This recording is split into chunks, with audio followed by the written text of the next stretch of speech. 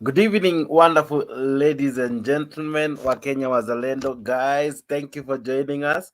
Karibuni sana kwa hii show. Welcome to Mutembei Live, and I'm your host Jakes, the moderator. Karibuni tu sana. Thank you for being part of this show. Asante sana kwa kujiunga nami, wewe ambao uko pamoja nami kwa hii show. Wewe ndio ufanya hii show kuwa jinsi ilivyo. Thank you very very much. Asanteni tu sana. Asante sana. What more can I say? Ila tu ni kuwashukuru wadau, mmekuwa wajamaa wangwana, wajamaa wa nguvu, wajamaa wa power, wajamaa wazuri, wajamaa hehe. Thank you very very much. Asante sana. All I can say is karibuni and let's have a great debate. Karibu kwa show. Let me know where you're tuning in from.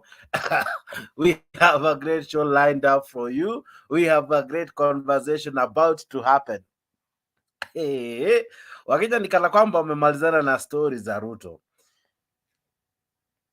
Did you hear me?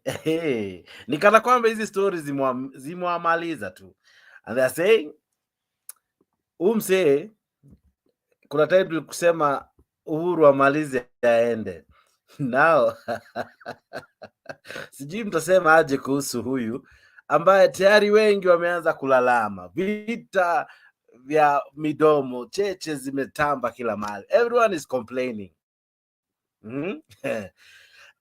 Forgive me for that. I have a cold, but inakaribia kuisha.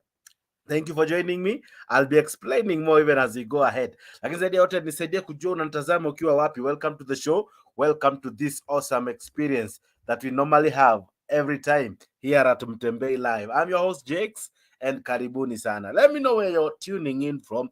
Nieleze. Are you already tired with the government? I don't know. Where? I hear bei ya unge karibu kupanda tena. Bei ya sukari nayo pia vile vile. If I were you, kama niko na pesa kidogo nanunua kaunga, kaskari. And vitu kama uto najiwekea. It's about to get even tougher. Lakini zaidi ya yote, let me know where you're watching me from. Wasanii wako ndani. Kuna jamaa hapa anajiita msanii takataka, we sawa, ako ndani. Namuona Halima Aziz ako ndani, namuona Besi Kamso ako ndani, namuona Emmanuel Msechu ako ndani, Ambrose ako ndani, Kelvin Omondi ako ndani, Samson ako ndani, Samson Ugusiama ako ndani. Besi Kamso nasema you're watching from Embu. Watu wa Embu karibuni, watu wa Tharaka Nithi karibuni, watu wa Murang'a, watu wa Central wote karibuni kwa show. Watu wa Nakuru karibuni, watu wa Molo, Njoro, maeneo yote ya Nakuru karibuni sana kwa hii show. Watu wa diaspora karibuni sana. Namuona Keep Captain ako tayari na ako ndani, ananiambia Europe is watching. Karibuni sana watu wa Europe, watu wa Gulf, watu wa USA, watu wa Canada, watu wa wapi, karibuni nyote, mnakaribishwa kwa hii show. Namuona nani hapa? Let me know where you're watching me from. Wilson is telling me anani watch akiwa maeneo ya Siaya. Daniel Kiriga ananiambia uko ndani, asante sana. Mike Shees ako ndani, anasema Ruto 5 tena. Kulikuwa na ile ya promise ya 10 yangu 10 yako, ikiwa imeenda tu mwa miezi mtatoboa 10. Official Slim ako ndani, Alan Wilfred ako ndani from Dubai, karibu sana. Thank you for watching me. Let me know where you're watching me from. Today ilikuwa sita. I'll be telling you what is sita. Leo leo kuna watu wamelamba katia gas, na ni mwanzo tu. I'll be showing you vile watu leo wamekimbishwa huku kimbi. Tomorrow as well ni siku ya maombi. Na Azimio wamedai hawaendi maombi na Kenya kwanza. I'll be telling you more about that even as we go on. I'm telling you, it's becoming interesting. Kuna msema ameambiwa you don't own God. Ruto ameambiwa, man, as much as we love you and all, you don't own God. Mungu si wako, si mali yako. It's not me, I'll be playing some clips hapa, so stick around, tuko na vitu kibao, but zaidi ya yote wadau, let me know where you're watching me from. Like this video, share this video hapo YouTube, like tafadhali, hapo Facebook share the video kindly. Let me also know where you're watching me from, niandikie tu ujumbe, nitasoma live. Ninamwona Patrick Wasike ananiambia ako Bungoma, karibu sana my brother. Sami K Kamba uko ndani, unaniambia uko Mombasa Kenya, karibu sana. Mabonga Robert unaniambia you are inside, karibu. Johnny Bless, I see you, you're telling me unaniwatch ukiwa maeneo ya LD. Babinton J Sharimba unanitumia tu emoji, asante sana, karibu sana, karibu sana, karibu sana, karibu sana. Welcome ladies and gentlemen, do me a favor, like this video, share this video. Those on YouTube, do me that one great favor by liking the video. Sharon Simona unaniambia I'm watching from Kisumu, Kisumu City. Karibu sana watu wa Kisumu. Ithinadi, karibuni sana. Mtu wa Jacaranda original ananiambia you are watching from Jacaranda. Okay, Jacaranda, karibuni sana. Wadau, nielezeni mnanitazama mkiwa wapi? Welcome to the show. Welcome to this awesome experience. Hostoro Tieno Akina uko ndani, unaniambia unatazama ukiwa maeneo ya Rongo. Millicent Athiambo unaniambia uko maeneo ya Siaya County. We, kuna wajamaa leo wamenijenga siku. Cheki hawa jamaa. Down, finance. Down, finance.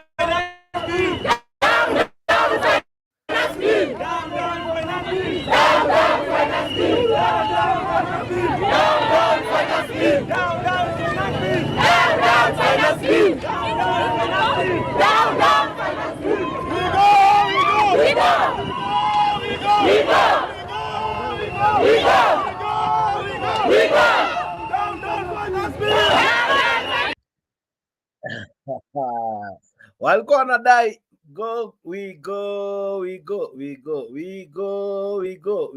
wanadai we go. Why? Hawataki stories za finance bill, wadau. Hawa walikuwa wanadai leo ni tarehe 6 mwezi wa 6. So this group of activists ama walitangu hivyo I think, wakadai leo watakuwa na maandamano. I'll be playing and showing you what happened to them. Hawa walionyeshwa kivumbi kwa sababu Ruto hataki jokes bwana. Ruto hataki jokes. Wadau, Ruto hataki jokes. Alisema mtatii na mtatii wadau, mtatii. He's not the guy who mna joke na yeye. So, sijui kama walikuwa notify the police, I'm not sure, but walionyeshwa kiwewe. Walionyeshwa kivumbi na walifanyiwa ile kitu. Walikuwa wanaimba we go. Kumbe hao ndo waligo. Walitolewa mbio. They wanted to petition the parliament because ya mambo kadha wa kadha. I'll be sharing with you what happened to this group of people. Zaidi yote ni juzi unanitazama ukiwa wapi. Naona watu bado wanaingia mbio. Hey, wadau, I love vile mnapenda hii progi. Mnapandishanga numbers mbio. Karibuni sana. Patrick Wesika SC unasema Ruto must go to Sugoi. Na mwana Samson unasema wipi? I'm watching from Nairobi Kawangware. Karibu sana. Joel Otenyo, I see you. Rogers Okumu, I see you. Mwita Sitake ako kwa show ananiambia anatazama live from Migori County. Victor Ouko ananiambia uko Mombasa County. James Ekuru ananiambia niko Ngong, karibu sana. Robert unaniambia uko Tasia, karibu sana. Otieno Akino unaniambia unaniwatch ukiwa Rongo. Karibuni wadau. We have a great show, a great conversation, and of course wewe ndio utafanya hicho kuwa fiti. Kwa kufanya nini? Kwa kulike, kwa kucomment hapo kwa comment section, na zaidi ya yote kwa kuparticipate. Wadau, leo bunge ilifunguliwa. Of course walianza kudiscuss swala la maombi ya kesho. Kesho kutakuwa na maombi masaa ya asubuhi. Na Azimio wamedai hawata attend prayers. Wanasema kuna venye our president si msee mnezenda naye maombi. Si msee mnaweza keti muombe na maombi fike kwa Mungu. That's what Junet Mohammed said, that kuna uwezekano these guys maombi yao haifiki juu. I'll be playing you the drama in parliament, but as well I'll be letting you know kuna uwezekano maombi ya mahasla hapa kwa Mutembei live yamesikika. Why? PS Hinga amesema kuna uwezekano watarekebisha hiyo finance bill kidogo tu hapo kwa housing. Hapo kwa housing ni kama watapunguza from 3% to 2%. That one is yet to be confirmed. The other thing is ni kama wale ambao wanalipo pesa kibao, kuna venye yao inaweza panda kidogo. Walikuwa wameweka capping up at 83, I think 83 there about 1000, ati hapo ndio wanafikisha 2500. So anything above that still remains at 2,500. So that one will change among many other laws pertaining to that housing levy. Hey! Lakini the statement still remains, lazima utalipa. Hey, usidanganywe na mtu. That one, hey, you will pay, oh, you will pay.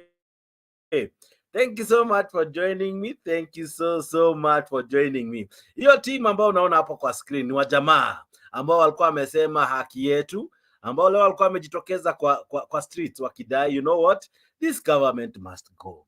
Why? Hii bila hatutaki. Hii story ya kukatwa do na hatuna do, hatutaki hizo story. So si wajamaa wakajituma kwa streets, jinsi unavyoona. Kidogo kidogo ilikaa ni peaceful, lakini tu punde si punde you will see just now what the police decided to do. Huyo jamaa ndio komando alijitokeza akamwambia, wadau, kwanza hebu kanyangieni story hapo. Wakaanza kuzua. Unaona hapo media, sijui ukichungulia vizuri utaona Mutembei akishoot video hapo. And then kidogo tu ikakuwa ni mguu ni ponye, tear gas nazo.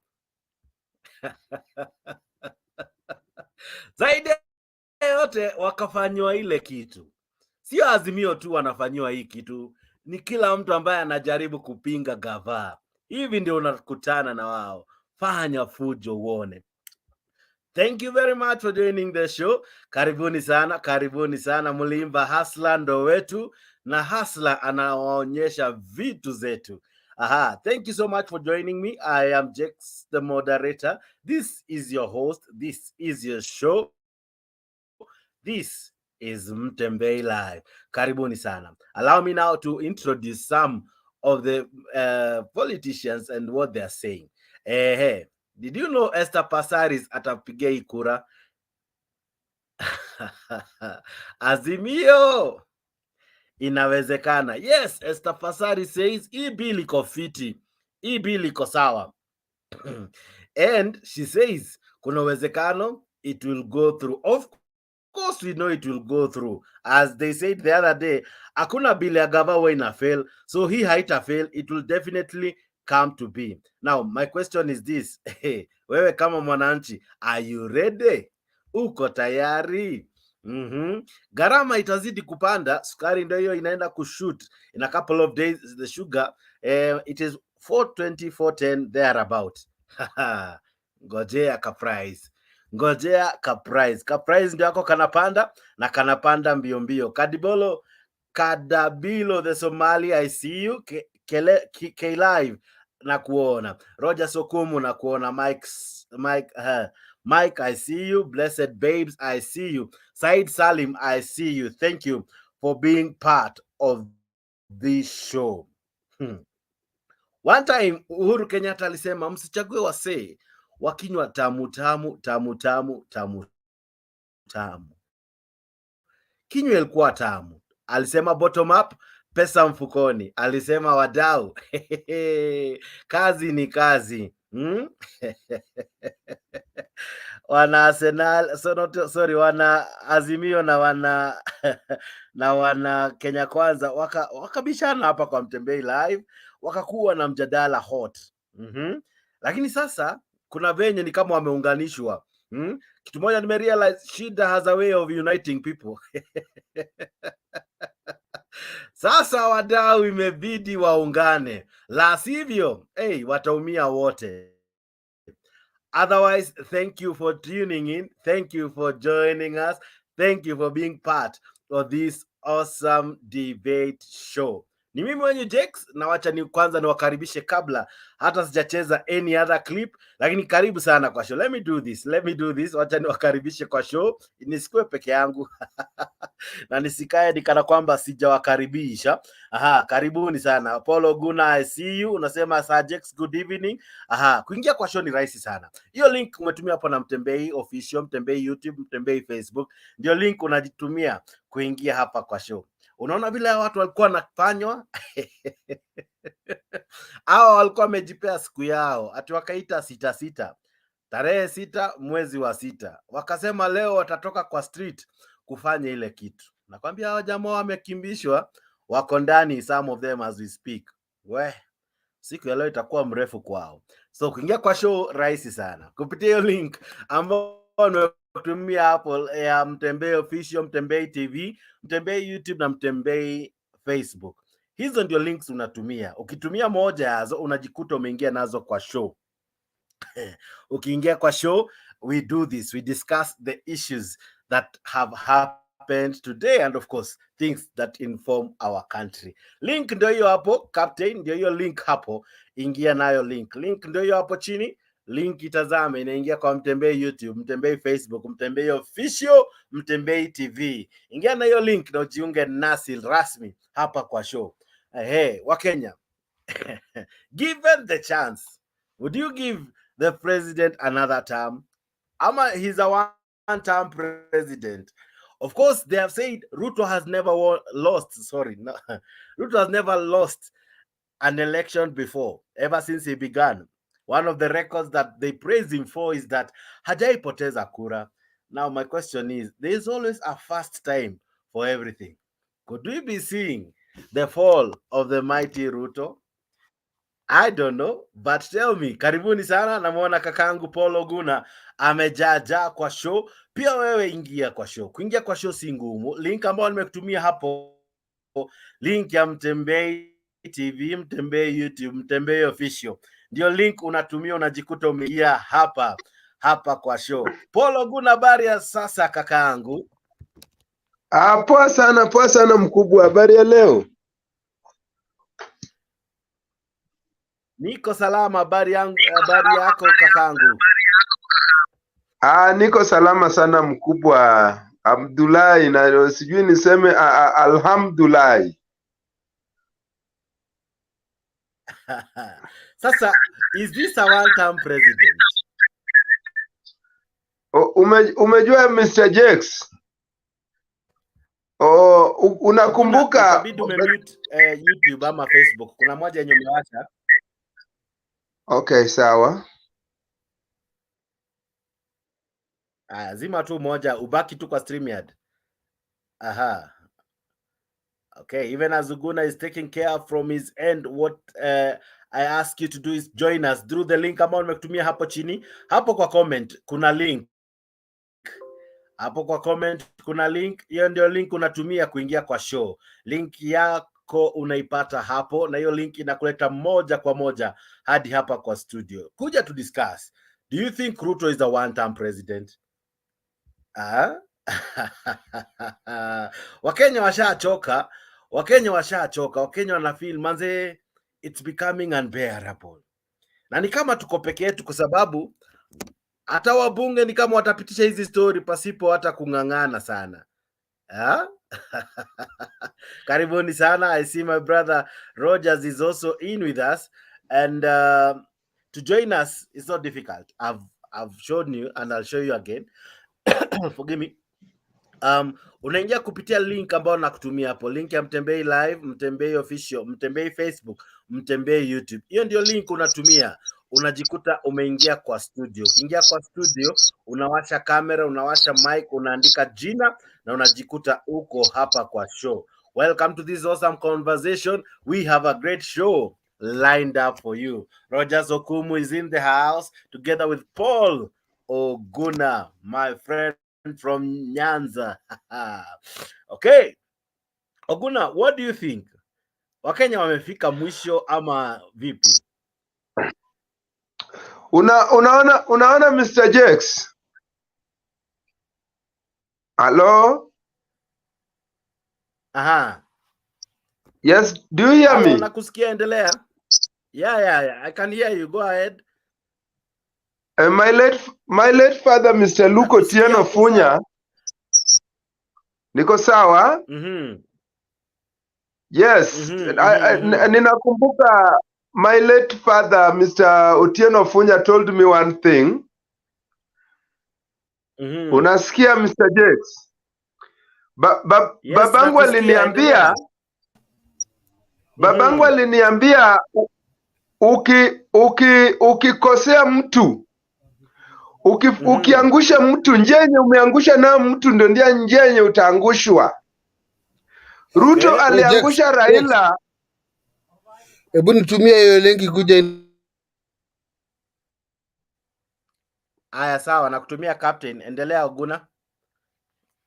Ruto aliangusha Raila kutumia njia ya Mau Forest.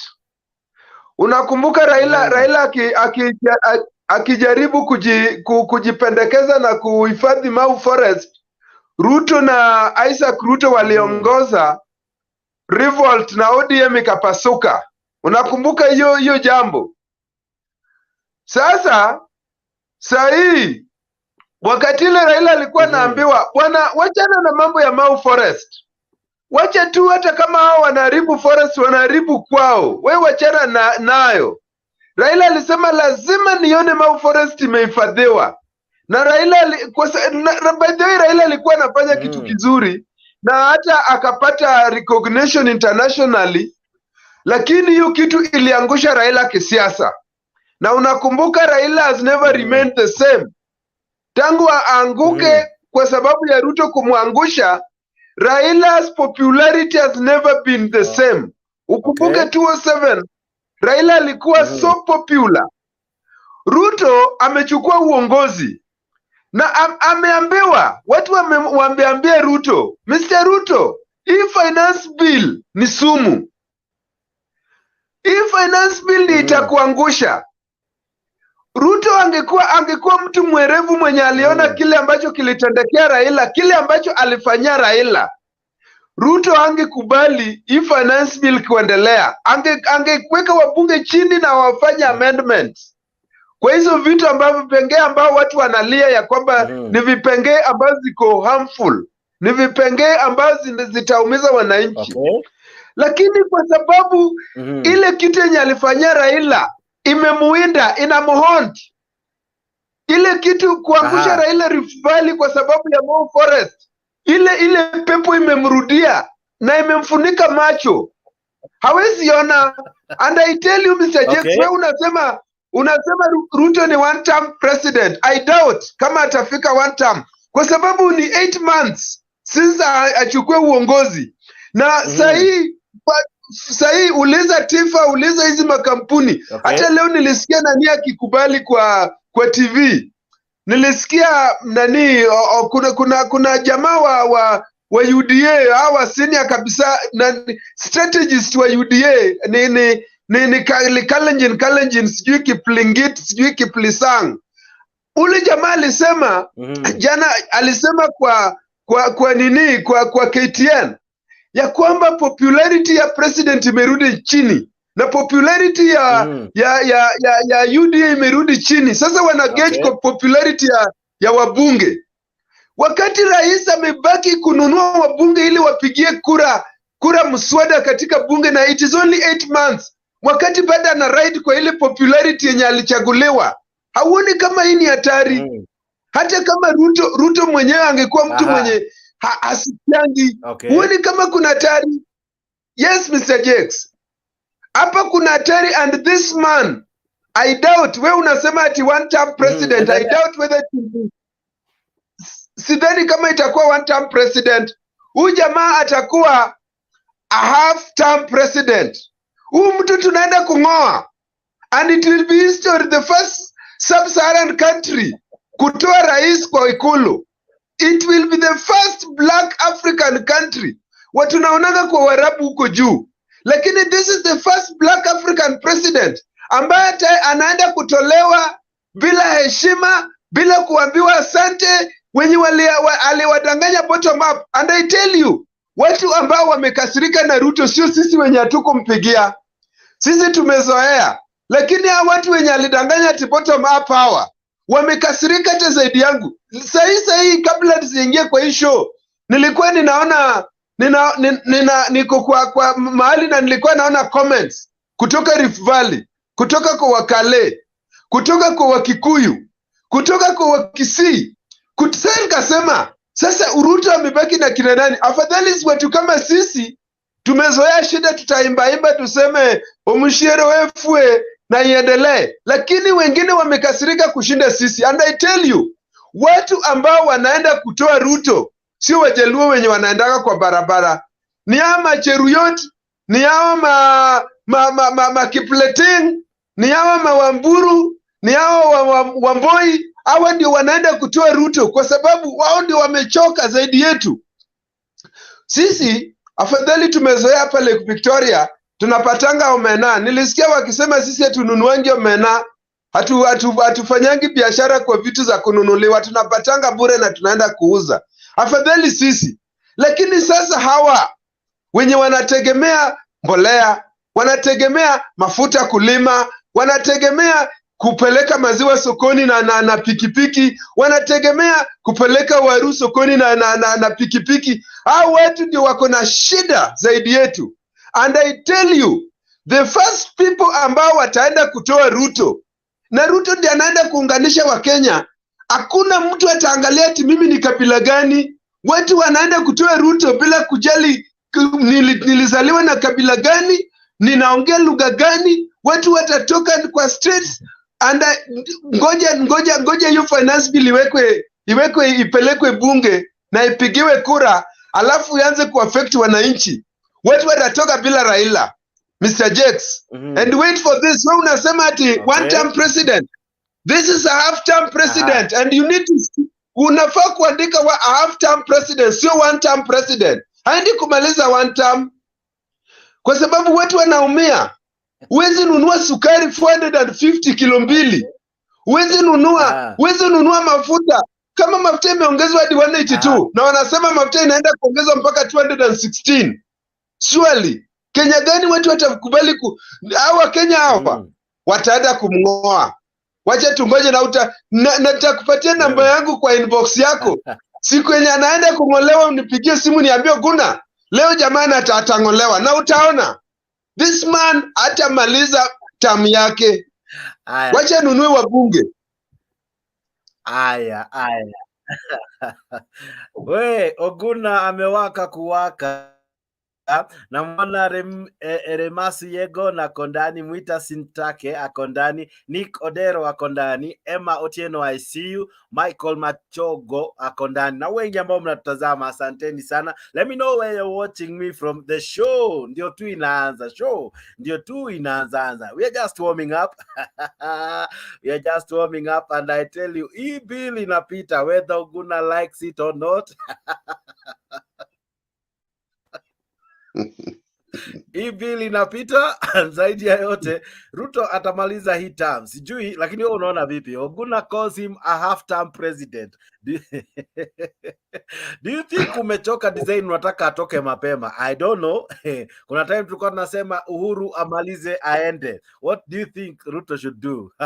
Captain vipi? Karibu sana kwa show. Asante sana kwa kujiunga nami, na umepotea sana jana tu kukuona, lakini zaidi ya yote karibu sana kwa show. Yes Captain.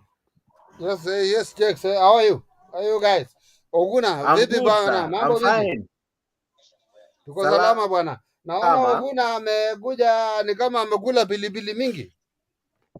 Hapana, sijakula pilipili mingi boss. Habari ya jioni. Niko salama bwana. Shida iko wapi bro? Huyu mtu wako anaenda bila kumaliza term, ndio ninalia. Kwa sababu sioni akimaliza term. Ndio mtu anatawala miaka 800. Hawezi ndugu yangu, atatumia dawa. Unajua hiyo ni kulingana na wewe. Lakini wacha nikwambie William ni mtu wa miaka 800. You understand what I'm saying? And I brought you a new guest. Esi Barmabe, ni amune. Karibu sana. Karibu Esi. Asante sana. Asante. Karibu sana, just relax. Thank you. You will be given. Niko ndani You'll be sasa given your time, but mute a bit. sasa. Mute first, and then they'll Okay. give you the moderator will give you time. Mute. Sawa, si nitakuja kwako tu sahi. Endelea Captain. Okay, What do you Bolo think? Guna, Is this president ready to finish his term? Let me tell you this, my brother. There is no any government that the opposition side will like it. Whether they do positive things or they do negative things, they will oppose everything.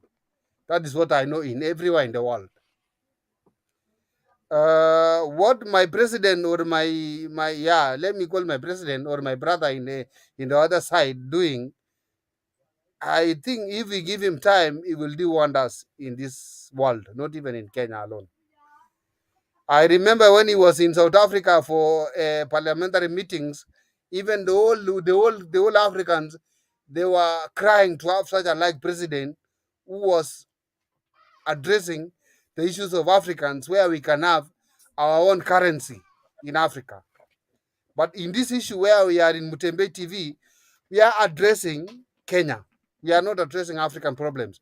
We are addressing our own problems in Kenya. What's happening right now, Paul Loguna, give our president time. We are all the people who are telling us that you are opposing everything, and we like that.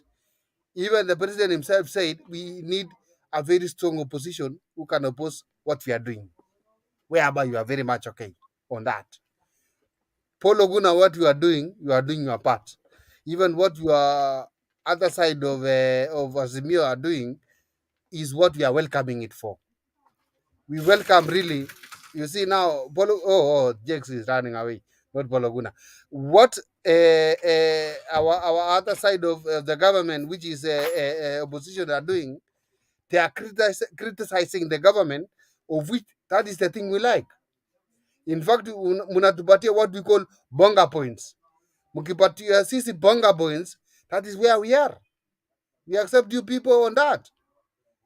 You see. What the other side of the government or the ruling government they are doing, which is negative, we want you people to tell us where are we going wrong, and we will rectify from there. Are you seeing? Because you did not have that time to rule the country. We are ruling the country, and it is our time to do what we want to do to our Kenyans to be happy. You see Jake the way he's smiling. He's smiling because the Kenya Kwanza government is doing well. Not that he's smiling because we are doing negative. There is something good we are doing to him. That is why he's smiling until he's touching the cheek. Where ndevu inamea anafurahia. Unaona? Hiyo kutingiza kidole, hauwezi tingiza kidole bwana namna hii kama serikali iko sawa sawa. Unatingiza kidole ukifurahia. Unanielewa bwana Bolo Guna? Serikali iko sawa sawa kabisa, inasimama mzuri. Hata wewe mwenyewe unaona ukismile hivyo, meno yako ni white kabisa. Umekunywa maziwa, umeshiba mzuri. So wacha kupinga the obvious. Don't pinga the obvious. Sasa hivyo ndio utatu encourage bro. I have to give you the promise. We are going to Canaan. Wacha ile Canaan nyingine ya baba. Hii Canaan nimekuja na William Ruto. That is where we are going. And we have to unatuhimiza kwa matanga ya mama yetu. Unatuambia tuvumilie tu kwa matanga ya mama yetu. Tunazika mama yetu, tuko na hasira. Na wewe unatuambia things will be okay. What do you want us to tell you guys? What do you want us to tell you guys? If your mother has gone, what do you want us to tell you guys? If not that way. Kama sio hiyo tunataka tuwaambie, tutawaambia nini? Okay. Yes. Kidogo tu acha nisalamie. Nataka Esi aongee kidogo hapo, and then we'll continue from there. Esi, habari ya leo? Mzuri sana. How are you guys? We are well. Unaendeleaje? Ninaendelea poa. Ndugu yangu, dada yangu, mimi niko mahali inaitwa Chebarbar, Eldoret, Kenya. Chebarbar. Karibu sana. I think wewe ndo wa Chebarbar wa kwanza. Karibu sana kwa show. Asante sana. Watu wanasema Ruto ni rais wa term moja pekee. Wanasema hajaipoteza uchaguzi, lakini kuna uwezekano 2027 itakuwa mara ya kwanza. My friend, kama hatujawahi angukia president ile mwanaume moja na nusu ni wakati ni sasa. Nakwambia kama president ile anaogopewa duniani, ule si leader ya Kenya peke yake, sasa hii ni kiongozi ya ulimwengu mzima. Saa hizi ndio tumeangukia kabisa. Na Ruto akisema ninaamini yeye. Na mimi naamini usiwahi kubali kukuwa na rafiki mjinga.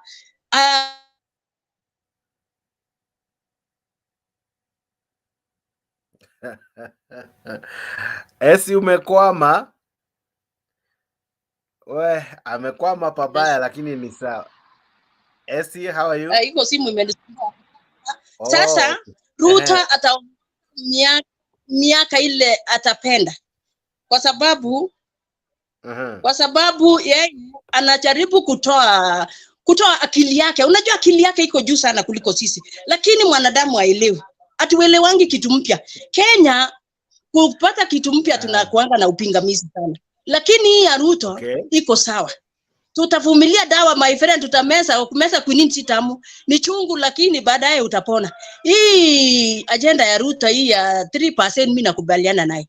Hatutaki nchi yetu Kenya ni Canaan. Hatutaki kusikia ati tuko na Islam tena. Hatutaki kusikia tena watu wako na maisha duni. Kama unaangalia mtu kutoka nchi nyingine anakuja hapa anatajirika. Kwa nini sisi tusitajirike? Tutajikaza hii muda kidogo, lakini after 3 years you will thank him later. Every leader usifikirie ukivaa madaraka leo utakuwa na marafiki. Once ukivaa madaraka unakuanga na marafiki. Once ukiwa mzuri utachukiwa. So Ruto mali yako saa hizi mimi naunga yeye mkono 100%. Amwambie finya kabisa. Atafinya lakini kila mtu atafurahi at the end of 5 years. Economy ya hii Kenya itakuwa sawa. Deni tutakuwa tumelipa. Maskini atakuwa amepata chakula. Hapa Wasingishu tumejikaza kulima kabisa to make sure kila mtu ameshiba. Tumejikaza kabisa to make sure kila mtoto ya maskini anapata kitu ya kukula, masomo mzuri, na mimi nasema mbele iko sawa. We only change the forest but the monkeys remain the same. Can we rule this country for 100 years? Hata ukiangalia parliament niko watu wana change tu, lakini chini ukiangalia carpet ni Kano. Tuko sasa kwa wajukuu na bado tutaenda mpaka vitukuu. Unajua opposition sasa ni mzuri pia. Sasa ile Raila anafanya hivi sasa ndio tunakasa kamba. Na kuambia uliwahi sikia hata maskini anapitisha katiba. Hii katiba itawin my friend. Hakuna katiba ati mtu unasema hii ni drama tu, hii ni Nigeria movie inapita. Hii kitu ilipita tangu juzi. Hata mwache kupinga kivua. Hii kitu ilipita tangu juzi. Lazima economy ya hii country itaenda mbele. Mpende msipende. Hata mkiongea hapa hii ni drama yenyu tu. Nafurahia pia nani akipinga hivi, lakini mbele kuzuri kwa hii Kenya. 10 years to come we are far. Thank you. Tuendelee. Esi nikuulize wewe hauoni kama Wakenya wamefinywa sana? Unga ndio imepanda bei, imepanda bei. Sukari ndio itaenda kupa. Sasa hiyo ni mzuri. Hata saa zile mimi labor pain ilikuwa chungu sana, lakini wakati mtoto alitoka nikafurahi sana. Mpaka nikiangalia nikaona mzee amesikia mimi. Sasa hakuna labor pain inakuanga tamu. Kila kitu ile chungu inakuanga mzuri. Mwafrika ndio unaona mzungu alitumia bunduki na nyaunyo kupiga yeye ndiye asikie. Si rahisi kudeal na mtu mweusi.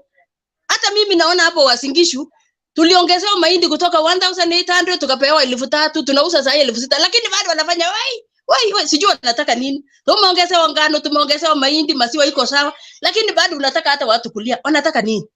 Mwafrika ukivaa madaraka unasema urafiki na kazi tofauti.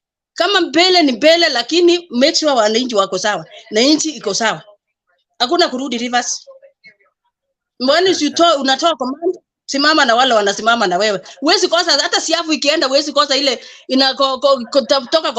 toka kwa barabara uache hiyo na kufa, mbele iko sawa. Nikuulize na nitakuuliza swali ambao nimekaa bila kuuliza mtu hapa kwa show. Ruto mnampendea nini hasa huko kwenye ametoka? Unapendea Ruto nini? Unampenda kwa nini? Sababu wengi wanakasirika sana, especially mimi sipendi yeye hata dakika moja. I like tough men. Napenda hiyo ukakamavu.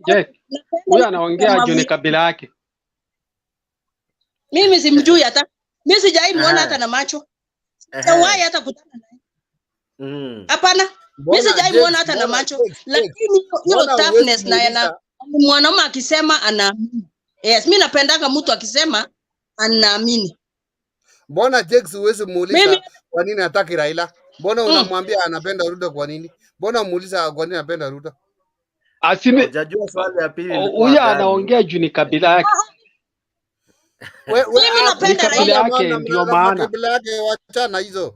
Kwa nini Jex anamuuliza mbona anapenda Ruto? Mbona asimuulize kwa nini hataki Raila? Mimi sikatai Raila, mimi napenda Raila. Bila Raila utamu ya mpira haiwezi. Hatuwezi cheza peke yetu kwa mpira bila Raila. Raila bila kukua hapo kupiga gonga sisi hatutaita game. Game is about Raila being inside. Bila Raila hiyo game haikuwa tamu. Kama hii Raila angekuwa hatungekuwa na mambo mengi. Hatuwezi cheza game. Patia hizi wanao waongee, patia hizi wanao waongee. Hiyo ni Jovin Ruto amesema, patia wanao waongee. Politics bila opposition si tamu, lakini lazima Raila akue hapo ndani, lakini sasa hakuna kitu atapitisha. Hii kitu ilipita. Hii kitu ilipita tangu juzi. Ni drama mko naye na Mungu hapa tu. Hii kitu lazima tulipe. Ulijuaje? Wewe ulijuaje imepita? Samson. Ulijuaje ilipita kitambo? Hata mimi niko huko cha barabara huko kwa Kimare huko sasa, nitajuaje na mimi hata sina. Ninasema niko ushago na niko na imani.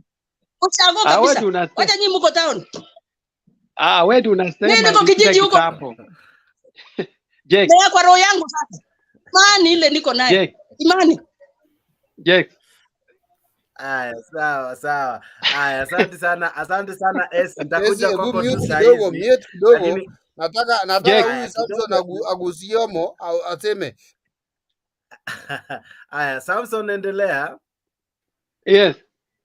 Sasa Jex, huyu mama ameleta mambo ya ameleta mambo ya ukabila, lakini hii kitu ni serious kwa sababu kimeumiza kila Mkenya. Na ule ndugu mwenye alienda alisema watamtoa kabla hata 5 years. Nataka tusaidiane, mtu aniambie watatumia njia gani kutoa Ruto kabla miaka 5. Hiyo swali nitamuuliza Oguna, lakini kabla hajajibu wacha nimpe Rogers Okumu habari ya leo. Rogers Okumu habari ya leo kaka. Asha mic yako hapo kando tu ya jina kuna mic. Asha hiyo mic. Okay, Okumu anapojaribu kuguza mic. KK vipi? Hey man, rada. Niko fine, thank you. Kwanza kabisa Jex. Kama kabla KK aongee, ambia KK tu aongee Kiswahili sanifu ile sisi wazee tunaelewa. Unajua Jex ako na usheng mingi sana. Mara rada, mara bana, nini. Unaona? Aongee tu Kiswahili sanifu ile tutaelewa sisi wazee. Haya sawa. KK vipi? Endelea nikuulize. Wanadai huyu rais wako atatolewa na siku 2. Nani hao? Ati anatolewa? Kwanza Oguna anasema huyu hata maliza 5 years. Huyu tunamtoa very soon. Kuna si watarusha tu hapa Kibra hadi wachoke. Kuna Kenya wanatuambia serikali iko imara my friend. Wajipange 2027 waone watajaribu tena. Akikuja hivi namna hii. Bas. Maisha ni hiyo. Wataishi kurusha mawe tu. Okay. Hawakubali kushindwa. Okay. So, kazi yao ni kurusha mawe tu. Hakuna kitu kingine wanajua. Mr. Jex. Oguna, right of reply. Reply. Yes. Mr. Jex. Reply. Tuko na shida and it's a very serious problem kwa ndugu zetu ambao wanatoka Rift Valley wanaume. Labda hii shida inaletwa na baridi ama inaletwa na maziwa. Ni kitu ambayo lazima tufanyie research, tuangalie problem inatoka na nini. Kwa sababu hao watu hawajuangi hata kudebate. Mtu anasema ati rais atafanya aje, na hata leo kwa bunge watu wanakamatwa kwa barabara kama wanaandamana. Hao walikuwa Wajaluo, wenye walikuwa wanaandamana Nairobi walikuwa Wajaluo. Okay, wacha ni kurifa kwa I want to refer you to it is not in order for Bolo Guna to intervene in the middle of a debate where people are debating to come in and interfere with a person or a panelist in the middle of a debate. It's wrong. You know, you are five of you. We are five of you, and seemingly we are only two. And to balance the equation, lazima hata sisi tuwe na sauti ngumu, kwa sababu or else hatuta debate. Unaona huyu jamaa anaingia na anasema ati tutarusha mawe, ati watarusha mawe na wachoke. Kwani wenye wanarushanga mawe? It's okay, Bolo Guna, for you, because we have Rogers Okumu. He has not said anything, but you are coming in to intervene. Yet Bolo Guna has not even had 1 second to speak. You are interrupting everything. Just relax, bro. Relax. You lost the election, and you have to accept you lost the election. Don't come here with words, bro. It is not our problem. It is not our own people. It's not ours that we lost the election. It's your people who made you to lose election. It's not us. And you have to accept that you lose election. Mjipange for 2027. Ukikuja na hiyo vita, bro, hata 2032 mtapoteza tena. 2027 imeisha tena. Tushamalizana na hiyo. Captain, I'm seriously sympathizing with you, because in you ninaona sympathize with yourself. Uko na problem yenye daktari. Tunawacha, mimi naomba kama tunaweza pata njia ya kuangalia shida yenu inatokanga wapi. Inakuanga maziwa ama baridi? Kwa sababu why do you generalize things? How do you know that I didn't vote for Ruto? How do you know that I didn't vote for him? How do you know that why? Nani ametaja Wajaluo hapa? The government in power.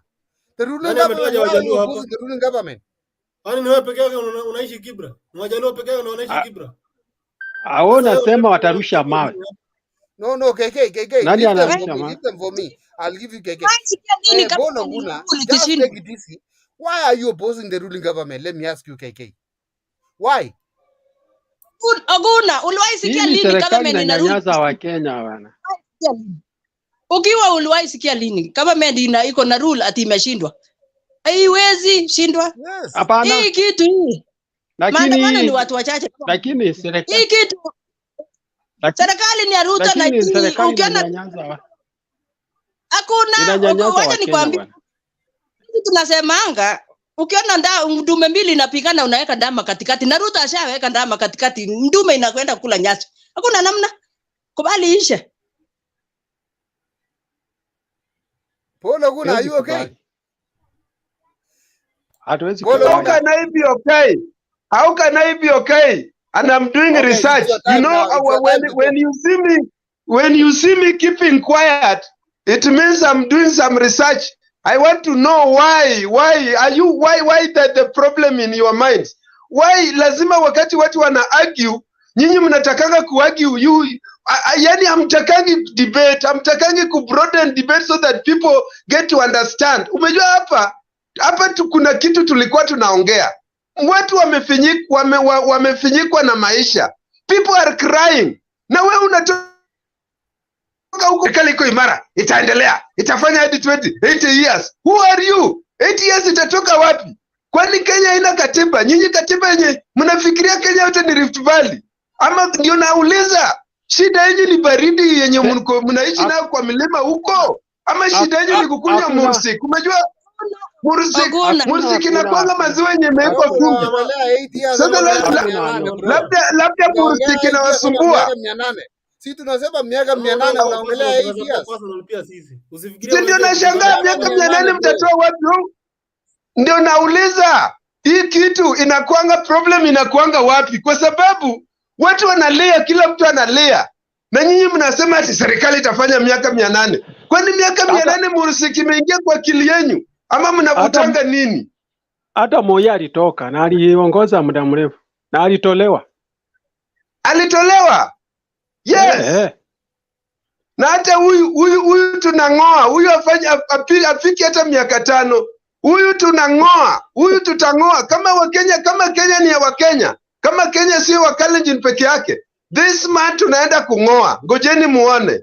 Bologuna. Na mtashangaa. I wish you success kumng'oa. I wish you well and I wish you success kumng'oa. Hakuna kingine hivyo tu. Ubaya mnasema ati alienda South Africa. Ati alienda South Africa mara watu wakashangaa. Mtu mwenye hata Uhuru alisema mdomo wako pere. Mtu wako na mdomo na hawezi fanya chochote. Amejaribiwa na serikali ameshindwa. Sasa nyinyi mnaona ameshindwa kuongoza serikali. Rais gani anaanza kutisha watu hivyo? Wewe ndio unajua ameshindwa. Hakuna kitu hana idea ya uongozi. Huyu ni mtu anajua kupapasa watu. Huyu ni mtu anafaa kwenda kutongoza wasichana. Umejua nini? Wasichana ndio wanapenda kudanganywa. Huyu mtu anafaa kutongoza tu wasichana huko. Sio kukuja hapa. Tulia, unataka usaidika? Je, mnataka msaidika? Amufanyi biashara, amufanyi nini? Usaidikaje? Basi mwambieni ashukishe chakula.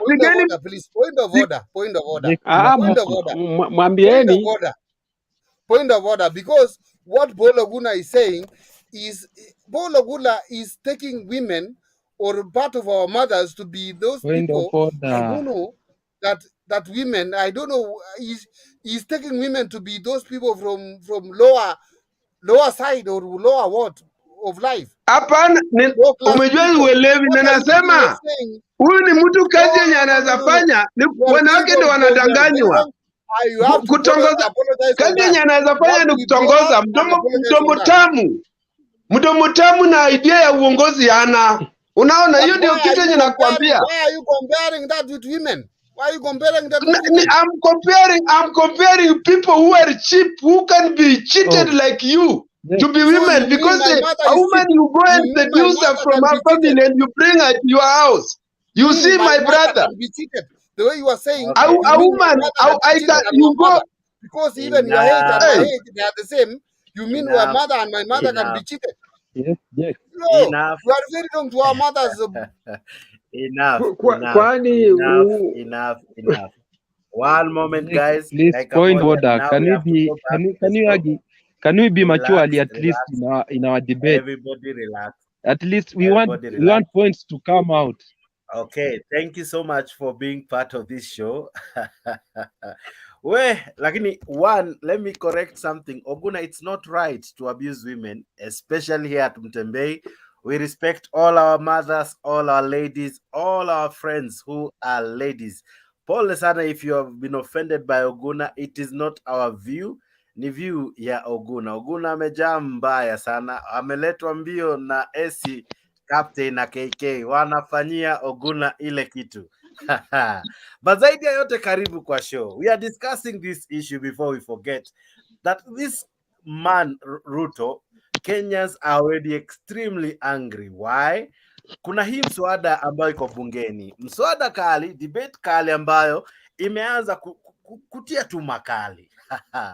And now, nikana kwamba pia watu wa Azimio watasupport. Case in point, Pasadi probably atasupport hii bill. Now, I don't know about, lakini Wakenya huku nje wana complain. Wakenya huku nje wanateta. Wakenya huku nje wanapiga nduru. Bei ya unga ndio hiyo iko kwa ceiling. Bei ya sukari ndio hiyo.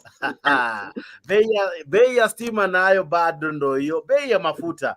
I'm telling you, maisha ndio hii. Lakini AC anasema hii ndio serikali ambayo tulitaka. Hii ndio huyu ndio urezo ambao Wakenya walitamani. Sijui wewe kama ulitamani huyu prezo. Watu wa Azimio wakiongozwa na Uhuru wanasema huyu prezo hataongoza miaka 5. Kwani nimewaacha tu dakika 2 lakini hawa jamaa wamewaka kuwaka.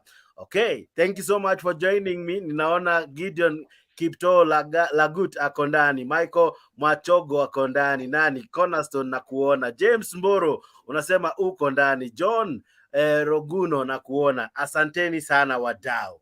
Aha, acha nikuje kwako Esi. Oguna na raise very serious issues ya kwamba mbona hamuoni Kenya na watu wanaumia, na wewe unasema ya kwamba hakuna kizuri ambacho hakikuji pasipo uchungu. Sasa hakuna uzuri, hakuna mazuri okay, nakuja je bila uchungu. Ile shida tunaingia. Hiyo shida tunaingia. Kwani wewe ndio Ezi? Wewe ndio Ezi? Agusiamo Samson, wewe ndio Ezi? Wameuliza Ezi. Si wewe. Watu wazimio. Na mbona si nyinyi mmesaidiana na Oguna wawili? Ni mimi. Nyinyi na mama mmesaidiana Oguna wawili hivyo. Mmesaidiana. Si mmesaidiana kushusha Oguna. Ni mimi. Haya. Samson nitakuja kwako kidogo tu, acha niulize Esi. Ni mimi naongea. Ni mimi naongea. Haya, Esi nakuuliza. Karibuni tumepata. Haya, ni wewe. Tumepata Kenya imekuwa na. Sawa Jake. Yes. Okay, nitawazima mic kwanza mpaka mnisikize. Ninaongea na Niendelee. Esi, alafu baada kidogo tu hata sijakuuliza swali Esi. Niendelee. Esi nakuuliza hivi. Hata network imekukataa. Okay, sawa. Okay. Msiwashe mic kabla sijawapa ili tuweze kuwa na mdahalo ambao watu wanafuata. Watu wengi wanatazama, so tusikue na kurukarukia kwa sababu tunaharibu debate. Of course kuna zile saa nitakubalia kidogo, lakini kwa sasa wacha tuongee moja baada ya mwingine. Esi, nikuulize, mbona unaona baada ya hizi changamoto zote wa Kenya wanapitia, mbona bado wewe una feel Ruto ako na opportunity ya kutusaidia zaidi? Kwa sababu wewe unasema ni jamaa bright, ni jamaa mwerevu, ni jamaa ana uwezo wa kuendesha hii nchi. Lakini Paul Oguna na wengine wengi wanasema kwamba huyu jamaa amefeli. Kwa nini? Gharama imezidi kupanda juu, counties zinalia hakuna pesa. Niliona kwa gazeti ya leo mpaka wafungwa hawajapewa vyakula vya kutosha. Askari wanasema hawatashika tena watu sana sababu hakuna chakula cha kutosha kule jela. Counties mishahara zinazidi kuchelewa. Mgao wa shule bado haujafika. Sasa nchi bado inazidi kuumia. Wazee wale ambao hupokea marupurupu yao kila mwezi hawajapokea. Sasa na hizi shida zote ambazo zinakumba wananchi, bado wewe uko na matumaini na Ruto. Sababu zako zitakuwa ni zipi? Esi? Asante sana. Sababu zangu wa kuamini Ruto ni kulingana na agenda zake. Tulipata inchi ikiwa imekuwa rags, hata kushona aishoneki. Ingawa kuchange Afrika ni ngumu sana, lakini niko na imani umoja ni nguvu, na tukishana zizi zote kutoa hiyo 3% and 3 years time tutakuwa tumeinua economy ya Kenya. Hakuna kazi saa hizi na hakuna hata chakula, ni sisi wenyewe tupande tuinue uchumi. Mafuta na uchumi iliharibiwa na hiyo muungano ya serikali ya Raila na Uhuru. Ndio ilipeleka mpaka chini. Si Ruto amekuja na bei ya chakula wala chochote, ni vile imepatikana. Na mafuta iliongezwa kutokana na vita ya Ukraine. Si ya Ruto ndiye amekuja naye, wala yeye si ndiye ameharibu uchumi, ama si chakula. Juzi nimeenda Chemelili nikapita Chemelili, sijui inaitwa Mumia, sijui nini, nikakuta watu wa Kisumu walimangi. Nimeenda mpaka Homa Bay, watu walimangi. Sisi hapa tunajikasa. Na sisi tunalima, tunapiga aro, tunapanda, tunatumia leba, tunanunua fertilizer hata kama imeteremka kidogo, lakini bado tuko na dawa nini na lakini tunajikasa. Tunajikasa na tunataka uchumi ya Kenya ikuje. Tunaleta investors, tuna create jobs na tuna support hii 3% kwa sababu tunajua tunataka kutoa maneno ya slums, tunataka kulima tutoe maneno ya njaa, tunataka kuungana mkono, tunaita kwa Kikale Gibagenge. Umoja ni nguvu. Lazima tushikane kama wananchi, tushikane kama kitu moja ndio tuweze kuinua uchumi ya Kenya. You might argue or quarrel now, but the 3 years to come, hii Kenya itakuwa imeinuka kiuchumi na kila mtu, mtoto, mtu mzee na kila mtu atakuja. Kama pesa hakuna. We will have to look for an option, tuangalie ni nini tutafanya ndio tuinue uchumi ya Kenya. Na president ameona ni 3%, of which I agree. Ukubwa ikujangi na bed of roses, lazima tujikakamue. Na any leader inatakikana ukuwe na hiyo gripping na ukali ndio uweze kuinua nchi. Unaona? Lazima uchumi inuke. Hakuna kupembelezana ukubwa ikujangi na bed of roses. Lazima uchumi inuke. Na njaa, kama hatutaenda shamba na tulime, hatutapata chakula. Kama hatutachanga, uchumi haitainuka. Sisi wenyewe ndio tutainua na tuteremusha sasa bei ya chakula ikistabilize, economy ikistabilize. Of which it is coming. Yes, it is coming. Thank you. Okay.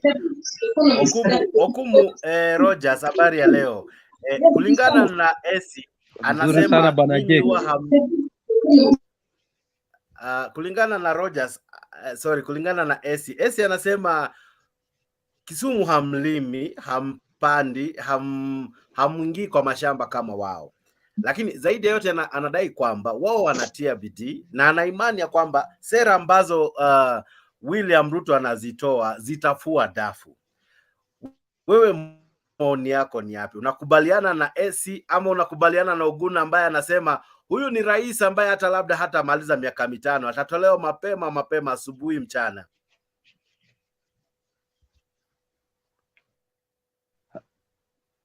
Asante sana bwana Jake. Mnanipata? Kabisa, endelea. Mnanipata bwana Jake? Nakupata, endelea. Okay, mimi wewe endelea bwana, wacha mambo ya mapato. Habari za jioni nyote bwana. Mimi nasema hivi. Sipingi sana Esther wala bwana Oguna, lakini kidogo unajua uchumi si kitu inasema ati tutalima leo ama rais atafanya kazi leo, kwa sababu ile matunda ya rais atafanya kazi ndio uchumi imarike. Hatuwezi iona hata kwa miaka 5 hiyo Esther anasema. Tutachukua muda mrefu. Na hii kitu hata probably ile policies zile Ruto ataweka ama serikali itaweka hatuwezi kuziona saa hii. Lakini jambo kubwa ni hatuwezi ishi kwa kesho. Diposa tufike kesho lazima tuishi leo. Despite the fact that rais anatengeneza uchumi. Swali pia anafaa ajiulize ni je, tutaishi kufikia uchumi huo? Je, tutaishi kufikia uchumi huo? Kwa sababu kuna umuhimu wa kuwa na mbegu na kuna umuhimu pia wa kuwa na mkate. Mkate ni ile policies ambayo tutasustain kwa leo. Ndio tukingojea hiyo heaven yenye wanatupromise tutafikia. So we have to sustain ourselves. Hata kama ni kusubsidize zile vitu za muhimu wapunguze ili tuweze kuishi, tuone hizo policies zenye anaweka in future, ili kama uchumi itakuja kuwa itupate kama tunaishi. For example, tukiongea kuhusu hiyo 3%, anafaa angalie 3% ya house levy is not priority kwa watu wote. Kuna mtu priority yake ni maji, kuna mtu priority yake ni chakula. So hii kitu levy ya housing, it is not bad idea, but the problem is that kuna wale wengine at the moment hawahitaji hiyo nyumba, na kuna at the moment wenye wanahitaji chakula. For example, take somebody who is like in Turkana. Somebody who is in Turkana, what is the priority of that person in Turkana? Anataka nini? Anataka maji. Kwa mfano, uende somebody mwenye ako. So make sure that tunakuwa on a board. Though tunaweza tumia different avenues, but at least we are fighting for the one cause ambayo ni kuinua uchumi kwa nchi yetu ya Kenya. Sio kwa Mjaluo, si kwa Mnandi, wala si kwa Mluya.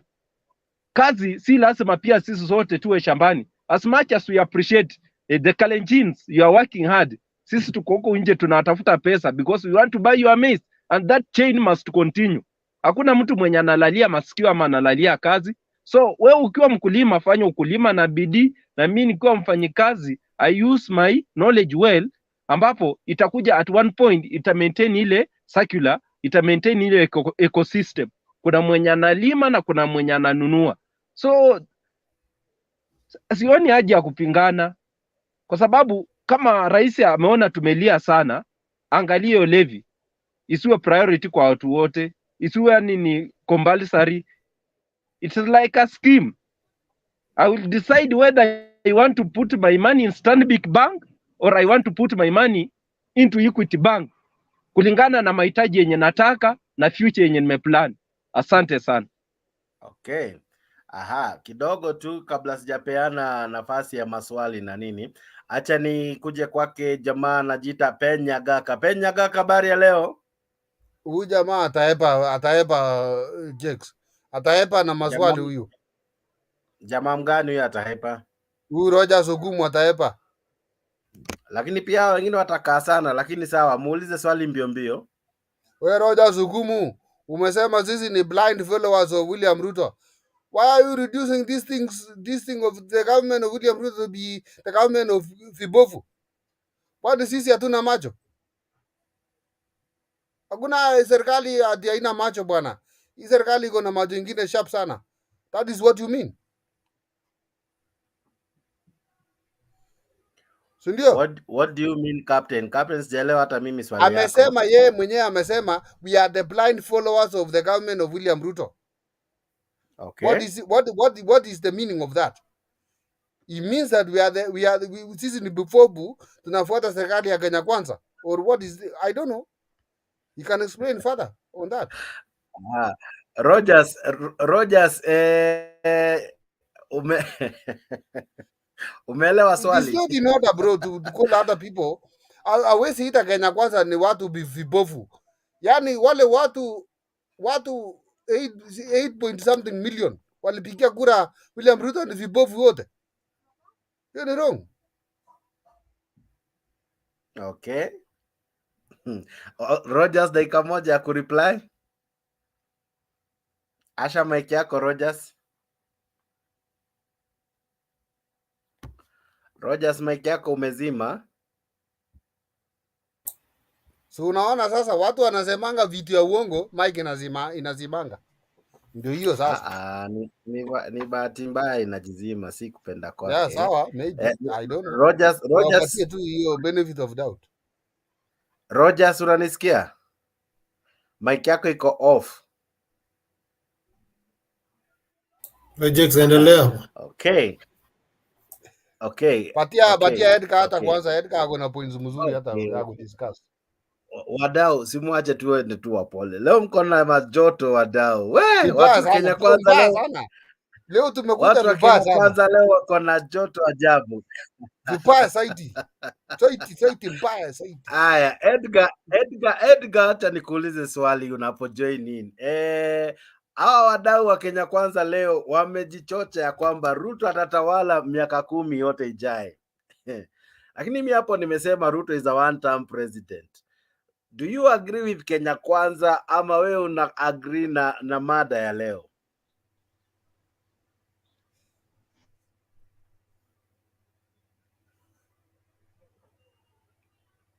Asha mic yako Atito.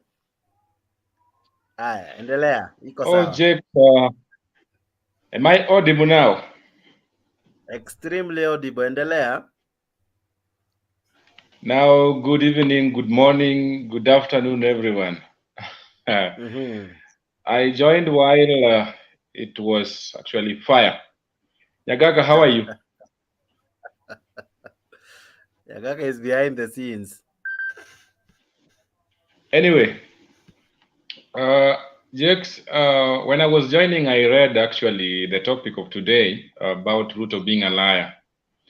At one point, if you remember very well, Sifuna actually described Ruto as an insane, pathological liar. And then the former president also said that Ruto is a liar. It's something that has not been said by just one or two people, but majority. And in fact, even Kenyans are seeing. This is not rocket science. It's something that is actually visible from his promises. It's promises after promises. with nothing being fulfilled. However, it's sad how most of us reason, especially on issues that touches our lives. Nyagaka, sometimes you need to cool down. Just calm down, usipandisha hasira juu, so that we have a good debate. mpaka taxi. Just a minute, Nyagaka. Oh, sorry. So that you leave your colleague to submit his point. Interrupt, allow him to finish. Just a very organized debate without interruption. In that, if you have your points, you just say your points clearly, and then you give time for your colleague. That one is a very healthy discussion. Bila, yes. So, what was your question? Do you think Ruto is a one-term president, or he will rule for 10 years? If we actually go by what is happening right now, there are quite a number of people who are regretting voting Ruto as their president. Okay. This is someone who actually campaigned using the low class, which are the majority of our population. And that actually convinced quite a number of people, and you saw the results. He only led by 200,000 votes, which is quite a significant figure. But right now, if you see those who are in difficulties or those who are facing it roughly, the low-income earners, the hustlers, we thought that this government was actually going to do everything possible to uplift the lives of the hustlers. If you see the priorities that the government has put in place, I want to say that we all need shelter. I agree, we all need shelter, a very decent one. But at the moment, Jakes, we are not sleeping outside the cold. What is important right now is the cost of living, food, a very basic commodity in our life, something that we cannot do without. Fuel, I mean, education. Look at the cost of education right now. It's very, very, very high. We are saying that the only way that this government can get money, if we can't borrow, it's through taxes and revenues from other sources, from partners or whatever. But again, you cannot overtax your citizen and then misplacing your priorities, something that is not of agency. As we support this government or oppose it, let us not oppose it based on tribal or ethnicity, or based on who you voted for during the last elections. Okay. Let us clear up our mind and see that majority are suffering at the moment.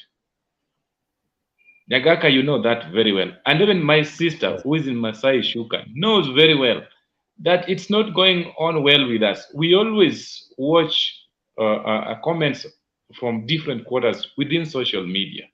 Even Kalenjins themselves are really crying. Even in Central, majority, no one actually is happy. But because we are defending our own, we'll say, oh, ni mzuri hata kama ni mbaya.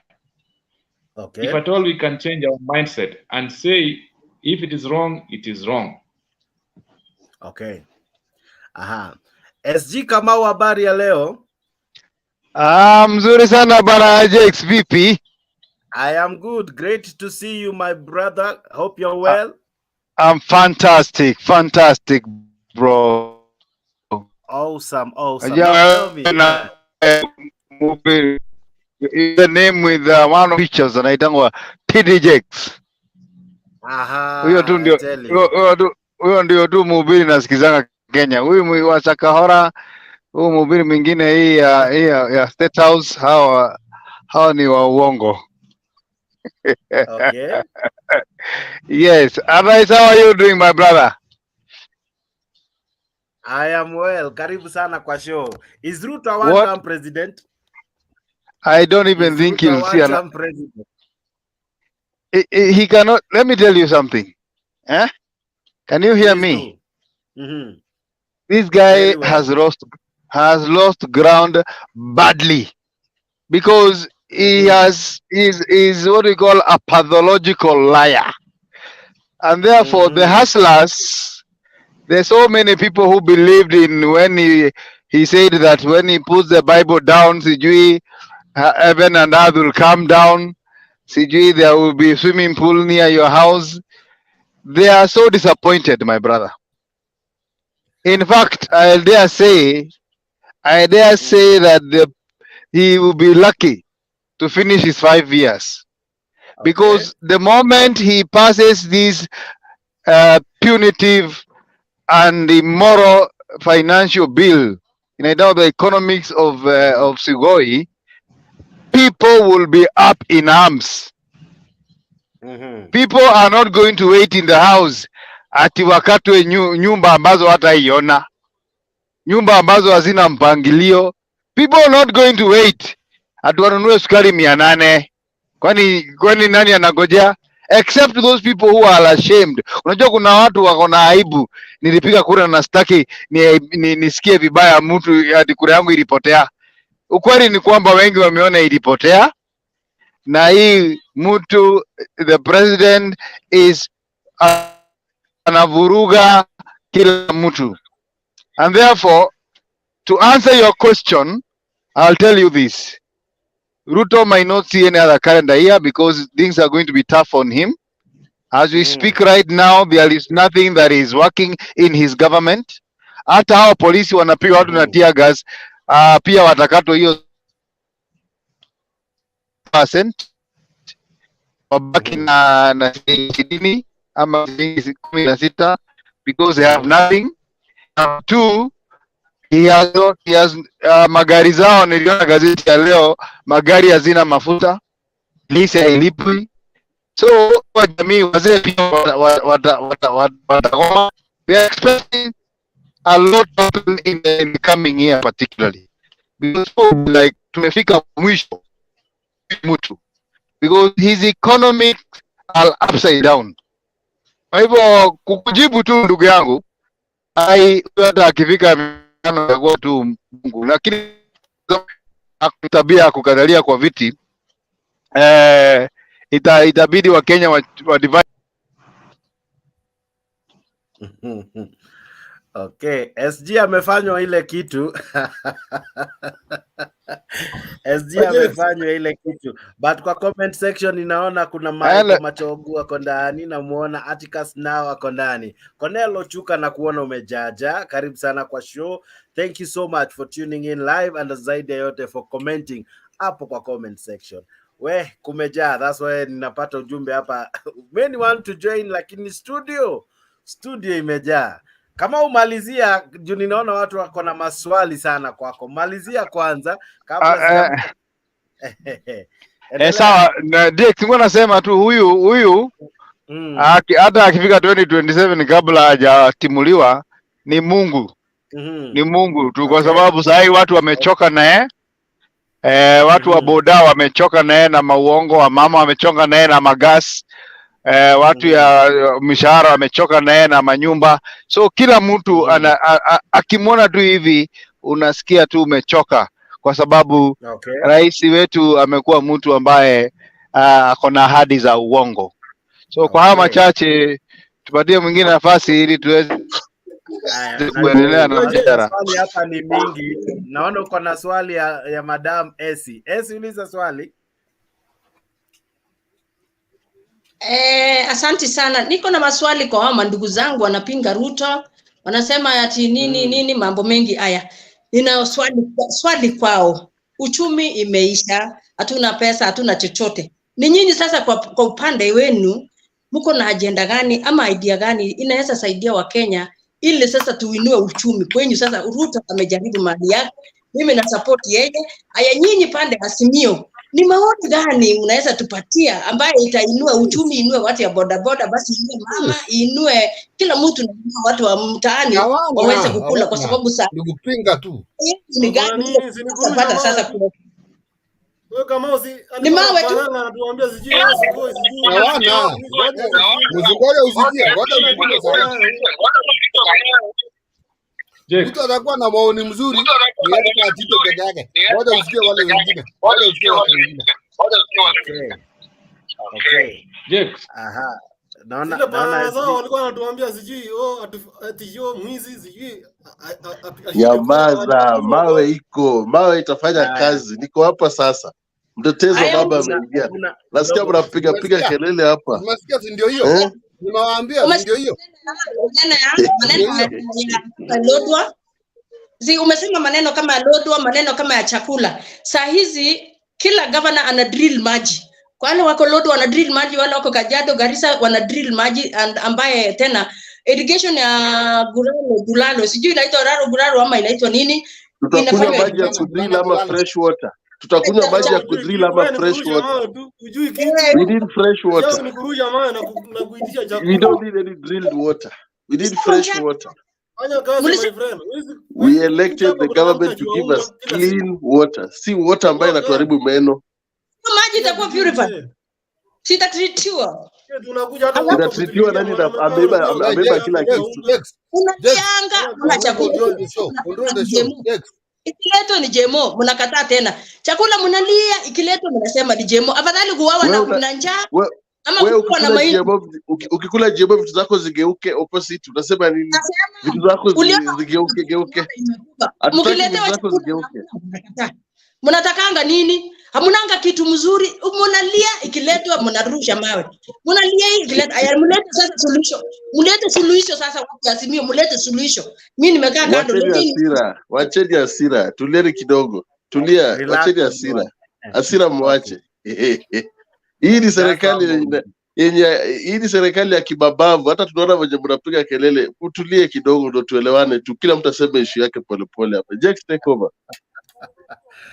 Okay, now allow me to have Edgar, then Nyagaka. Yes, Edgar, quickly.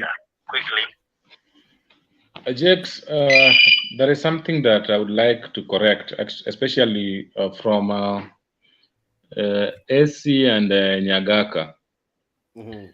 I think this narrative that Azimio ni watu wa kurusha mawe should stop. Okay. Because from where I sit, I don't throw stones. If we are discussing, my friend, my sister, let me tell you something. Yesterday I said opposition has three functions.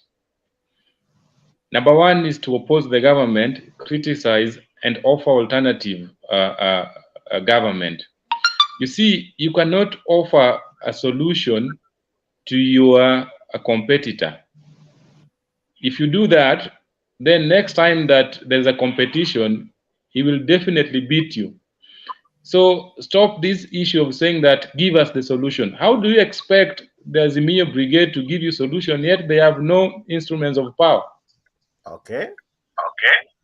Secondly, you've referred, umesema jinsi ya kuinua maisha ya watu wa bodaboda. It's almost a year since Ruto took power. Now we've seen the real boda guys that he meant.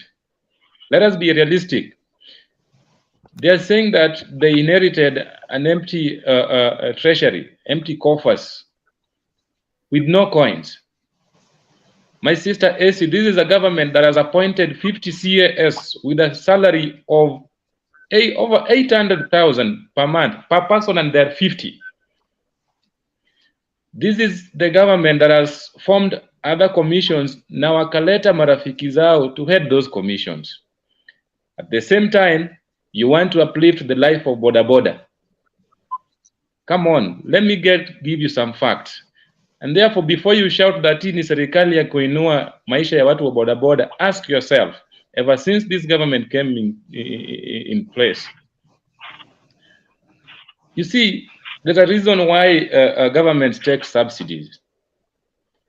If at all Ruto angechukua subsidies, alete zile vitu za muhimu so that hata tukilipa hii tax tunawekwa, ilipe those subsidies, then hatungekuwa tunapiga kelele.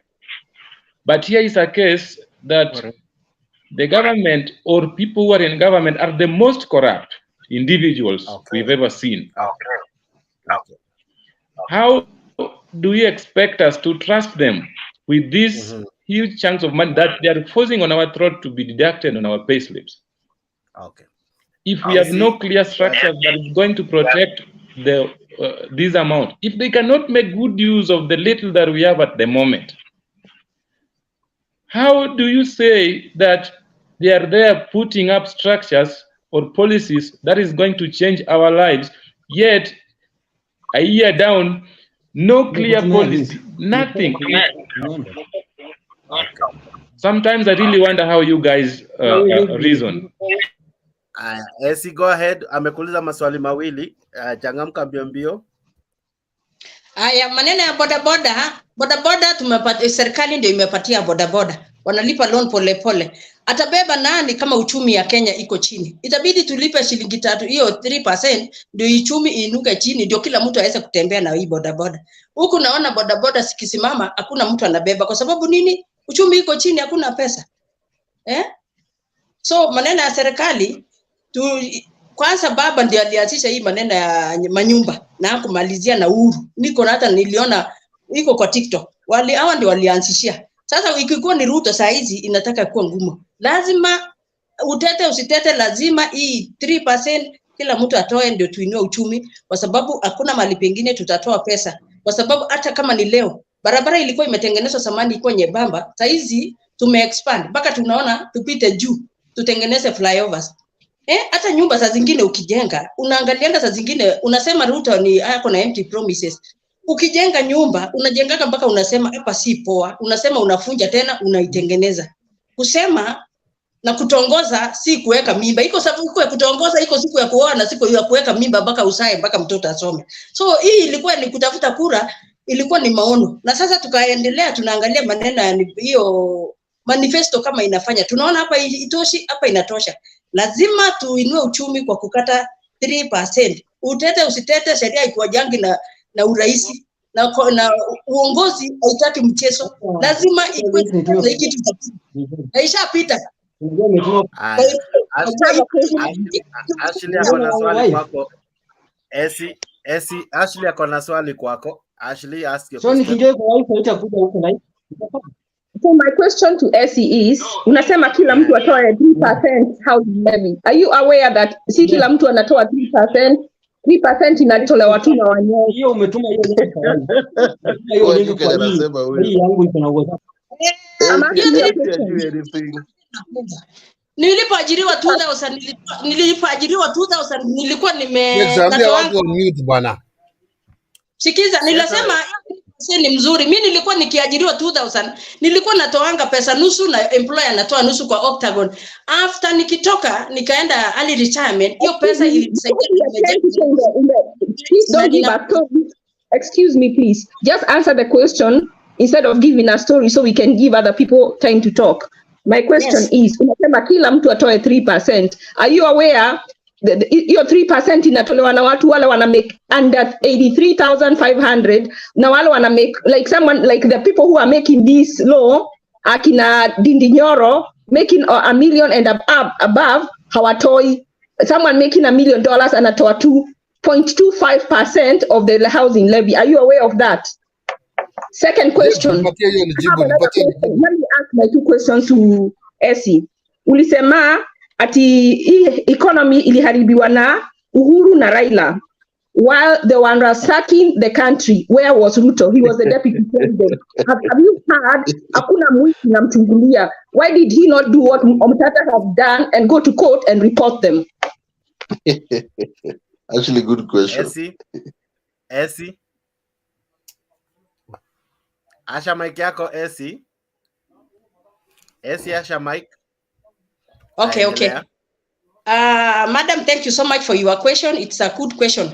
Na mimi nasema kama mwananchi, lazima kila mtu atoe. Kama wakubwa watoi, hiyo ni makosa. Lazima tujenge Kenya sisi wote. Umoja ni nguvu. Aya, kama ni ile nyingine unasema Ruto alikuwa wapi? Ruto alifutwa kazi na Matiang'i alichukua ofisi yake na hao walikuwa ushukani na ndio hao walitengeneza uchumi ikaenda chini mpaka zero. Captain anashikilia kutoka. My question is, why did he not take that matter to court? Aya, Captain, umepewa nafasi ya kurespond. Tell me, You know, you have to swallow fast. Don't talk with food in your mouth, bwana. Bad manners. Where is food in my mouth? Show me where is food in my mouth. Why are you smouching your mouth then? Kindly, is it that please. you are trying to use food in my mouth to make me to run away from answering the questions? That is what you want to tell us. Do you have a point? Yes, I have a point because you know, actually now go to your point then. He's trying to take us back to the regime of Uhuru Kenyatta and Raila Odinga, where Matiang'i was running everything. To tell us that I don't know. Jake, you say that speak after Edgar. Sasa utanipatia wakati. Nakupatia after this question has been answered.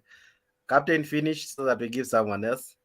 You know, even I don't know. I don't know what actually is talking about. What we are talking about is the housing whatever the low income housing system is for those people who are low income earners. Low income earners. We did not talk about the people who don't have any income. Low income earners, we want them to have a house in the city. But now, those low income earners, ndio wanachajiwa hiyo 3%. The high income earners that are making these laws have exempted themselves. In that, no any exemption, my friend. No any exemption. If you heard of the MP for Mugirango, whatever, Silvana Sosoro, he said the other day on Sunday when he was in a church, in a certain church in Kikuyu, that for him, you will be charged 3% from his salary, and I think he'll be. That's what was the finance bill. No, you go read the finance bill. The finance bill has a cap at 2,500. If you do a calculation at 2,500, that caps it at 83,500. Anybody making above that will only pay 2,500. So this 3% is only on the low income earners. So if you overtax the low income earners, there is nowhere actually it is saying that it is for low income earners. You are the one putting it for us right now that it is for low income earners. Okay, let me tell you how I'm doing now. Who is earning salary that they are deducting 3%. Anybody Jake, can you confirm that? Jake, intervene, moderation. Do this, do this, and do substantiate what you are saying. Do a substantiation on what you are saying, that it is for low income earners and they are supposed to be deducted 3%. Okay. Actually, good question. Good question. Listen, you guys, all of you.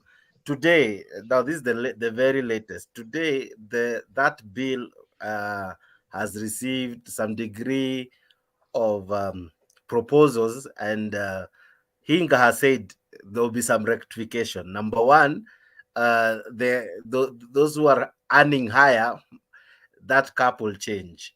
Number two, it might drop to 2%. That is the very latest. So I'll be playing that video for you. So there's some degree of change in that article. So we are yet to fully know what will happen. But as it is now, those who are paying 2,500 was capped at 83,000 thereabout. But the MPs today asked a question that those who are being paid higher, somehow that percentage is not well thought of. And Hinga said there will be some changes to that. So we are waiting to see the changes that will emerge from that article. So it's an article at the moment. If we speak about it, we'll be speaking from what is in the bill, but that article will already, or rather it will be amended. Allow us to continue kidogo, but I'll be coming back to you guys over the same. But I see before you play that video and whatever, no, I want to say something. Captain, wait. No, you cannot run away from this. I'm not running away. I'm the moderator. No, I was even. What I want to say is this, Jex. What I want to say is this. No, allow some of us to speak, Maze. Yes, of course. Even I'm some of you. Nyagaka, go ahead. But you've been talking forever. Nyagaka, go ahead. Yeah. Huyu Edgar ametoka and he's addressing me and I have not even spoken. Kanochuka, mwambie huyu Edgar poa kidogo. Habari yako Jex. Niko na salama, karibu asa sana. ezi hiyo ni morsik. Mimi nataka morsik. Cheka, smile, there is nothing. Hawa, they're addressing issues ya gani. If they are critiquing what is going on today, that's normal, that's politics. Lakini let them address 2027, not 2022. Kwa sababu tumetoka huko. Hii serikali it on ndio hii wana implement. So what are you running for? What are you running? What was Mio? What was ODM? What are you running so that you can implement, so that we can critique? You don't have anything. Checks. Wacha niseme hivi nimalize. Huyu dada Ezi anasema kitu ya ukweli sana, na mwambie anipatie morsik. Na hiyo ndio tunataka. For this time, up to 2032, itakuwa Ruto. After that, 2032 to 2042, itakuwa lakini other than that, Maze, let us be reasonable, because the future of the country depends on what we reign on 2027. Now, I mean 2022. Even your guy, Herman Manyora, he said 2027 on, and that's very true, because he was a diehard ODM. Now, me honor the truth. So let us address the issues as they are. This is what order reign on. This is what it's implementing. Will there be problems? Yes, it is natural. I mean, could you critique it positively? Yes, you should. But be clear that up to 2042, Abutashida, any elections, Azimio or UDA, because Kenyatta and Raila, want to make Kenyans like subjects. You know, Mama ya Kenyatta anatuambia, follow my son what he tells you. Sisi ni wa Kenya, do we think what? Asante sana. Nimemaliza. Okay. Cornelo Chuka. Asante. Mimi sitaki mtu ani-interact. Kwanza captain, wachana na mimi niongee kabisa. Nataka kuongea kitu ya kuchoma mtu hapa. We ongea matope yote. Mwaga matope yote umalize, alafu tutakugonga. Kuna matope ni wewe. Nataka kwanza hivi. Captain, wacha endelee. Nimependa sana venye AC amesema. AC amesema kila mtu atoe 3%.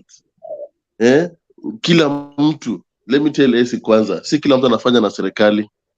Na si kila mtu anangependa pia kufanya na serikali.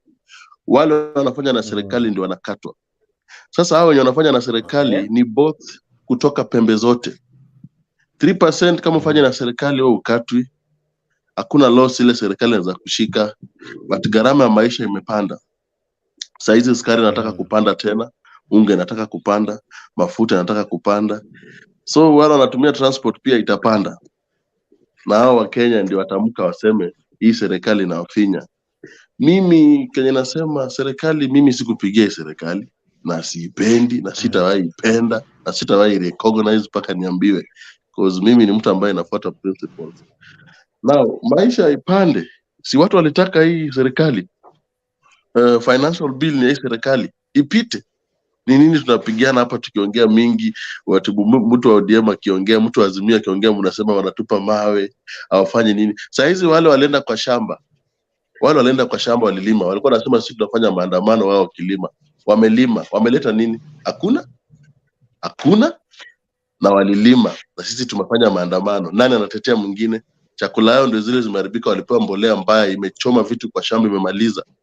Ni nini wameleta kwa meza? Ndio utuambie sisi tunafanya kazi, nyinyi mnagoma.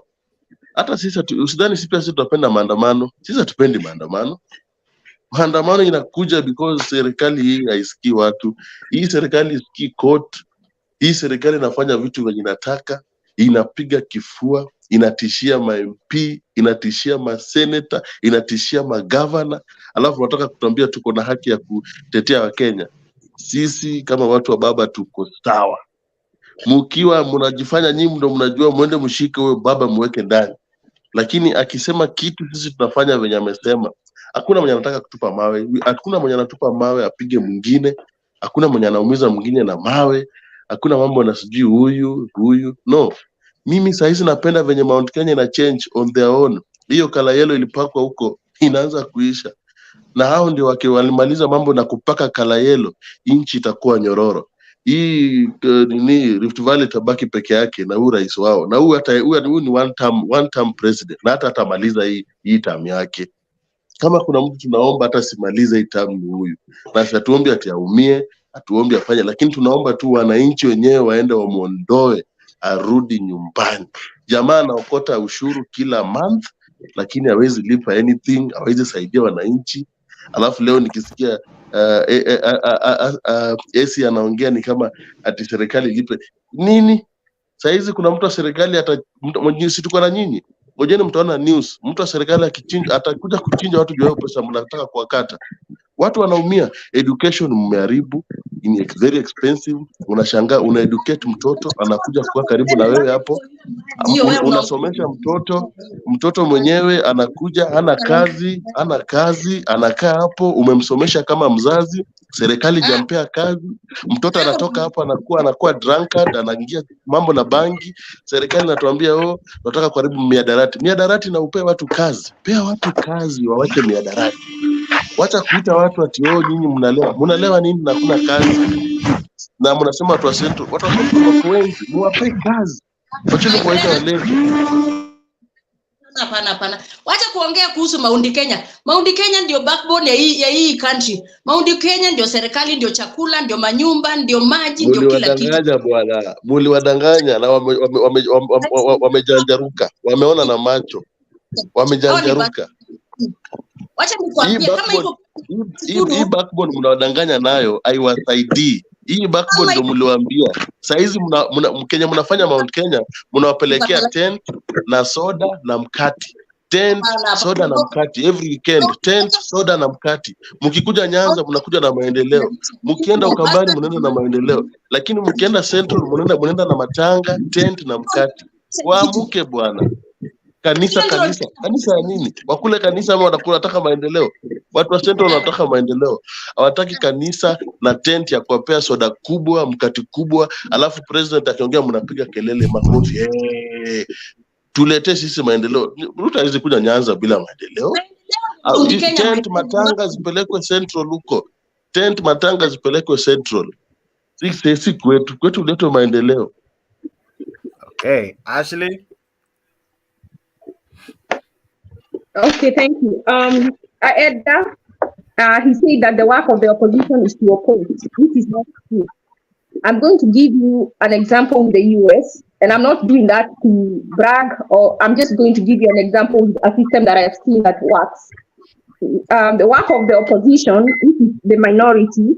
So when you go to the elections and the one side wins, and let's say the side with the majority, their policies are what they you see, like whatever the agenda is what goes through because they are the majority. So most of the things that they want to do, example, like the last election, there was a policy here about it's called Roe versus Wade. It's about abortion. Democrats believe in abortion, in giving the woman the right to choose. Republicans do not believe in that. So Republicans were more in the Senate than the Democrats. This is something they've always wanted to repeal. This law was put in place in 1973. So this year, the Republicans were more in the Senate, I think, and even in the... Anyway, so this law was repealed. So what am I trying to say? The things that they hold, their values, whatever their agenda is, their policies, is what they effect. And then this other side comes and says, no, you shouldn't, like now they will say, a woman has a right to choose. And then the other one will say the sanctity of life. So they argue on policy and points. It's not about opposing what the government is doing. Because now, a house that is divided itself cannot flourish. If you keep opposing what the government is doing, you know what you're doing? You're destroying your country.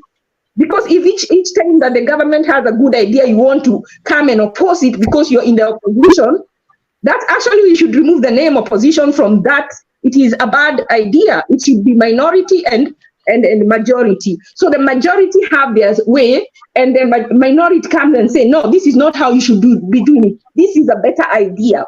So that the next time when they go to the election, they sell to the people their better idea. So the people with the better idea that the people agree with is who comes into power. And then they do their better idea. it comes back even to like housing levy. Ruto should have been honest and told people, we are going to charge you 3% up to 83,000. He's hustlers. So we can build you houses. Then we can sell them. But think about this. If you sell these houses, who are you going to sell to? Because these hustlers, they are very poor right now. With all the taxes that they have, they won't have the money to buy houses. And now they are adjusting the bill, and you think it is a good idea. And that is why I will not support them. This bill, in America also, there is what is called first-time home buyer. First-time home buyer is given a lot of benefits. They even go to workshop. They are shown how to manage their money. They are shown how to choose a good mortgage. They are helped by the government to make a good decision. First-time home buyer. What is Kenya saying right now? They are adjusting this bill that Jakes just talked about, but they are putting a loophole. The previous law in this housing bill says that if you have a mortgage, you cannot qualify. You don't qualify. So even though you're removing the 3%, you don't qualify. So that is what he was talking about, that you will get your money after 7 years or upon retirement. So they want to change that and say that even though you have a mortgage, you can buy for your child. Why are you buying for your child? Why can't you equip that child? Because a child, you can't buy for a teenager, anybody under 18. So we are talking about someone over 18 who should also be able to go and buy their own house. So are we really helping the economy by saying, so even some of these people with big jobs, these high earners, will come and buy these houses that they are saying they are for hustlers, and then they'll rent again to you. So you still won't own. And that is the loophole they now want to create. Because they are saying that even though you have a house, they are going to remove that limitation where you don't qualify. So they are saying if you didn't qualify, why are they removing you the 3%? Because you already have a mortgage. They are saying in this finance bill, you don't qualify. So they want to remove that that piece of where you don't qualify. So they'll say you qualify even though you have a mortgage, because you could be buying for your aunt, you could be buying for somebody else. And that's the loophole. Because you start finding out these houses will be bought by the people who are not paying the 3%. The people who are capped at 2,500 are the people with the disposable income, and they are the ones who should be be holding the country more than these people. Ruto is saying he wants to create jobs for hustlers, but he's taking money from the hustlers. He's demanding of them 3% housing levy. How much is Ruto going to pay? Assuming he makes $1 million, he's only going to pay 0.25, so he's saving 2.75 of that 3% he will not pay. He will only pay a 25 cents towards the housing levy. Is that fair? No, it's not. So that's what I wanted to say. And I just want we need a lesson on minority and majority, because you can't say that we won't help the government because they will defeat us. Because if you don't do that, our country will never move on. Because there will always be a side that wins and the side that loses. You see, like in America, there are times when they have a bipartisan bill, meaning whatever they discuss, they agreed. You don't always have to oppose. You can come to an agreement on some issues, but not all issues. On then other issues, like Republicans believe in not spending too much.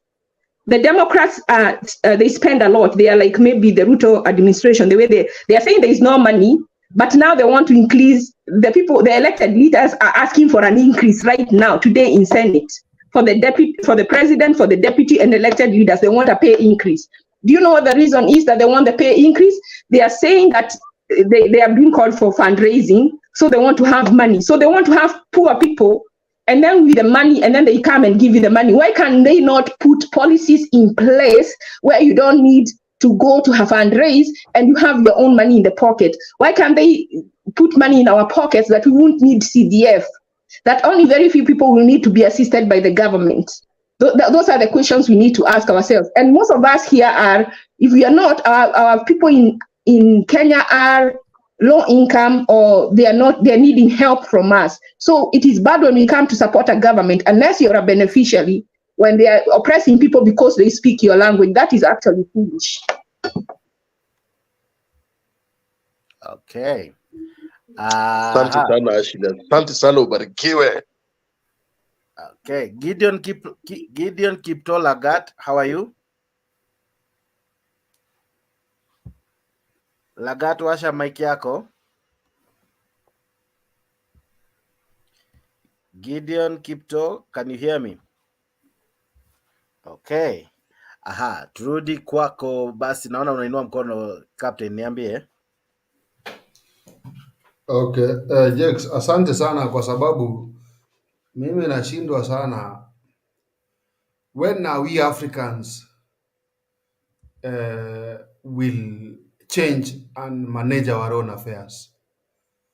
Where are we each and every time? Here in America, here in whatever, so many times here in America.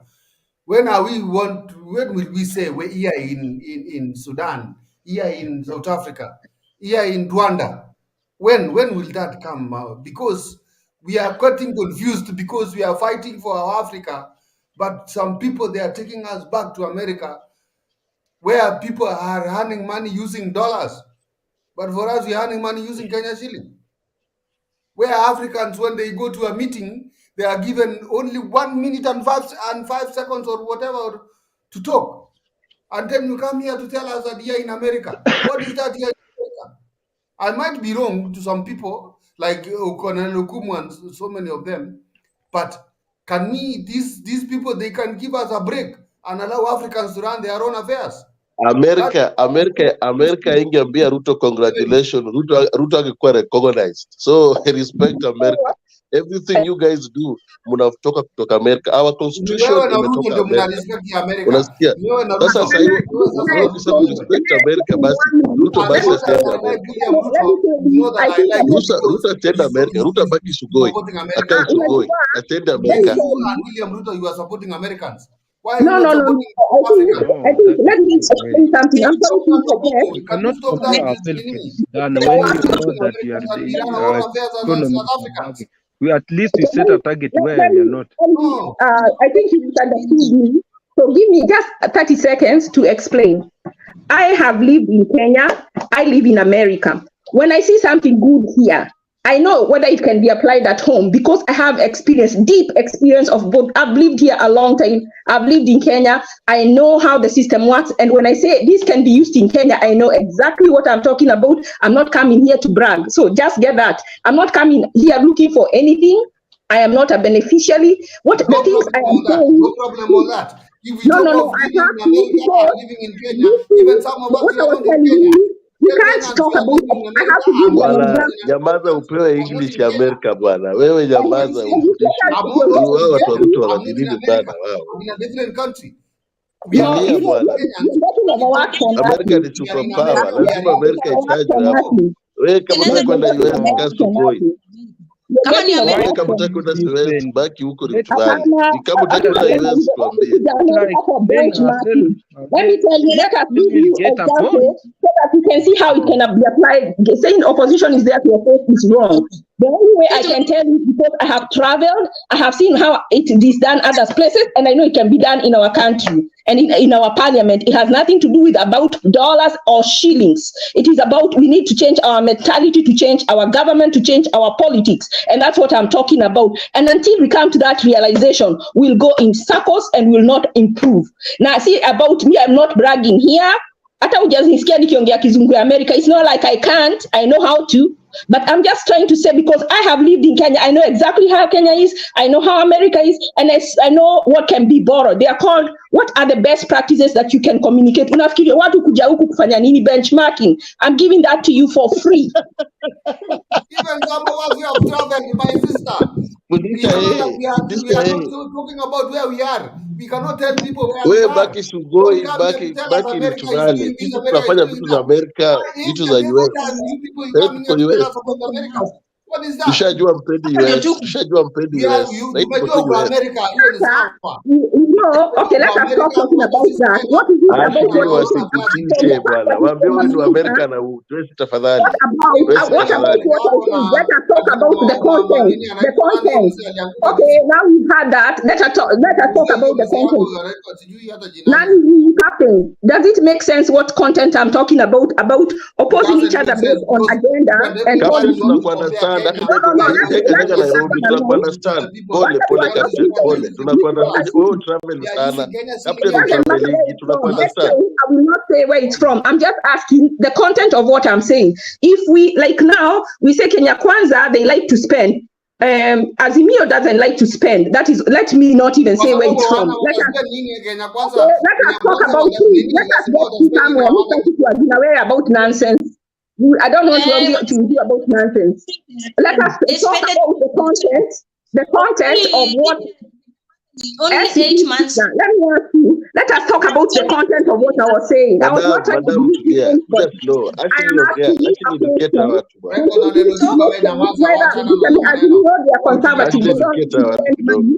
they're saying let us do away with this many tupunguze mzigo.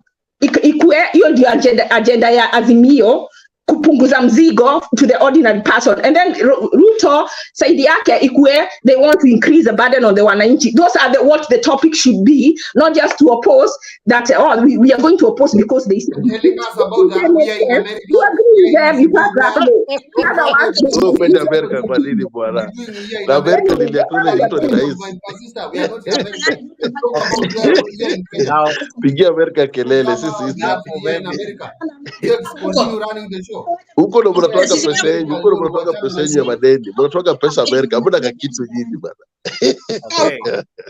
Enough, everyone, enough. We have to continue with the show. The problem is we are not being objective to see how we can help our country. We want to make it about issues, about where someone is, and that is not the point. And that's why I say let us concentrate on the content and argue on the content of what I have said, apart from the fact that wherever it is that I am. What is this here in America each and every time? Okay. Point made, point taken, well understood. Let's move on. We must move forward. We are not just the only ones here. There are many watching us. I see Daniel Kipchumba Kondani, namuona Michael Machogu Akondani, namuona Ramesh Suyegon Akondani at us now, and Kenya Rebel among many watching. Thank you so much for watching. This is how it gets when you have two opposing sides, North Pole na South Pole, azipatani. Water and milk zinakumbatiana, lakini water and mafuta, this is what happens. Esi, niliona ukijaribu kujitetea. Hebu jitetee kidogo kabla sijampa jamaa mwingine hapa. Mimi sikubaliani na huyo mama hapo Amerika, alishindwa na Kenya na akashindwa ikamchoka kama akaenda kwa wenyewe. Sisi tutajenga Kenya tukiwa hapa. Kama ni kuumia tutaumia hapa, kila mtu atajenga. Wale wana ofisi tutatoa tax, tukinunua hata machungwa tunalipa tax, tukilipa rent tunalipa tax. Na tutajenga nchi hapa. Mtu alishindwa na Kenya akaama huko ng'ambo, awaachane na sisi. Hapa naongea kuhusu Amerika, sijui nchi gani kuhusu kupata njia ya kwenda, ukupata njia ya kwenda, tulia bwana.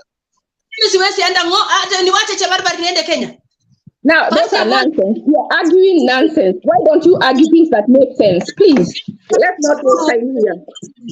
About whether I'm in America, whether you're in Kenya is going to improve the society. Our other point, we leave that alone. That is nonsense. We become adults and talk about our country and how we can help you. Mtu ananiambia hapa kwa community akitumia watu muda. You teach people how to teach. You don't send them teach. I am trying to give you advice, but you don't want to listen to. Which country are you talking about? You talk of states like Iowa, Maryland. Nasema wacha nikwambie. Kuna mtu alisema Elsie, nataka sasa tu debate kidogo. Elsie, nimecommute. Sababu nataka tu debate points ambazo ziko kwa poster.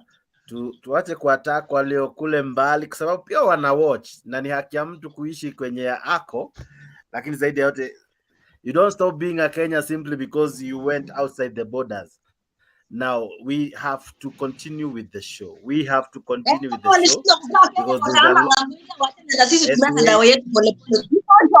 Joseph was thrown by his brothers to a different country, and he's the one who came to save his brothers by going to that country and getting food, and he saved his father's house. Kwa hivyo kama mtu anakuja hapa na anakuja hapa kuongea, trust me, have this intention. If you don't like what I'm saying, don't attack my elocution, attack what I have said. Don't be a person to attack.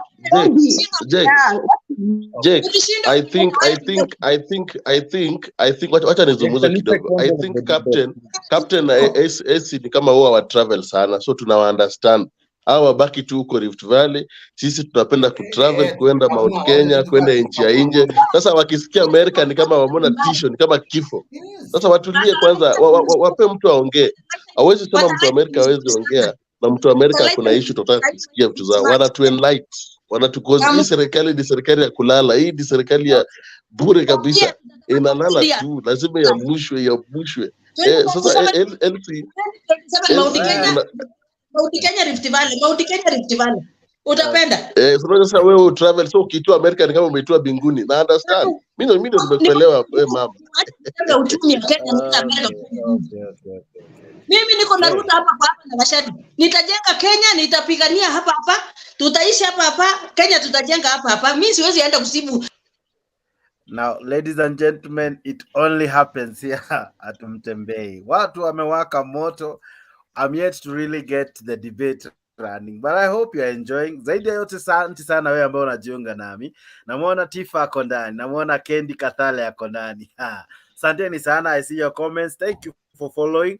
Thank you for commenting. We are discussing this topic. Now, unaona iko na moto hivi. Is Ruto a one-time president? Kenya Kwanza wamekuja na moto, that's why you're seeing kamewaka bwana, kamewaka. Captain and AC wamekataa kutulia.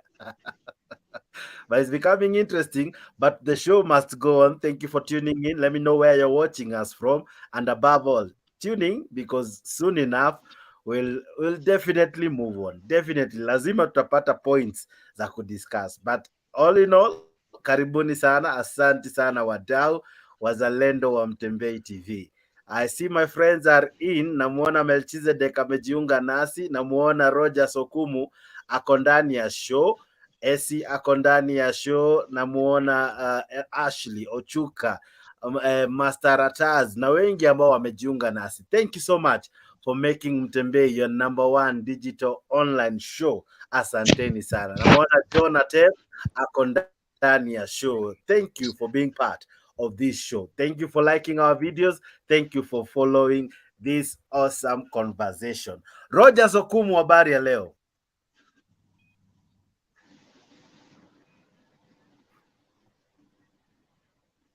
Washa mic yako Rogers.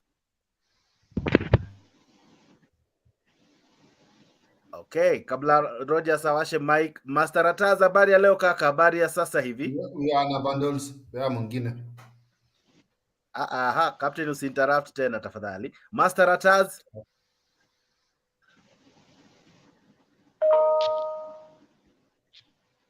Okay. Mic zao ndio hizo zinawafanya ile kitu. Lakini let me come to Edgar. Edgar, what could you be saying? Well, Jake. I think today we are not having a good day. Yeah. We are heckling. I had to do that so that we can have a show. Let's go on. Yeah, we are heckling instead of having a constructive discussion. I think it's high time that you need to take control over the show, so let's go to the points now. And thank you for that. Now I want to talk about or give a response on what my sister Ashley said when I said opposition last 3 roles, and she was opposed to my #1 point, that is opposing the government. I said constructive opposition. If you are opposing government in a good way, in that you oppose the bad policies such as this one, then I think that is one work of the opposition. But again, coming back to today's topic, I think we should stick to that Ruto is a one-time president because of his action. Lie. Some 4 years ago, Sifuna said that Ruto is an insane, pathological liar. And even Uhuru, in his remarks, almost on a daily basis, whenever he was in any rally, he was saying Ruto was a liar. And we saw during a campaign, unakumbuka zile nyakati za SGR, he was #1 support of the SGR. Then during 2022 elections, he turned against it and said that he was not part and parcel of it. Okay. So this is clearly something that shows the real character of who Ruto is. If at all we can be a democratic nation or a democratic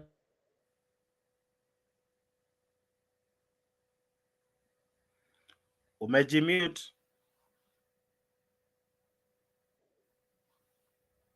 Umemute Mr. Edgar.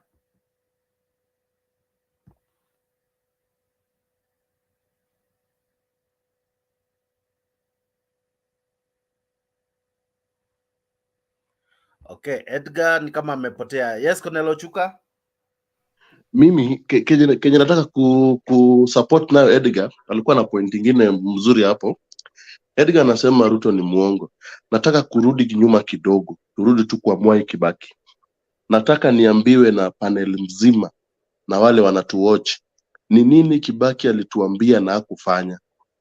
Ni nini Kibaki alikuja mbele yetu akatuambia nitasaidia mama pikipiki ama mama mboga, lakini Kibaki akafanya kitu ambaye haijasaidia mama mboga? Ni nini Uhuru Muigai Kenyatta, the president mwenye alitoka mstaafu, ni nini Uhuru Kenyatta alikuja akatuambia mbele yetu, mbele ya nchi mzima milioni yote, akatuambia na hakufanya? Ni nini? Ruto alianza kutudanganya akiwa deputy president. Alikuwa anatenga, atafanya, nimeona, tumeweka, amechukua shukani. Tabia bado ni ile ile. Kwanza sasa imekuwa mbovu kabisa. At least ile Uhuru alikuwa anaweza moderate kidogo. So lazima kiongozi akuwe kiongozi mwenye anawajibika kwa maneno yake. Hawezi kuwa na bibi na watoto, lakini kila siku nawaambia nitafanya, niliwekeza, ngoja imee, ngoja tufanye hivi. Wamekaa na wewe 10 years, wameona nothing. So tunataka kuambia Ruto akuwe na heshima kwa Wakenya, aheshimu Wakenya, awache kutuchezea kama watu ambayo hatujui. Unajua ingekuwa nyakati ile nyakati ya Moi watu wajasoma ingekuwa sawa. Sasa hizi awache kutupima akili kabisa. Kila siku anakuja, alisema gas itakuwa ni 500 sijui 500 sijui 300. Sasa anakuja anasema ni mtungi. Ametoka kwa mtungi anasema analeta pikipiki ya electrical ikizima pale Maimai utafanya nini? Na ulikuwa unaenda Narok. Vitu laptop, alisema stadiums. Tumeona hizo stadiums, tumeona hizo laptop. Niliwaambia Ruto atakuja na idea ya mama mboga. Ataambia mama mboga nitawapea visu za automatic. Huyu jamaa first of all anasahau yeye ni rais. Yeye ni rais lakini hana heshima kwa Wakenya.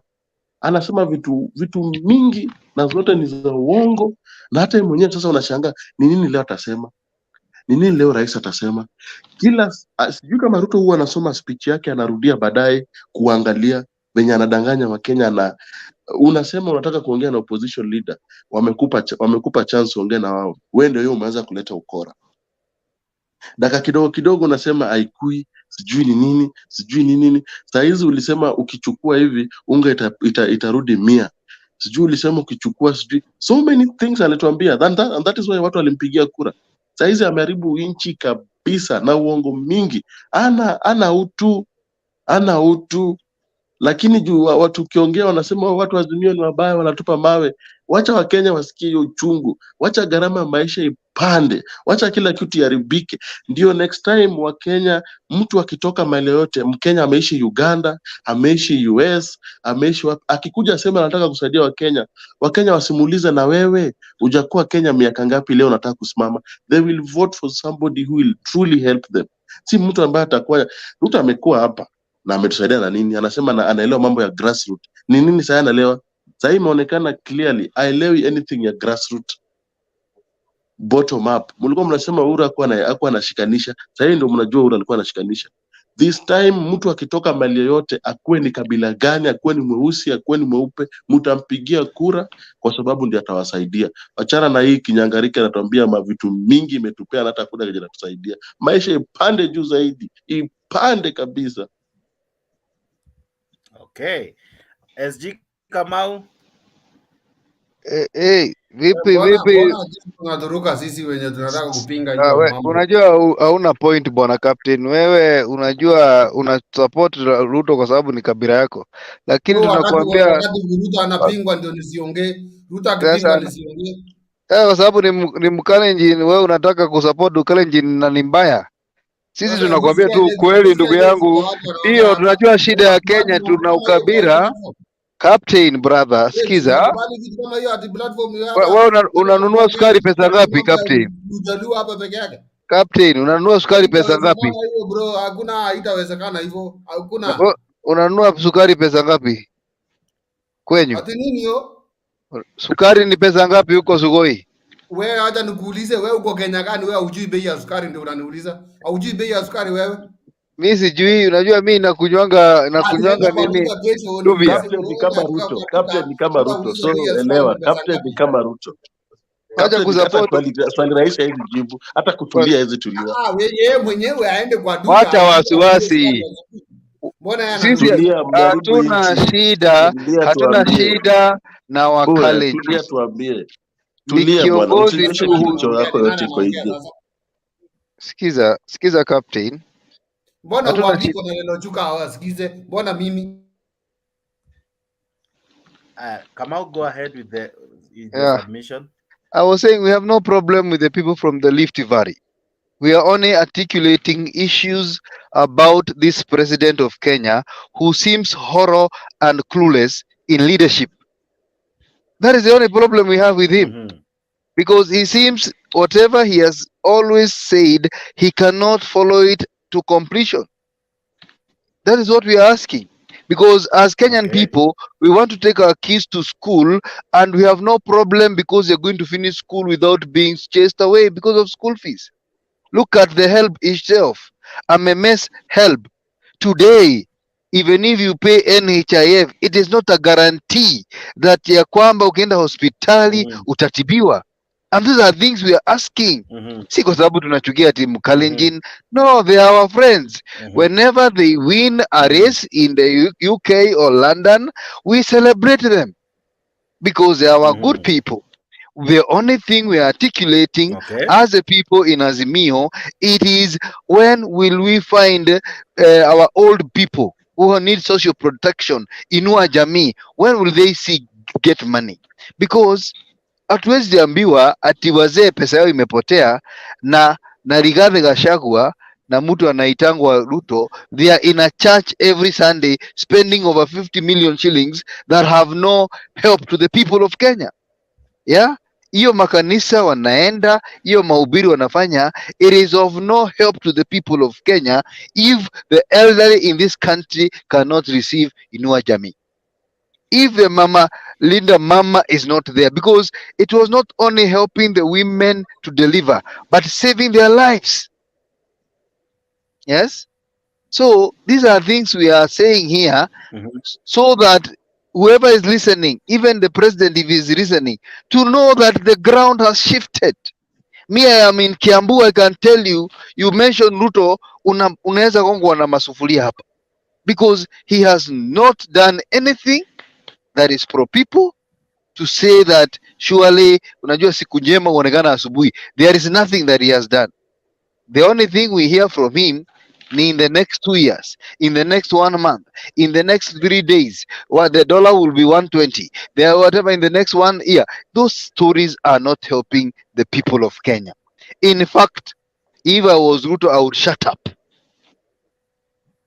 and work something, do something, at least what we're talking, because I can tell you he has lost popularity in Mount Kenya.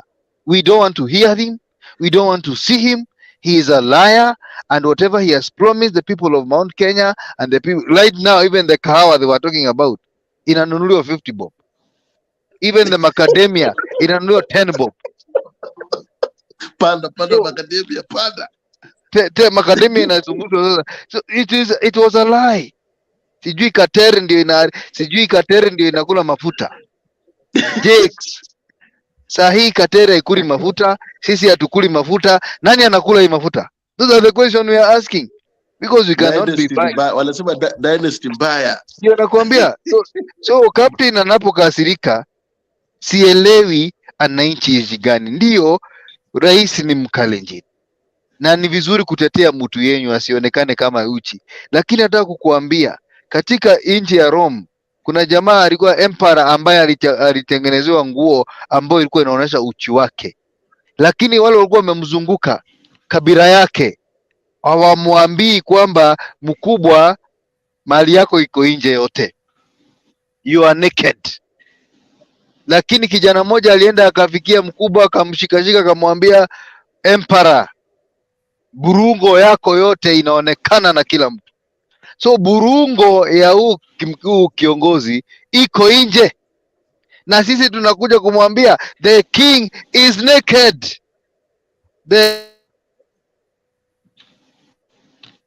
Naked, and this country is going to the long direction.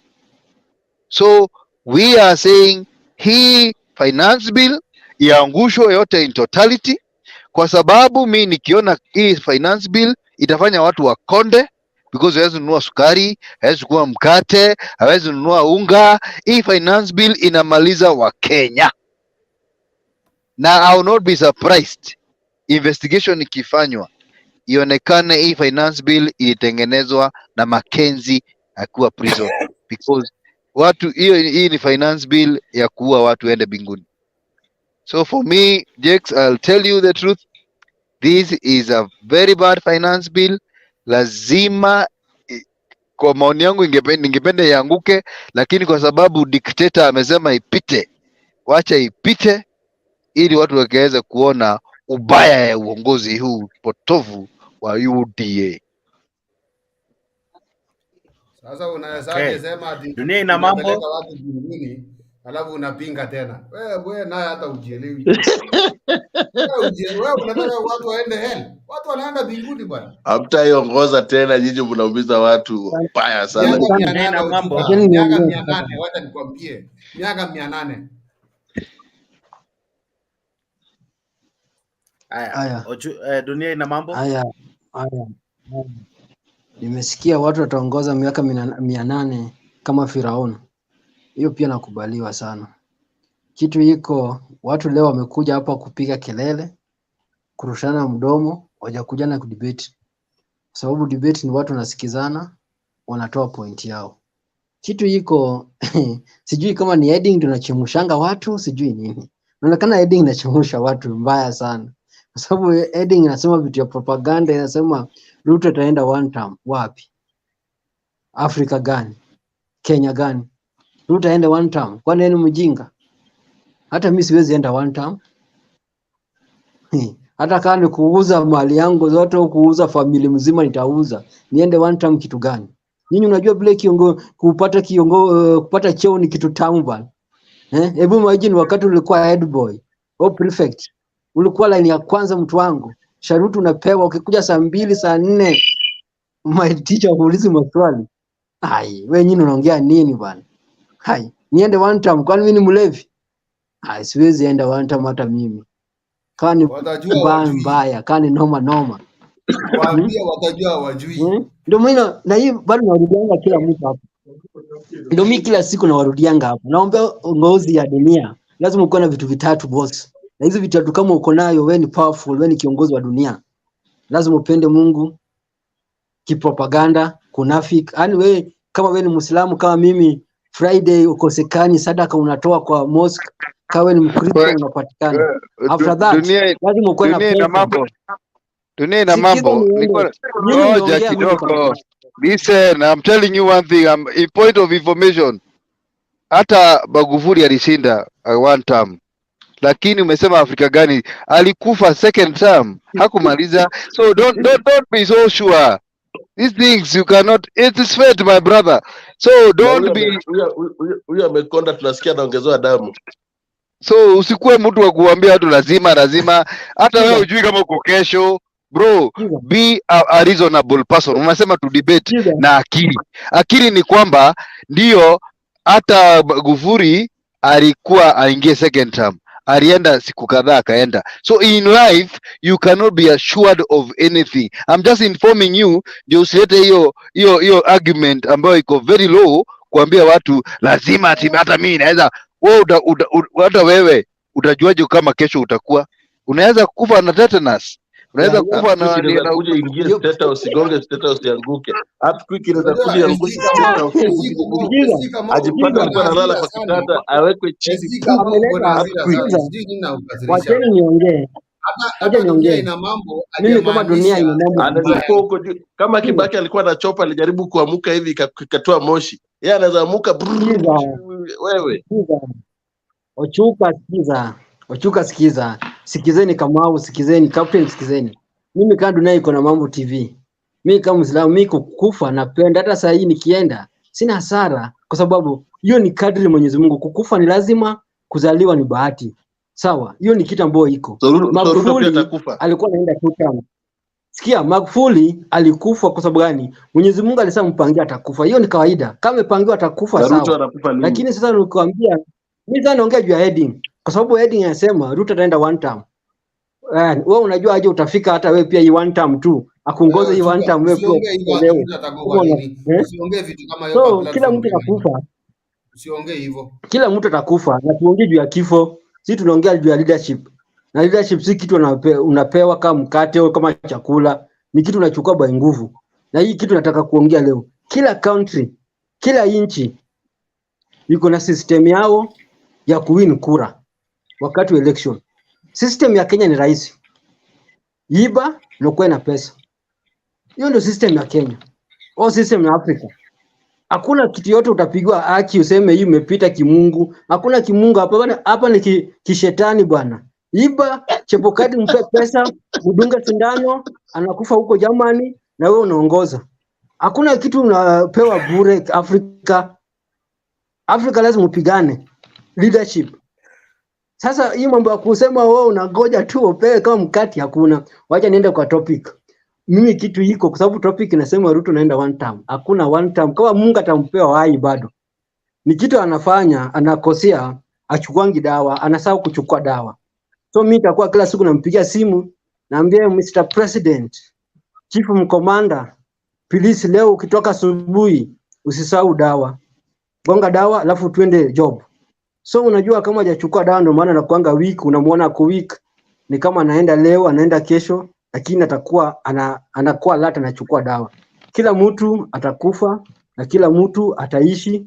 So Ruto kwenda 1 term sioni. Kama bado atakuwa hai hawezi enda 1 term. Hata kama ni wewe Ochuka, huwezi enda 1 term Ochuka. Sio mwenyewe uliongoza 6 hours. Ukatolewa na GSU. Kwanza wewe ulitolewa na madharau bwana. Lakini kama wewe ni mtu wa ukweli. Kama wewe ni mtu wa ukweli kama Uhuru Kenyatta na Mwai Kibaki unaweza ongoza vizuri. Lakini kama wewe ni muongo. Hata ni kama ni bibi yake ananirecho ni kama hata muongo sana. Kwani Uhuru alikuja kwa wote kwa Afrika wote wanaongoza wote, hakuna mkweli, hakuna Mwafrika mkweli wote. Lakini Ruto amechukua number 1. Ruto amechukua number 1. Kwa Afrika mzima Ruto number 1. Acha kitu iko mambo ya debate, mambo ya debate ya nini budget. Ni budget ipite. Unajua budget ikipita itatusaidia mimi na Chuka na Kamau kwa sababu unajua sisi tulikuwa pande ile nyingine tunaumia, lakini budget ikipita pesa itakuwa nyingi, tutalipa deni, tutakopa tena, tutalipa deni, tutakopa. Sasa unajua usiwe na wasiwasi. Budget ikifika kama sukari ikikuwa 500 Nyanza, hata Rift Valley pia itakuwa 500. So hii budget itatunyorosha sisi wote. Na vile anasema ipite, hata mimi naomba Mungu sana ipite kwa sababu ukikosa kupita Amerika wametokaza huko nyuma. Amerika wanataka pesa zao, China anataka pesa zao. So huyu jamaa atafanya nini? Si lazima sasa ongeze ushuru ndio hizi vitu patikane. Si kupenda kwake. Unajua wale ambao walimuingiza pale kama Amerika ndio wanampea World Bank, ndio wanampea hii fujo yote. Si kupenda kwa Ruto. Ni World Bank na msukumo kwa sababu kulingana na economic bile iko ndio alipe hizi pesa. So leo pia lazima afanye bidii pesa patikane. So mambo ya budget yeye mwenyewe alisema anataka kujua wale ambao watapiga no. Hata mimi kwa nyumba yangu nikijua kina mtoto gani ananipinga, wakito gani unanipinga, lazima nijue. So nikijuanga huyu hako na mimi, huyu hako na mimi. Si kama Azimio sahi. So unaona wale tulikuwa nao pamoja sahi kila siku wanasema wana support. Esther Pasare. Paka tunaulizanga tunampiganga kura kwa sababu ni mweupe au tunampiganga kura kwa sababu gani? Kwa sababu yeye sasa amesema hiyo bill yeye ana support. So kila mtu ataenda kwa hii bill kwa sababu gani? Pesa itamwagwa pale kwa bunge. Kama Ruto atatoa 2 million kila MP apitishe hii kitu, wewe ni nani ukatae? Ni kama example president nini naitaje? Pakistan. Yule Imran Khan na ule mwingine. Imran Khan alimshinda kwa vote ya watu. Wakaenda kwa parliament. Parliament unajua pesa ngapi ilitumika? Na tena US ndio ilituma hizo pesa kwa MP amtoe. Wakamtoa. Unajua sasa pesa ni everything. Watu watapiga hii kitu kwa sababu ya pesa. Watapitisha kwa sababu ya pesa. Si kupenda kwao. Kwa sababu kwao pia wale wananchi waliwapigia kura. Wanawaangalia. Na kuna wengine watafukuzwa kwao. Ama MP wengine wakienda nyumbani watafukuzwa. Waende tu nasalimia watu huko. Wengine watapigwa utaona. Okay, Melchizedek. Yes, habari zenu. Salama. Nasikia vile mnaongea ni vizuri kabisa. Na kitu ningependa ni waambie watu. Unajua sisi ni wa Kenya na bado tutaishi Kenya. The more tunaishi Kenya na hiyo uongo na kila kitu ambayo inafanyika, sisi ndio tunaumia sisi wenyewe. Mungu ni mtu ambaye Mungu aliumba binadamu na vitu viwili ambayo watu wanasahau. Kuna kitu ambayo tunaitwanga wisdom na kuna kitu ambayo tunaitwanga knowledge. You can have a knowledge. You can have a knowledge of talking all the English and whatever you can contribute. But if you don't have that, what is called the wisdom ambayo inafaa ukuje mbele ya watu wa useme ama uongee, bado utafanya kitu ambayo hata we mwenyewe hujui. When you are supporting the devil, you are the devil yourself. Because one, you don't know that tomorrow you have children and you have your grandchildren. People are suffering today because of ignorance.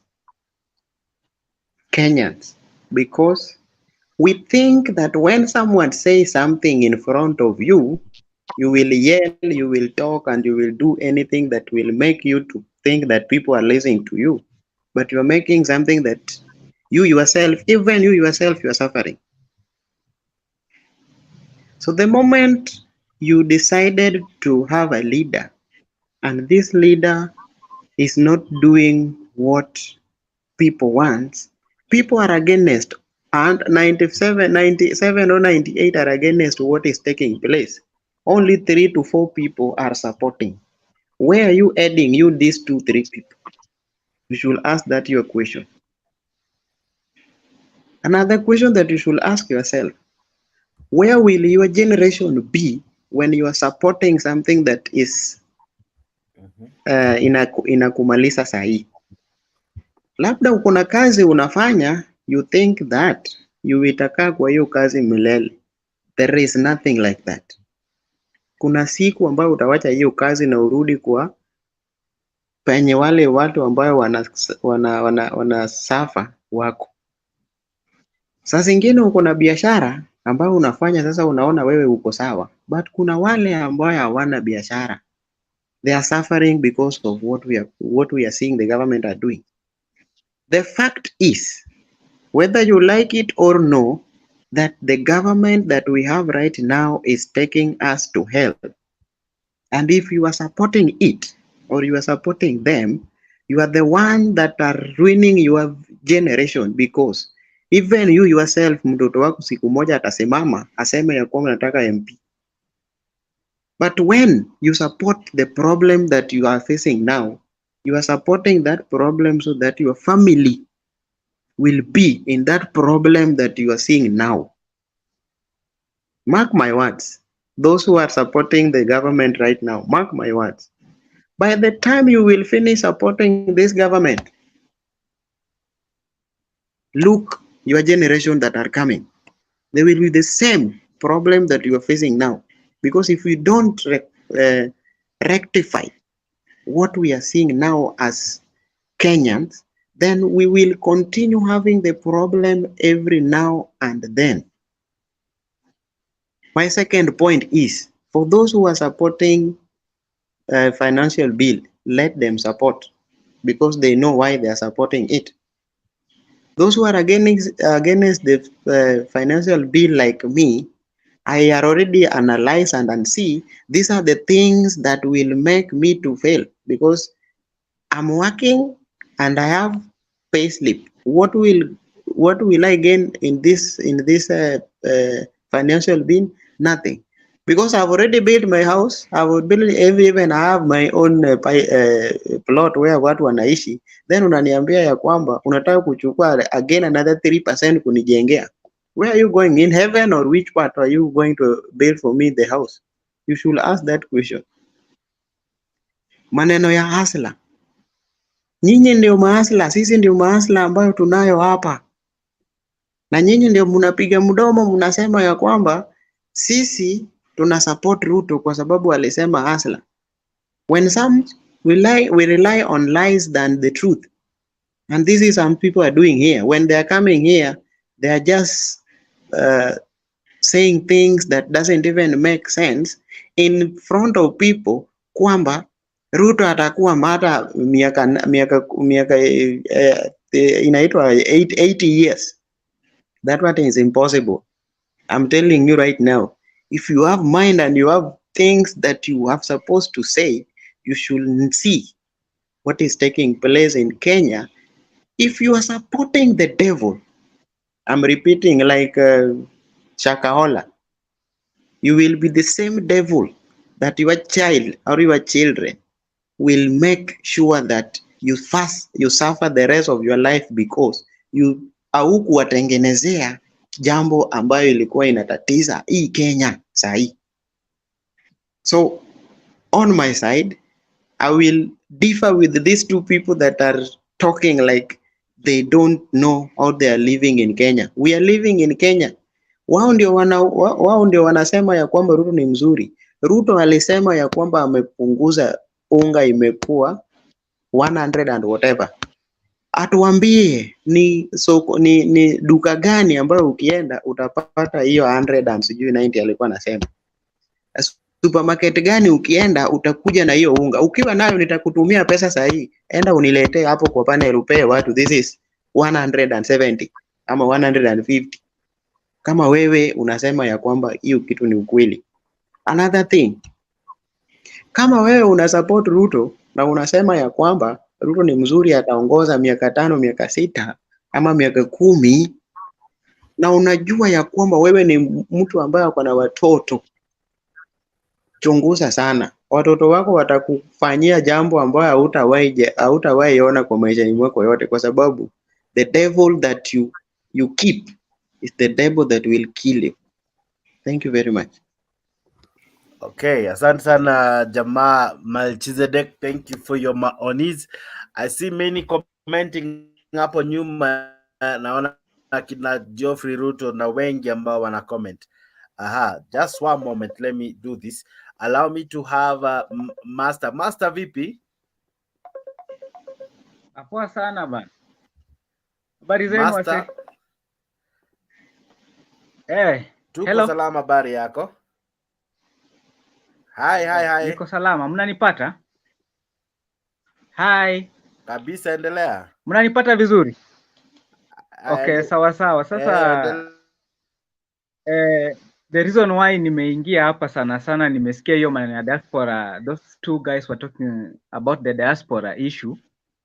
Sasa nimekuja hapa kupeana information. It's like these guys wanaishi kwa certain hole, hawajui dunia iko aje.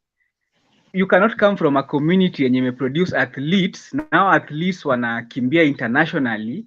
You have not done anything locally here to support our athletes. Wanaenda tu international, wanafanya hiyo athletic yao, wanaleta medals, wanaleta foreign currency, na bado tunaongea about diaspora. Another thing about diaspora pia, hawa watu pia wanafaa kujua that diaspora, remittance ya diaspora imeshinda ile export ya kutrash. Diaspora ina support this economy with over $3 billion US, hiyo in remittance peke yake. So hapo I was really shocked if that's the mindset of, in fact, this government is going to fail because of the mindset of the people that waliweka in place. You get that? Yeah. So that's the issue. Hiyo kitu ilikuwa imeniuma sana. So in fact, I'm not seeing those guys here. Those guys need to apologize for trashing people who are living in the diaspora. Asante. Okay, thank you, Master. Allow me to now have Ashley Kidogos because the gender factor as well. Ashley, let me ask you. People really supported Ruto. Why do you think he turned so fast? He's hardly a year and many are complaining. Protests are almost happening daily, including by people who supported him once. He didn't win with a very huge margin, so I don't know why he sits pretty and think that it will be business as usual even as we head to the next election and all. Why is he almost messing up the little margin that he won with? Oh, okay. Thank you for that question. I'll start by saying, I think, was it Mel, whoever the name was, the one in blue, he said something about those people thinking that they will also be eaten. There's Winston Churchill said, each one hopes that if he feeds the crocodile enough, the crocodile will eat him last. All of them hope that the storm will pass before their turn comes to be devoured.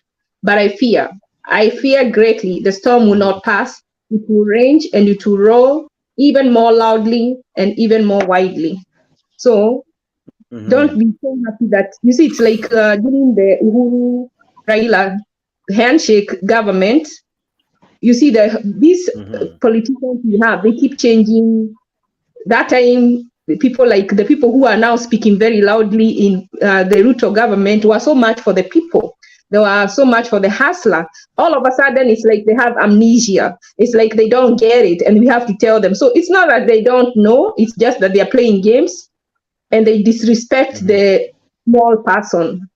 So my hope is that between now and the next election, people will get civic education, wherever it comes from, that they will be able to get education so that they are making their decisions. It will not be based on being bribed. You can take and eat the money, but when you go to choose, that you will do what's best for you, not for your tribe, because even if our Kalenjin wamepewa makazi wengi, it doesn't bring food to the table of every Kalenjin. I have people I know who are Kalenjins. So it doesn't give them food. That the fact that there are so many elected positions that they are going to that tribe. So that is what we need to understand. So at the end of the day, and that's what I was trying to say before, is that you have to choose people based on their policy and how it's affecting you and the people you care about. I think if we go there, then we can be on a better ground, even as a country, to be able to move forward, and not because someone is from my tribe. Because when someone is from your tribe, how do you benefit when they get positions? And they've lied to us so we can fight their battles for them. We fight their battles, but they eat. We don't. We continue to languish. I say the people who are going to make the most are the people at the top. I mean, the people who are paying most are the people at the bottom. But now they want to adjust the bill. And you think it is a good thing that they are adjusting. I know, Jakes, you said you put that clip. I wish you put it. I won't even talk much so you can put it. What they want to adjust is like this person who just said he has a home and he has property that he's renting. Those are the people who have been added and been told before they were not eligible. And it should stay that way. Because they have said these are homes for people without, not for people who want to buy for people. Now that is where the trickery will come in, because the only people who will be able to afford these houses are high income earners that are not going to even be removing the 3%. So people with homes are the ones who buy other homes, and you see their renter because you have to rent from them those houses that were built by you and your taxes or your whatever you want, the levy that you are paying. So we should insist that if they make any adjustments, that it will be only for a new home buyer, someone who has never owned a house, not for someone who wants to buy for somebody. Someone who has never owned a house and has a job. Okay. If they don't have a job, how are they gonna buy? So they want to add that, and when they add that, you see these houses will be very competitive, and only people who can bribe will be able to get them. And that's the problem. I know you're asking me. I supported Ruto, but do you know when I stopped supporting him? I know national housing levy as contained in the finance bill before the second reading on Thursday. Sorry for that. I was just testing the video. Sorry for that. No problem. Let me finish quickly. I supported, and I wasn't actually on his side. And I've said that before. I was neither Azimio, I was neither Kenya Kwanza. But I think if you are made to choose, I would prefer Ruto over Raila. Even today, I would do the same. But if there was a third party, I would have been the 8 million who didn't vote.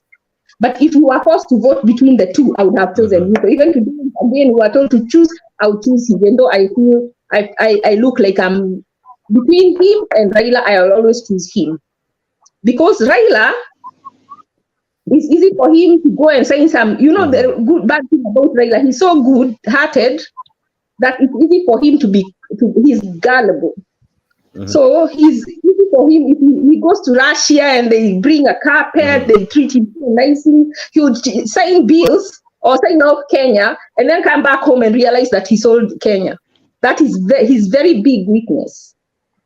That is his weakness, and that's the reason I am afraid to think he's good, but the people around him are not good, and it's easy for him to be taken advantage of. That's a very big weakness in a leader of a country. So that's the reason. So now the reason I came away from Ruto was even before the election. When Waigoro joined that party, I think even Jakes, you remember, I don't know whether you remember asking me, because I came from the group that you were in that was supporting UDA. I exited the group.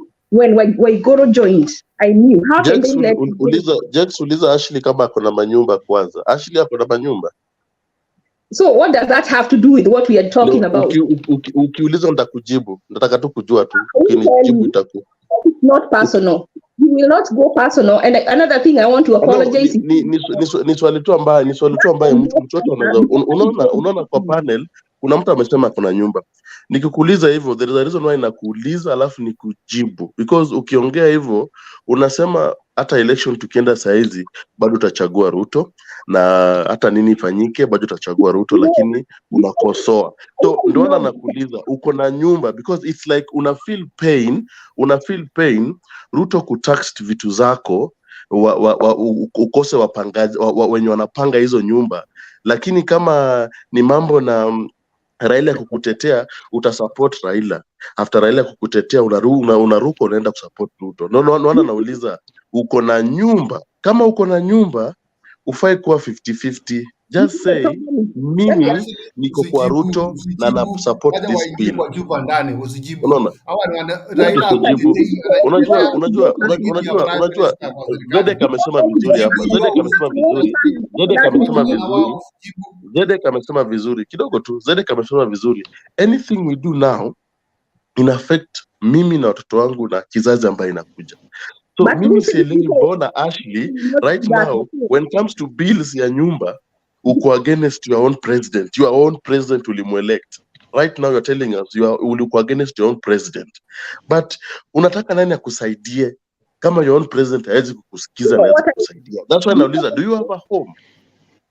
Okay, let me kujibu Raila, kuna mtu ambaye saidia kutoka kitambo, isikuwe hii ni maajabu hii saa hii. Ashley ongea. Alafu Ashley nikuambie ni vibaya sana a minute. Now, before you finish, point of information, Raila has only been a prime minister for Kidogo 5 years. you I know don't she's know. only lady guys. I don't know where you get the idea that he can sell a country. Unajua, I'm trying to. I'm really in pain listening to you because I don't Okay, know where that to is place you. where I get the idea. I'm really struggling to understand you because I think you were ni ile sambuli ya watu wanasema huyo hawajatahiri nini, mambo kama hayo ambayo haisaidiangi nchi. Sasa hawajatahiri za watu hawana basari, watu hawana NHIF kwa sababu watu hawajatahiri. You know, those kind of thoughts we should really run away from them, because when you say that Raila sijui ako na weakness ya kuuza nchi, when did he become a president? When did he even sign anything? Yeah, wacheni hizo utoto hiyo, because those are the things that are making this country burn. Telling people sijui, why should you have how did you measure Raila anaweza uza Russia? I can tell you how. If you give me the opportunity, I will tell you how. I have my reasons. I can give you For the me, reasons. kama I you have didn't vote for Raila and you didn't vote for Ruto, that's a then moment, even guys. in being in this debate is a problem. Kamau, you have asked a good question, and Ashley, just one moment. You have really asked a good question, and Ashley is very well able to answer that question. Now, allow her to answer, Ochuka as well. Allow her to answer so that we are able to make progress. Ashley, si lazima ujibu kama uko na hao. I don't think it's important, but you can answer any other question that you feel you are okay to answer. Yeah, and first of all, I want to apologize. The location, I will, in future, I will not discuss my position from where I come from, because I don't want that to overshadow what I'm saying. I just put it in reference, but I can still convey the message without that part.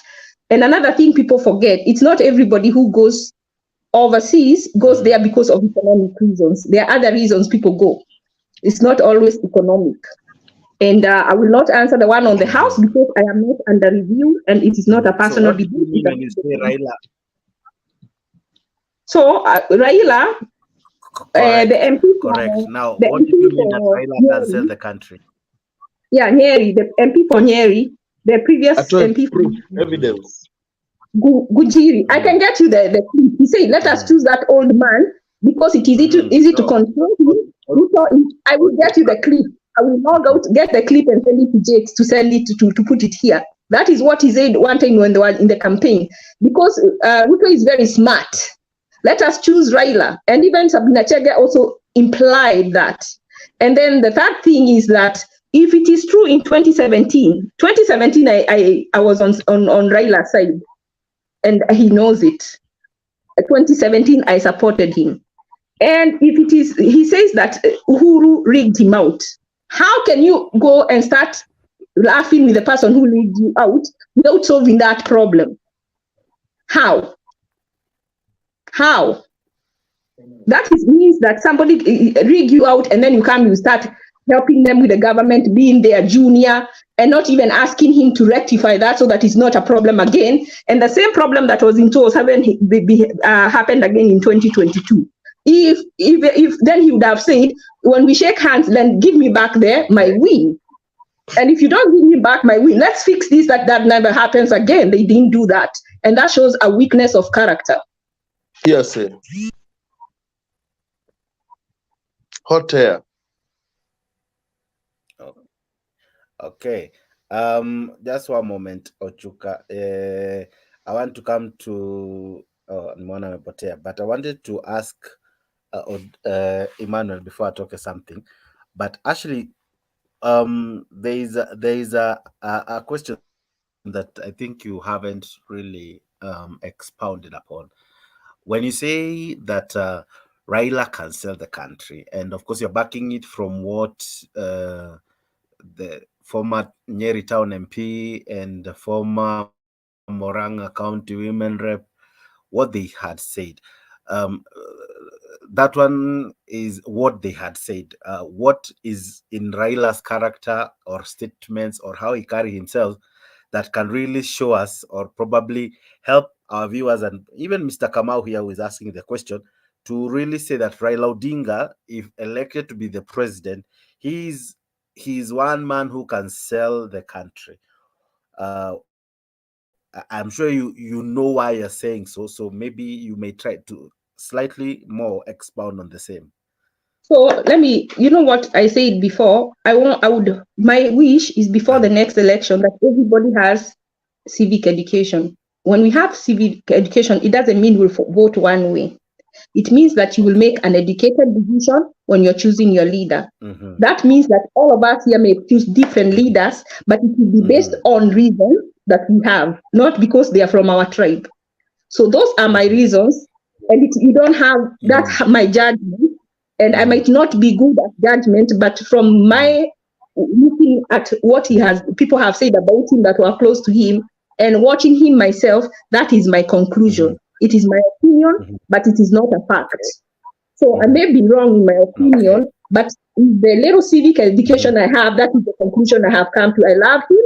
I supported him in 2017, and the day I stopped supporting him is the day we went for the handshake, because I felt had he just pushed on a little longer, he would have been the president in that year. He would have been able to make a deal with Uhuru to cede office. And you remember even Uhuru said at one point that he was so fed up when they were nullified that he was even telling Ruto that he was going to go. So Raila didn't know how to step down and insist that he leaves office when he was in a way, he called him to talk. So that is my judgment. It is the supreme judgment. It is not a fact. It is open. That's my opinion. But it doesn't mean that if that is who I think he is, I may be wrong. Yeah, so I'm not saying that to try and convince somebody else. I'm giving you my reason why I wouldn't think he'd make a good president. Because if what wa Kenya wanampanga panga, what about on the world scene? He would be like Puri, you know. So I don't think he can be able to perform in a high stakes like EU, like the G5. I don't think he'll be able to be quick enough. I think he'll get us into bad deals, not because he wants to, but because he's too good and it is easy for him to get cool. That is my opinion. Okay. Now, Kamau, I want you to respond, but I want you to respond in this format. Why did you believe in Raila Odinga? What is it in him? Ashley has what she has said. What is it in Raila Odinga? You as Kamau felt that this is the leader I wanted. This is the man I feel should have been the president of Kenya.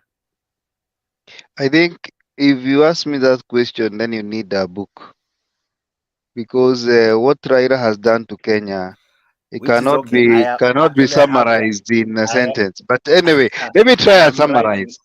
I want to remind you that Raila Amolo Odinga was in the first liberation.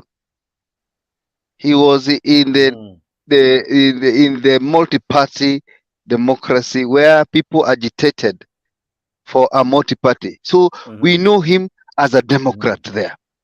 Then he was in the second liberation, where now we went and voted Kanu out. So when you look at Raila Odinga, you associate him with democracy, you associate him with devolution, you associate him with the right mind of a Kenyan, because you can. Let me tell you something about Raila Odinga. I don't know many people whether they know this. Raila Odinga was arrested and even imprisoned for 9 years. Raila Odinga today even has an issue with his eye because of the tortures he has been done by the President Moi in the days when he was in detention. Today, when we are talking about leadership, we are talking about a person who is beyond reproach. I have never had a slay queen while Raila Odinga. I have never had Raila Odinga being associated with the SDIs.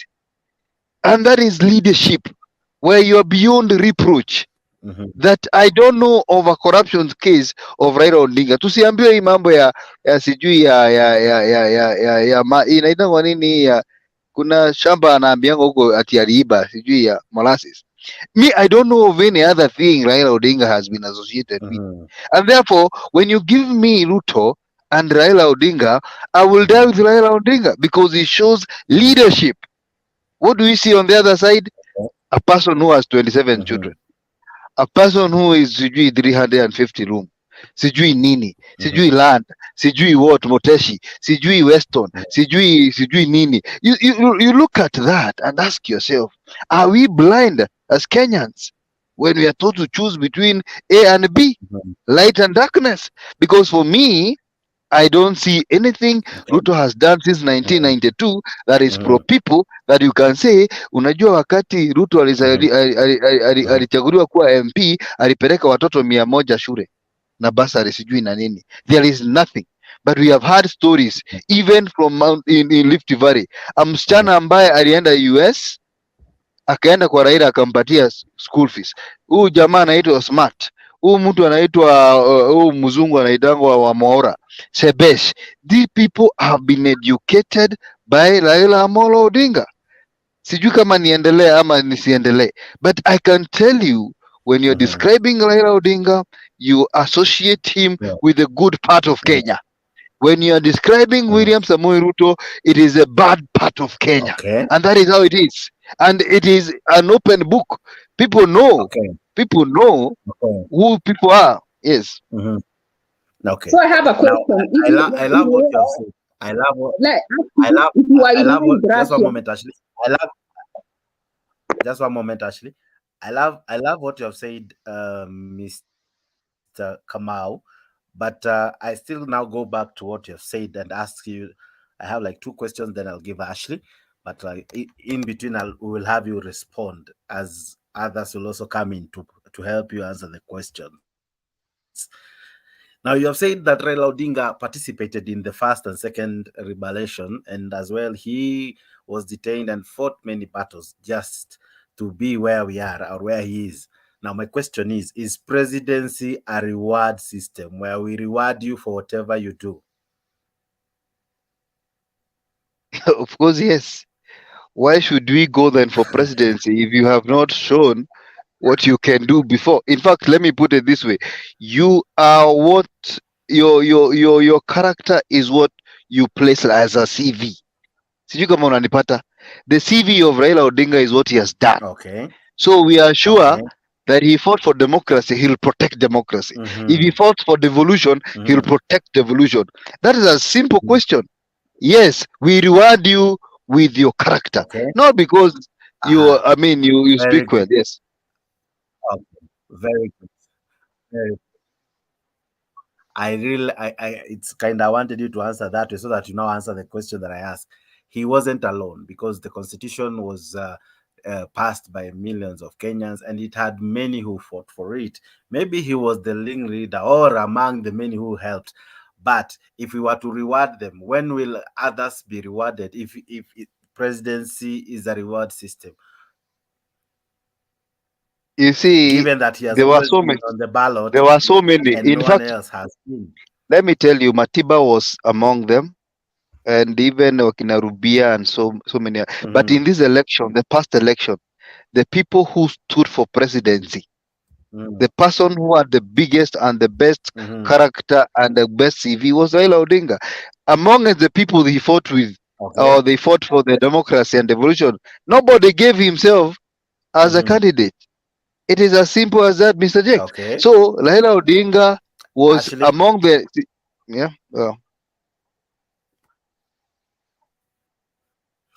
Ashley had a question as well. So I what he said is true about Raila. I'm not taking away from that. And when you say he can be a good community organizer, he can be good in opposition, but can he be good as a president? If today our country was faced with a war by some person like the Russians, would you rather Ruto at the seat or Raila? That is what it comes back down to. He has never been president, so we cannot measure what he can do with the Russians. And let me ask you, can Ruto fight the Russians to start with? I don't think so. I think Ruto has been good in his mouth. He is very good. He is very good in convincing people. But to me, I find him because he's the president. We know now Migingo is still not being recovered. So we also know that he has failed even to fight the bandits who are only 20, and he has failed to even find right now there is a fight in Transmara. So when you ask me, I think I'll say he is also failed as a leader who should protect his own people. And I'm sorry, I'm so sorry to take long, but I'm going to just say, yeah, can I say this? I've done HR, and one thing about you, someone doesn't have to do a job for you to know how they'll perform. You can judge them from their history. And just that the fact that Ruto, however he did it, he was able to unseat a candidate that was supported by the government in itself, tells you he can be very calculating. Let me ask you, you know, that before you finish, actually, let me tell you this. Let me finish he was unseating who? He was unseating who was he unseating? Right, Uhuru was going. Raila was not in government. In fact, it is you people who are confusing Kenyans. He was a deputy president for 10 years, and he was in government since 1992. He was unseating himself. But let us not confuse things here. Let us talk the truth. The fact of the matter is, the person who has been in government longer between Raila and Ruto, it is Ruto. He has never worked in any company. He has never been a teacher. Okay. He has never, those are things which we know. Uhuru took all the people. He took Alonso, he took even Mudavadi, just slipped out of his hands, but he tried to rally everybody against Ruto. I'm just telling you what my thinking, why I think that as for a president for Kenya, Ruto might be the best to safeguard us than Raila would be. But it is not about hating him, it is about what their character. No. It was my turn, Jex. It was my turn. Mimi hata unajua Ashley, unajua nikuuliza swali Ashley anakasirika sana. Saizi ametuambia amefanya HR, he can tell by what and what. Tukimuuliza maswali, unajua yeye ndiye anasema hizi vitu. Tukimuuliza maswali hizi vitu ajibu, anasema hiyo ni personal, unajua. So, yeye kusema amefanya HR, amesoma Raila sana, hatujui anasema nini. Anasema Ruto Ruto can safeguard us. So saizi anafanya nini? Unaona? So mimi nataka kurubbish hiyo mambo yake, hata sitaki kuongelea, nataka tu kujifanya sijaongea. Acha tu niseme point yangu, nipe mwingine, mimi niendelee, because ukikuja hapa unauliza swali unajibu, lakini ufai kuwa smart at sasa wewe, because one thing nimejua na Ashley, anataka Raila atetee wananchi. Raila akishatetea wananchi, wananchi wasaidike. Nipe time. Nimenyamaza. Unajua nimenyamaza. Mnipe time. Nakwambia beshte yako ameingia kwa show. Nakwambia kama akusaidia, anaitwa Aswito. Ni venye akuoni kwa maana anashindwa Aswito. Nimemsalimia. Sasa nani anakukasirisha? Nani anakukasirisha? Ashley ndo ananikashirisha hapa. Ashley anataka baba atetee wananchi, alafu baba akishatetea wananchi, yeye anarudi kutetea Ruto. Anarudi kwa Ruto. Na Zedek ameuliza hapa swali important sana. Hata nilikuwa nataka nimrudishie before hata nimalize, nimwachie malize. Zedek amesema, where are we heading? Au MP wakipitisha hii kitu, what itafanyika na maisha yetu ni gani? Na ni nini tunaweza fanya tufanye wasipitishe? And that inaweza kuwa heading mzuri sana. Na heading inaambatana na Ruto kuwa one term president. Lakini Ashley anakuja kutupaka hapa, hiyo bill watapea ma landlords nini. Nikamuuliza, do you have a house? See, I cannot answer that one. That one is personal. Mara amefanya HR. Sasa unatuletea professional, dakika kidogo unaepa swali, to understand your swali. Me have done crisis management. I've done crisis management, and I'm writing my project now on crisis management. Sasa pesa sisi tuko na career, ni venye tujasema tu. Na hiyo career yetu tukisema tunaweza sema, mimi naweza sema career tukisema mimi naweza ngoa Ruto meno yote na niweke. Tunaweza sema kitu kama hiyo. Lakini sitasema hapa juu. Anakuwa na meno tayari. Unaona? So Zedek ameuliza swali very important. the way forward ni gani?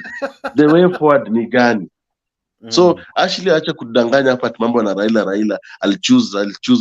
No, kama una choose Ruto, wewe choose Ruto, pigia Ruto kila kitu, support Ruto. Wacha kusupport mambo na sijio unampinga nini? Sisi hatupingangi baba, sisi tuna support baba.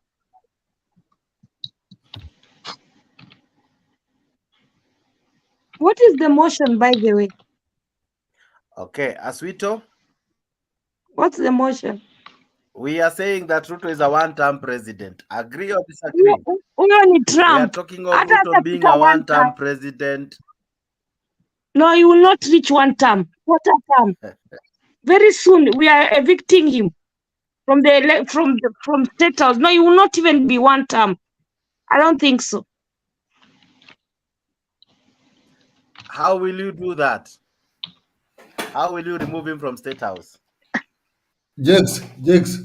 I think people they should mark what they are saying. What people they are saying, they should not forget it. They should not talk just here, and after tomorrow or the next day, they'll just tell us that no, I was dreaming, I was feeling asleep because it's at night or what. People should mark what they are saying because hii serikali mpaka 2032 sio hawa wako kwa ndoto hawa na watashangaa. Pea Zedek swali aulize Jakes. Zedek I think atatusaidia. Huyu jamaa sio anatoka wapi captain. Zedek hautujibu. Captain na Ashley ni kama wanashare vitu mingi huko. Zedek bure kabisa. I have a question to me. I have a question to Madam Ashley and the Captain. This question goes to two people, and I would like them to answer me according to my question. Don't go side. I will start with Ashley. You said that you are doing HR management. If you are selecting an employee or a leader, what are the character you are supposed to look? That is the question to you. According to Captain, I would like you to answer me this question. When you are supporting the government right now, you have the house. Would you just explain to the panel where will that 3% when you grow? For example, right now, umesema unataka kuchukua hiyo pesa yako. Where will you get it? Those are the two questions, and I would like you to answer. Don't fight and don't do anything. Just go straight to the point and answer me. Thank you very much. You ask me two questions for only one question.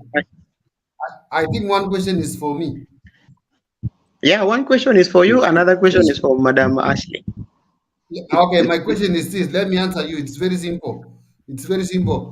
Who is that person who has been fighting the government and he has won? Tell me that one person who has fought the government and he has won. Please, I told you answer the question. Don't answer the question. Question with the question doesn't have answer. Just answer the question straight away. 3%. Where will you get that 3%? No. Even a simple question to I'm allowed to answer your question using another question. You want the answer?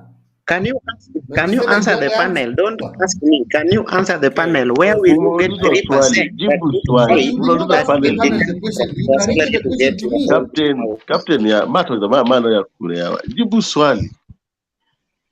Ochuka relax bro. Si wacha mlisema wewe ujui kujibu swali, ujui kuunderstand swali. Wewe tu ni yap. Hivi ndio mnakaaga. Yap ndio kitu gani tena hii? Yap ni nini? Umeuliza swali can you just give Madam Ashley to answer me, please? Captain, will you please just give Madam Ashley to answer my question? And when you answer somebody's question, I may answer it right or wrong, but you can't dictate how I answer it. So I'm going to answer it the way I think it is right. Then you can decide whether that is right or you are wrong. So if you go to a bank to borrow a loan, what do they look at? They look at your financial history. If you go to a job, to get a job, they look at your job history. If a president comes to power, they have never ran before, what do you look at? You should look at their history.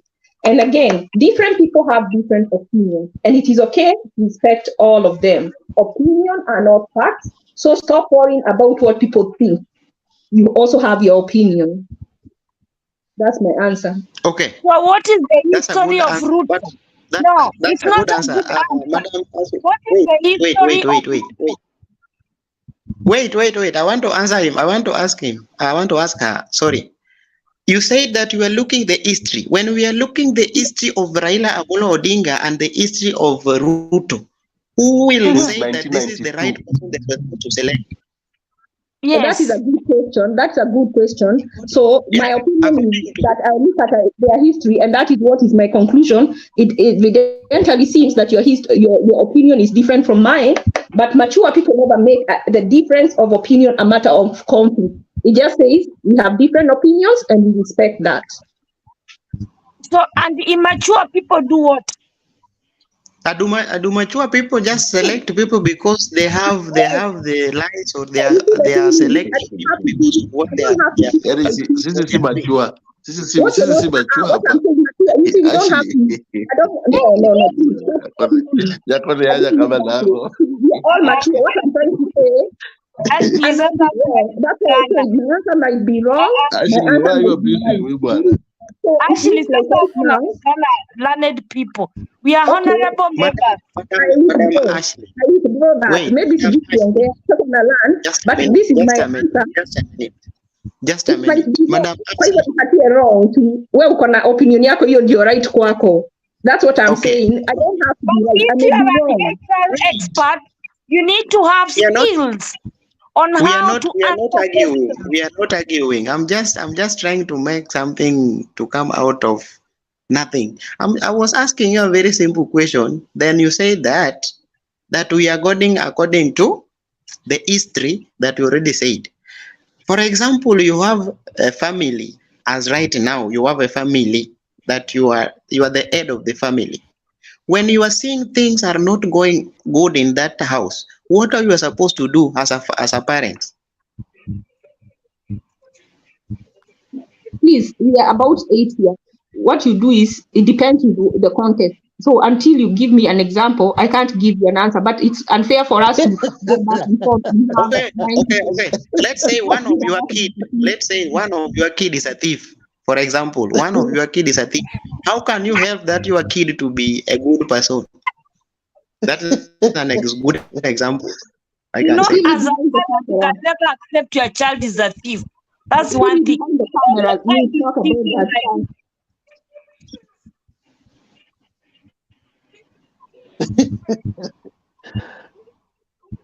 Hey, I'm waiting for your answer because you are the one who said this. We are saying the fact now. We want to say the fact. Everything that we are saying here, everyone is looking, everyone is watching what we are saying here.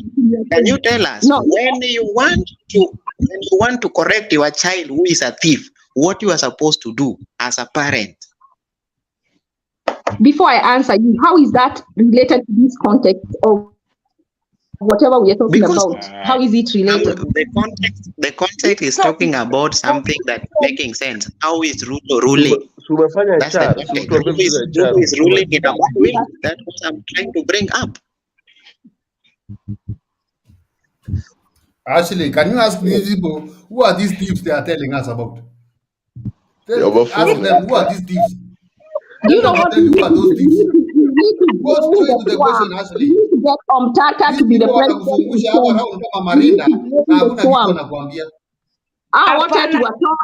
We need Omtata as president. Now, if we can talk that, I will talk. Beyond that, I give other people an opportunity to talk. Please.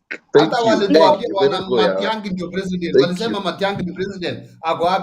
Chukua captain, enda na yeye, usiache captain na apenda na captain. Okay. Guys, leo mmenifanya ile kitu today. Mmenifanya ile kitu. The last 3 hours mi nimeona moto hapa, but anyway, thank you guys for still watching. I see Michael Machogu ako bado, namuona Atticus now, Elizabeth Nyango, Kennedy Kathale, Michael ako and wengi ambao bado wanazidi kucomment. Sawa. Edgar, wewe Jax. ndio haupigi kelele sana. Acha nikuje kwako kwanza. Jax. Jax,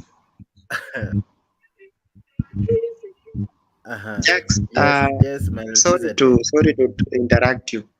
These are the fact that we are saying here. We don't want to go something that hata wewe ukikaa chini unaangalia, we can make noise, but we are making noise when we are bringing the point, because when we are saying something in front of people, we should think before we say. Kwa sababu unatoka tu kwa mahali pengine umekuja umeanza kusema we all people are here, people which are here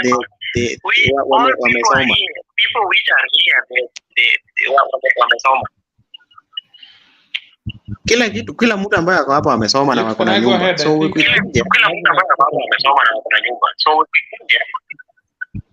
Jax, can I go ahead? Yeah, please do. Well, I said earlier on that today we are having a bad day. Maybe, I don't know what's up, but tomorrow I think it will be a good one. One of the poorest debates that I will stop giving that topic again. Anyway, I wanted to say something in response to what my other brother said. Number one, we must recognize a diaspora as one of the important constituency. In fact, it's the 48th county right now because of the remittance. So before we speak bad about them, let us just respect them. And then secondly, this is my other sister, Ashley. Ashley is very confused that she doesn't know what she's talking about. How can you support Ruto with these policies in the first place, and again you come unampinga tena, unamsupport? God bless. She has no stand. In fact, she doesn't know what she stands for. And then now my other issue now, Jax, Ruto is a one-term president. That is if elections will be done in a more transparent and a verifiable way. In fact, Ruto was not elected. Let us start from there. Ruto was not elected. Ruto was elected by the Kamagos and whatever. So right now, what we are in, we are actually behaving, or there are symptoms that shows Kenya is a failed state, because a nation that is not able to pay civil servants salaries, just mere salaries, a nation that cannot offer such crucial services like health. Those are some of the symptoms that shows that we are heading towards a wrong direction, and actually Kenya is sinking. So if someone like KK and Captain are still supporting this government, then you wonder what kind of brain they have, unless they are in another world that we don't know. I feel pain listening to some of the utterances coming out today from this debate. I just want to listen, and I don't want to contribute. Because it's paining me. If you can compare Ruto and Raila, and then you are giving us history about Ruto, you can choose Ruto over Raila. And Raila can sell this nation. Wait, Nyamaza Ochuka, give me time. I don't interrupt when someone is speaking. Jax, and Raila can sell us to Russians. Now between Ruto and Raila, who has sold the nation? They took loans, yeye na Uhuru, and that is why we are in this mess. This is the same person that was telling his people to shift from planting maize to go the avocado way, then anakumbia huko Kongo kulima mahindi huko. And then you come here that is a good president. You can still choose him again. It's you voted for Raila in 2017. Nothing. You didn't vote for Raila based on your sentiments. Sometimes we are playing with some thorny issues that are affecting us as a people. You know, we have children. We have children, and we are playing with the lives of our children. People are watching us live. There are people who depend on us through this information that we pass here to keep them informed. And then here you come. Kama wewe ni HR, you've not interviewed a candidate, or then you are dismissing him based on your thoughts that is not a good leader. Then I wonder the kind of people that you are leading in that organization as an HR. Very long discussion from you. JX Lewa pana. Thank you. Okay. Then let me have Master. Master, go ahead. Asha mic. Mnanipata? Sawa, washa alafu uendelee. Okay, sasa nimeshawasha. Sasa in fact mimi nimekuwa shocked na hiyo maneno ya Ashley akisema between Ruto and Raila yeye atachoose Ruto because Ruto apparently can protect Kenya than Raila Odinga. Sasa anasema argument yake that Raila can sell the country to Russian is because amesikia certain MPs wakisema ati Raila ako hivi. So hiyo ndio argument yake, yani that's the evidence yenye ako nayo. But what are the facts zenye tuko nazo kwa ground? In we can compare these two leaders. In 1992 we know the problem yenye tulikuwa nayo after the multi-party imeshaletwa. We know that at that time when Ruto was defending was defending Moi, he wasn't defending Moi from Russia. Ama Russia, sisi wa Kenya wenye tulikuwa tuna fight for multi-party ndio tulikuwa Russians or something. Okay, tukuja up to 2007 during the post-election violence. Was Ruto defending Kenya against Russia at that time? Hatuisema alikuwa defend Russia at that time. We can remember kids hapa wa Lang'ata walikuwa tear gassed. Lang'ata hapa. Na the owner of Weston at that time media ilikuwa namuita private developer.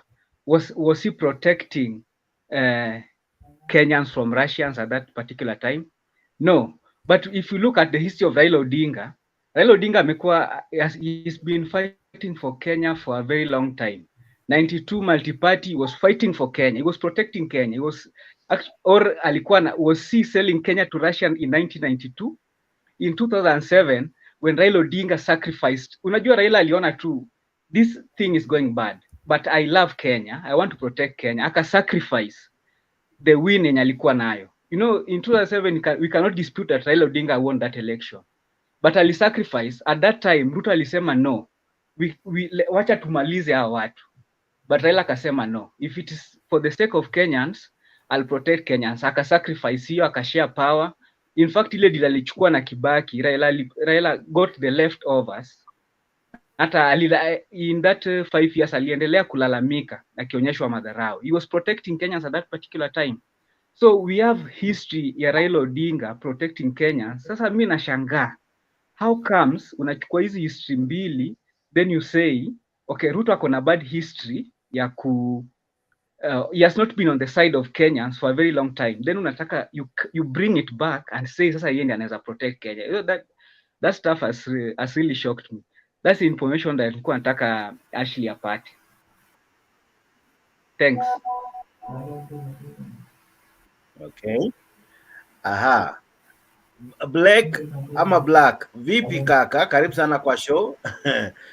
Najua umeona vituko lakini pole, leo ni ile siku ukiwa na topic ambayo kila mtu ana pia mimi nimeshindwa kumanage kidogo, but anyway. Black akiongea anything yenye tuelewane leo namtandika viboko hapo. I'm ready for you. Me and you to say Black. Mimi na wewe na kungoja. Black ashaingisha uoga. Mimi na wewe. Black, go ahead. Hii ni jeshi ya mzee. Niko hapa mimi na wewe. Ongea. Niko tayari kukunyorosha. Wanasemanga hata mkate iwe ngumu vipi inakuanga nini? Malizio msemo. Wanasema hata mkate iwe ngumu vipi inakuanga laini kwa chai. Black. Mimi ni chai. Atwe ni chai. Not for me. You know, maji na mafuta. Unachukua maji na mwaga ndani ya mafuta. Hivyo ndo tuko parallel. I'm waiting for you. Okay. First of all, hello panelists. I hope you're all doing fine. And viewers and as well. Yeah. Like Edgar said, the debate has deviated from core issues, and actually it's gone down to personalities, and it's not cool, you know. And number two, some utterances like I had some people say Edgar Vanasema watu wana support UDA, you wonder what kind of brains they have. I think that's an insult. It's not right to say that. I believe every Kenyan has the right to pick their political side, right? Just like you have the right to choose Azimio. Nobody can take that right away from you, and it should be you should be respected for that. So equally, Ashley, if her stand is not on the side of which you are, equally you should also respect that. So I think actually you should even apologize to her. That was not good remarks. I know you're a nice guy. I was actually shocked when you said that. Secondly, I believe we have a far much bigger issue on the table, and that's the finance bill. And there are many issues that we could come and meet in the middle about the finance bill, right? There's a clip that I sent to you, Jakes. And as much as I know Esther Passar is in Azimio, but she spoke about something which made sense, right? And she said that as much as the housing finance bill imeleta ma issues hapa na pale, but it's the same plan that Baba had for Kenyans. So the two situations she put across were two. Is it ni bora tukope pesa tujenge hizo manyumba ama tuumie sisi wenyewe kukatwa kwenye mishahara tujenge hizo manyumba? Which is the better option? Because we only have those two options ya kupata pesa ya kujenga hizo manyumba. Tuumie sahi painfully tukatwe mshahara tujenge hizo nyumba, ama tuende tukopeshe tena pesa juu ya ile mikopo ambayo tayari tunao. I think the answer is very simple. It is best tuumie sisi wenyewe tukatwe sisi kuliko tuende tuongeze mkopo juu ya mkopo na tuzidi kuumia zaidi ya vile ambavyo tulivyo. So if we can be having such rational discussions, I think we will make a huge step forward. And then she also spoke about, I think, the misunderstanding or misinformation about this housing finance. Venye watu watakuwa katwa pesa. Wamefanya isound ni kama kila mtu atakatwa 2,500, and that's not the case. And that's the reason why Jakes posted for you the video so that you can play it for people to understand. Because if it comes from an Azimio mouth, maybe it will sound easier. I mean, it will be better for them to absorb than when it comes to from a KKA side. Like I said before, sometimes it's not about the message but the messenger. So let's see if the messenger now is different, that is coming from their own side. PS for Housing and Urban Development, Charles Hinger, challenged Parliament's Finance Committee to use its powers to make the necessary changes on the bill with the input garnered through 2 weeks of public participation. The PS at the same time maintained that the levy will be beneficial to employee contributors as the fund will not be subjected to tax on maturity. Brenda Wanga reports now on the seemingly softening stance of the government. This is not the one. For the second time, the man under whose office the bulk of the housing project will be implemented appeared before lawmakers to explain the proposed workings of the National Housing Development Fund. The PS was hard-pressed to explain exactly what the 3% contributions are. This is a tax because we are forcing even the poorest in this country to make contribution to support people who are staying in these big towns. If you look at the principle of paying taxes, there is not necessarily a direct relationship between what you pay and what you get. Okay, that is just the principles of taxation.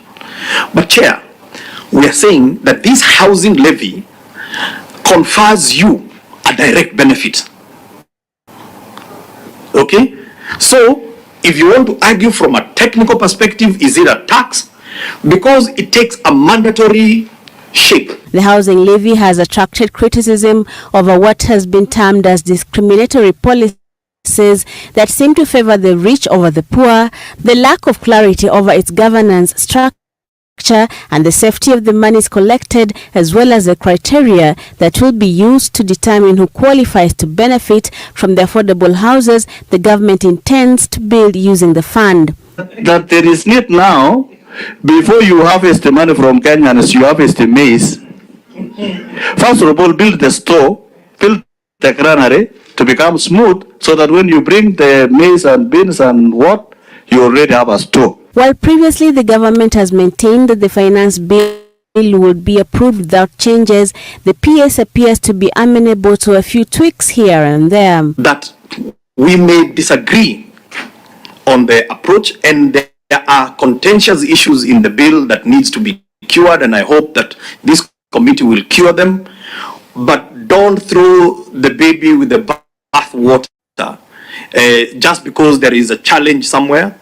We are asking you, we can correct it, okay, but let's not lose focus of the essence of why we are doing what we are doing. We are doing this because, Chair, and it was, we're doing this because, Chair, we have come to a point of reckoning.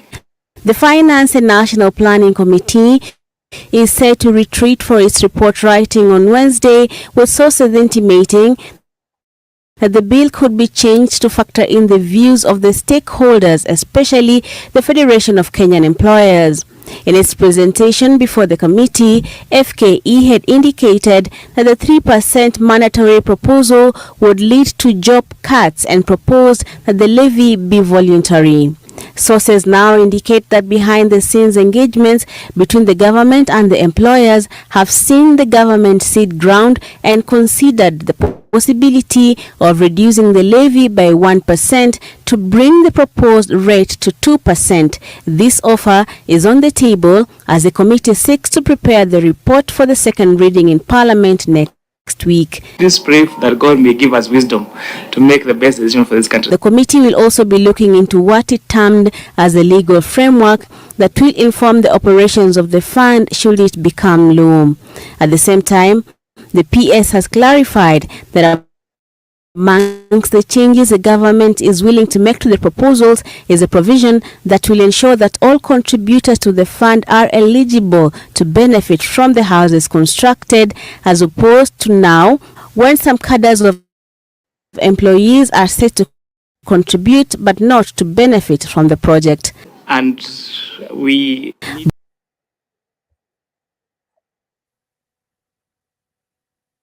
kwenye taarifa zetu kwa lugha ya Kiingereza.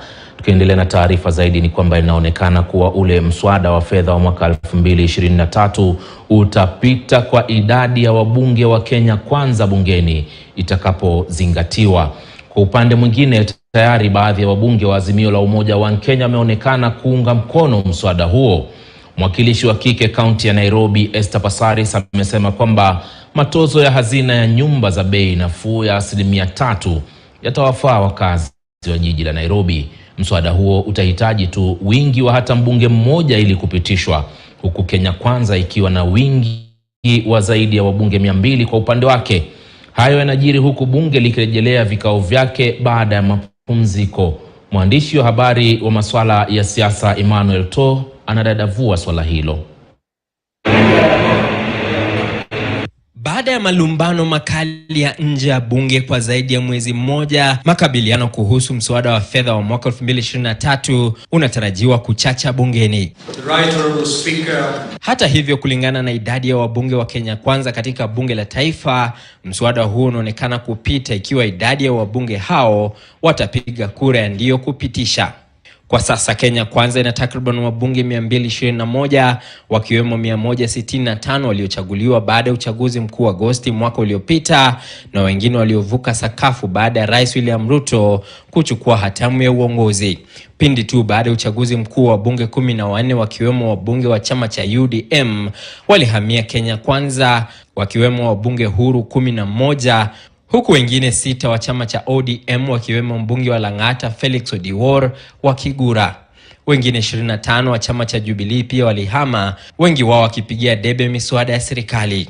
Ikiwa wabunge hawa watapiga kura kulingana na msimamo wa chama, basi mswada huo utapita, kwani Azimio imesalia na wabunge takriban 127 tu. Baadhi ya wabunge wa Azimio pia wameonekana kuunga mkono mswada huo. I want somebody who's earning 10,000 to understand that only 300 shillings will come out of your payslip. Then I think it's a little sacrifice for us to ensure that all our people living in the slums, which is over 80% of our population, actually end up with decent housing. SDG says we need to give decent housing to our people, decent jobs to our people. We are going to whip all our members and make sure that they toe the line of the party. The party has taken a position on this matter. So I'm not aware of any member who, from our side, who's saying that he's going to support the bill. But if there's any, the person knows the consequences. What are the consequences? No, the party has many ways of dealing with such things. Hata hivyo, baadhi ya wabunge wa Kenya Kwanza wameupinga mswada huo japo kimya kimya. Mbunge wa Githunguri, Gathoni wa Mushomba, ni wa hivi punde kujitokeza wazi wazi. Vinara wa vyama vya Kenya Kwanza na Azimio wametoa onyo kali kwa wabunge wao kuhusu mswada huo. One of the bills in parliament that's a negotiated bill is a finance bill. All through. So if you want to have your way, it's not easy. This is one bill that you must negotiate with all political parties in the House. It's known. Last parliament was like that. The finance bill it's known. Yeah. You must listen to the amendments of members. You must listen to the views of the public. Hapo awali maafisa wa polisi walilazimika kutumia vitoza machozi ili kuwatawanya waandamanaji hapa jijini Nairobi waliokuwa wanalalamikia mswada huo wa kifedha. Bunge la kitaifa sasa lina takriban wiki 3 tu kutoa mwafaka wake kuhusu mswada wa kifedha wa mwaka 2023 unaolenga kuongeza ushuru kote nchini. Sasa muda ukiendelea kuyoyoma kabla ya Julai mosi, wakati ambapo mwaka wa kifedha wa mwaka ujao unapotarajiwa kuanza. Emmanuel. Okay. I don't know if those are the clips, but I played the two. Sasa nimefurahia sana kuona hizo clip. Nimeona sasa mtu akona degree, sasa aenda fanya mjengo, aenda unde manyumba. Wewe umesoma degree, umefunzwa na mzazi ameuza shamba, mzazi amesacrifice maisha yake, amekuwa mzee, alafu wewe unaenda kuwa mjengo kwa hizo nyumba ambayo mtu anataka na uko na degree na masters. Tuendelee. SG naona ukinua mkono. Nilikuwa naongea alafu I wanted to ask. Hello. Unanipata? Yes. Go ahead. Kitu si nimesikiza huyu Pasaris anasema sijui hizi nyumba zinaundiwa wale watu wa slum. I am lost. I'm really lost because nashangaa hii ni nyumba ya watu wa slums ama ni wale wana contribute ama hii mradi ni ya watu ambao wafanye kazi ama ni savings. What is this thing? Because the more these people explain, the more we are lost in it. Because it seems Pasaris ajui ni nini ana support. Because how will you save the 6 million people living in slums and yet they have not contributed? Sinaona hii ni kuhadaa watu na ni confusion upon confusion. Black. as we've heard from kutoka kwa Pasaris, right? Like I'd said earlier before, sometimes it's a messenger counts when it comes to delivering to the how a message is going to be perceived. Because if already mtu ako na negative perception, kwa mfano ya Edgar, there's no way whatever Edgar says, even if it makes sense, that person would not want to see any sense in what Edgar is saying, because already his or her mind is fixated that everything is totally wrong with Edgar. None. So hatataka kusikia kitu yote Edgar. And the same applies everywhere else. That's why I was saying sometimes the messenger matters. No maana nikatoe mfano ya kuleta hii clip ya Pasaris as to when she was trying to explain how the whole thing works. Now, as we could see, there was a committee right there that was taking notes of the reports that came in, right? Na kuna amendments nyingi tayari zimekuwa rectified. For example, they're already considering lowering the 3% down to 2%, right? That would not have happened if at all people would not have been putting in their suggestions and their opinions and their views on this issue, right? Ingelikuwa kila mtu tu anaikataa directly, like the way that other, sitaki kutumia jina mbaya, huyo mtu wa mwisho ameonyeshwa hapo, huyo Junet anakataa tu kuamua tu kukataa tu without, I mean, he's talking about it's a financial bill is supposed to be a negotiated thing. Yes, and that's true. But have they shown the intention of trying to negotiate? No, they've just tried to shoot it down. So they have no intention of trying to make it work. You understand? So if they have the wako na ile platform ya kuweza kutoa maoni yao ya kuweza kurekebisha, which is parliament, because he's a member of parliament, right? He's able to do that. Wapeane maoni yao, waseme this is what we would like ibadilishwe hivi na hivi na hivi na hivi. Like I saw Federation of Kenyan Employers, wao pia wametoa maoni yao. The more reason wamesema kwamba itapunguzwa kutoka 3% to 2%. Wengine wamesema imesemekana kwamba isifanye mandatory, ikuwe mtu anachagua mwenyewe akitaka ama akatae. Unaona? So such things, kutoa maoni. So I think it's about time that tuache hizi vitu za kudanganyana kwamba just because like I said earlier, because the messenger is someone that upendi, utaki kusikia hata ile message, unataka tu kutupa tu ile ujumbe ule mtu ambao analeta ule ujumbe ambao it is Kenya kwanza, and that is where we are going wrong. If that is the trajectory we are taking, then Kenya as a whole will never go any step forward, because assuming Azimio would come in, alafu na sisi pia wengine tuseme Kenya kwanza, tuko na hiyo mentality, it would mean whatever Azimio government would wanna do, tutakuwa tunaipinga tu just for the sake of kupinga kwa sababu hatupendi Azimio. That would be so stupid of us Kenya. Sijui kama tunaelewana hapo. So wacha tuwe tuko objectively. We've heard Pasaris talk about it. It does not make Pasaris a sellout. She was just talking from a point of understanding, like, okay, there is a misconception of the fact that watu wanaambiwa kwamba deduction ya kila mtu itakuwa 2,500, when in actual sense is 3%. Actually, I think the concern which you were talking about earlier on has been addressed, right? The only disadvantage is the fact that the maximum that someone will be deducted is 2,500. That is where now perhaps maybe actually ile point yako also in a come in earlier on, that it should have been across the board. So these are the kind of discussions that we ought to have. Cornell, ukianza kusema hiyo akili ya kwamba eti mtu ameenda university anakwenda kufanya mjengo, hiyo ni akili gani unafikiria hata wewe shwari?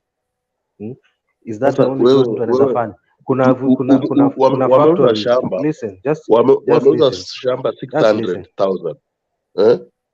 Wakakuongezea tena loan 400. Washa waste 1 million. Wamekueducate na over 2.5. Alafu wewe unakuja kuchukua unaleta 800, haiwezi kukuwekata na bibi. 800 haiwezi hata kukuweka na mama yako pia.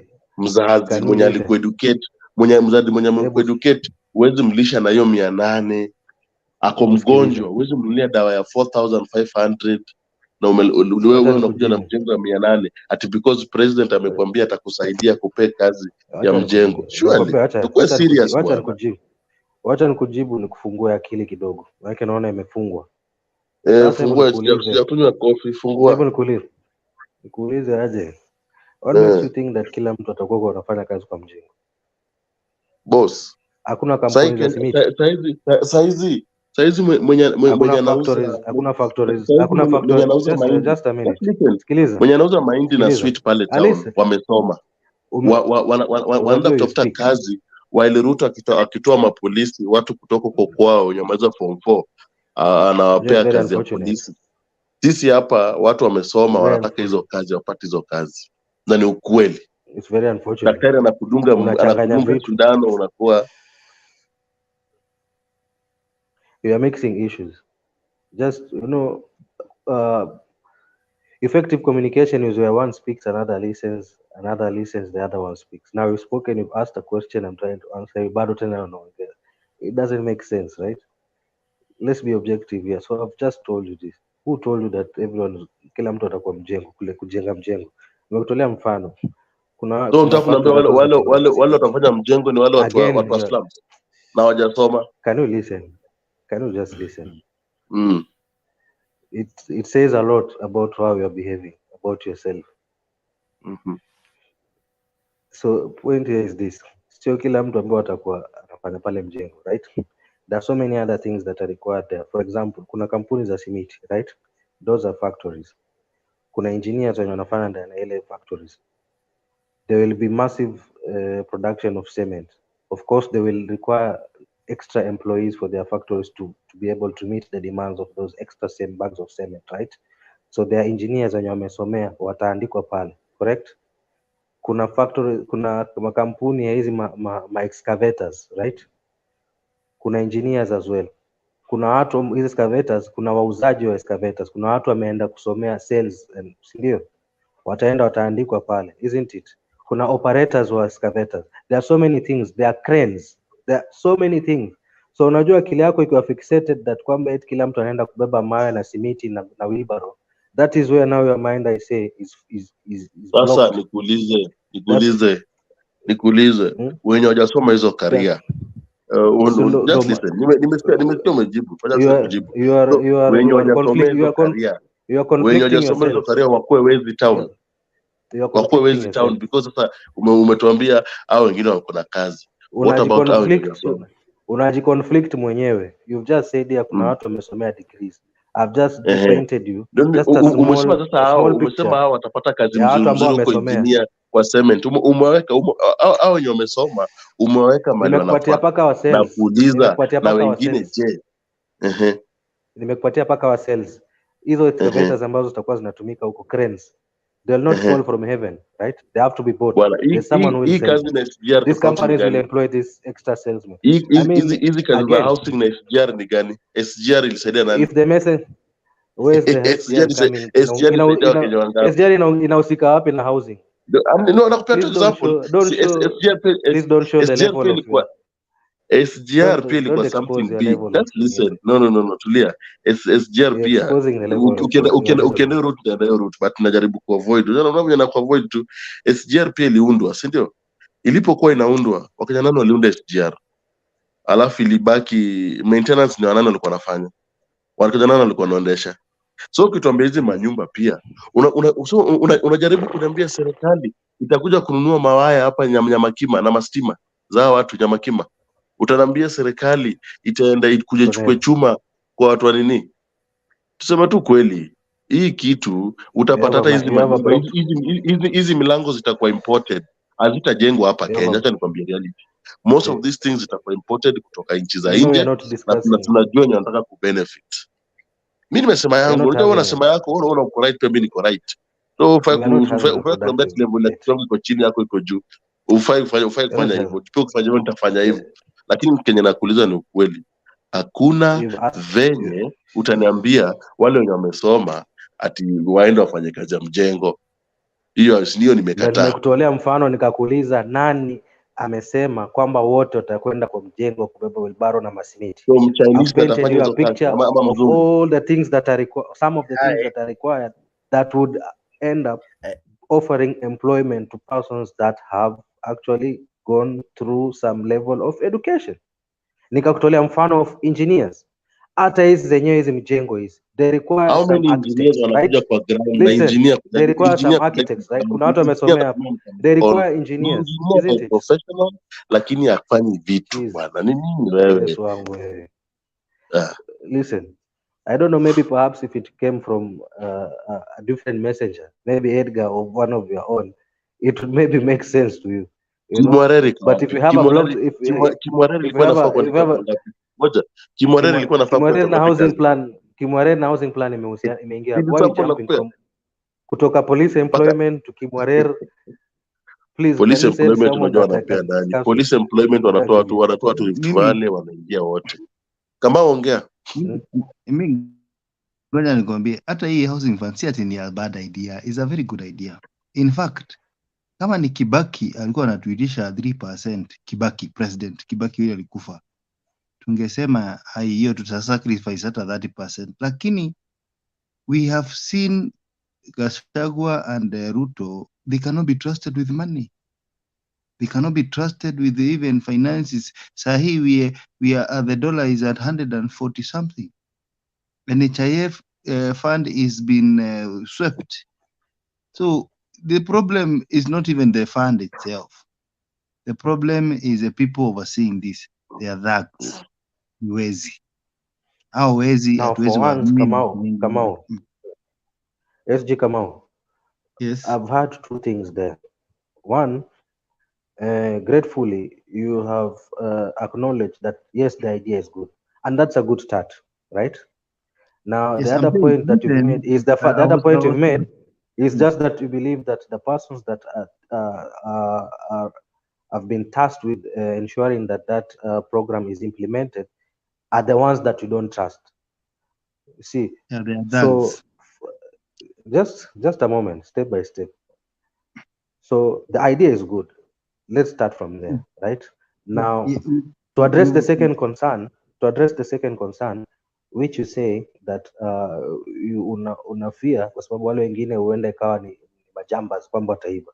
Now, that is where now you ought to come in and bring in your ideas as to what would ensure that those funds hazitapotea, right? To ensure accountability, right? And that is where upande wa regulations, sisi kama Wakenya, you included, I included, and our leaders included, are supposed to brainstorm to come and think about this. Okay, hii idea tumesema ni nzuri, but ni nini tutafanya kuhakikisha ile pesa isipotee? Now that is what we should have. Hiyo ndio discussion yenye tunaweza kuwa nayo. Kama wameuliza vizuri. Pesa ya NSSF, pesa ya NHIF imeenda wapi? Hivyo ndo kama wamekuuliza. Pesa ya NHIF, pesa ya NSSF imeenda wapi?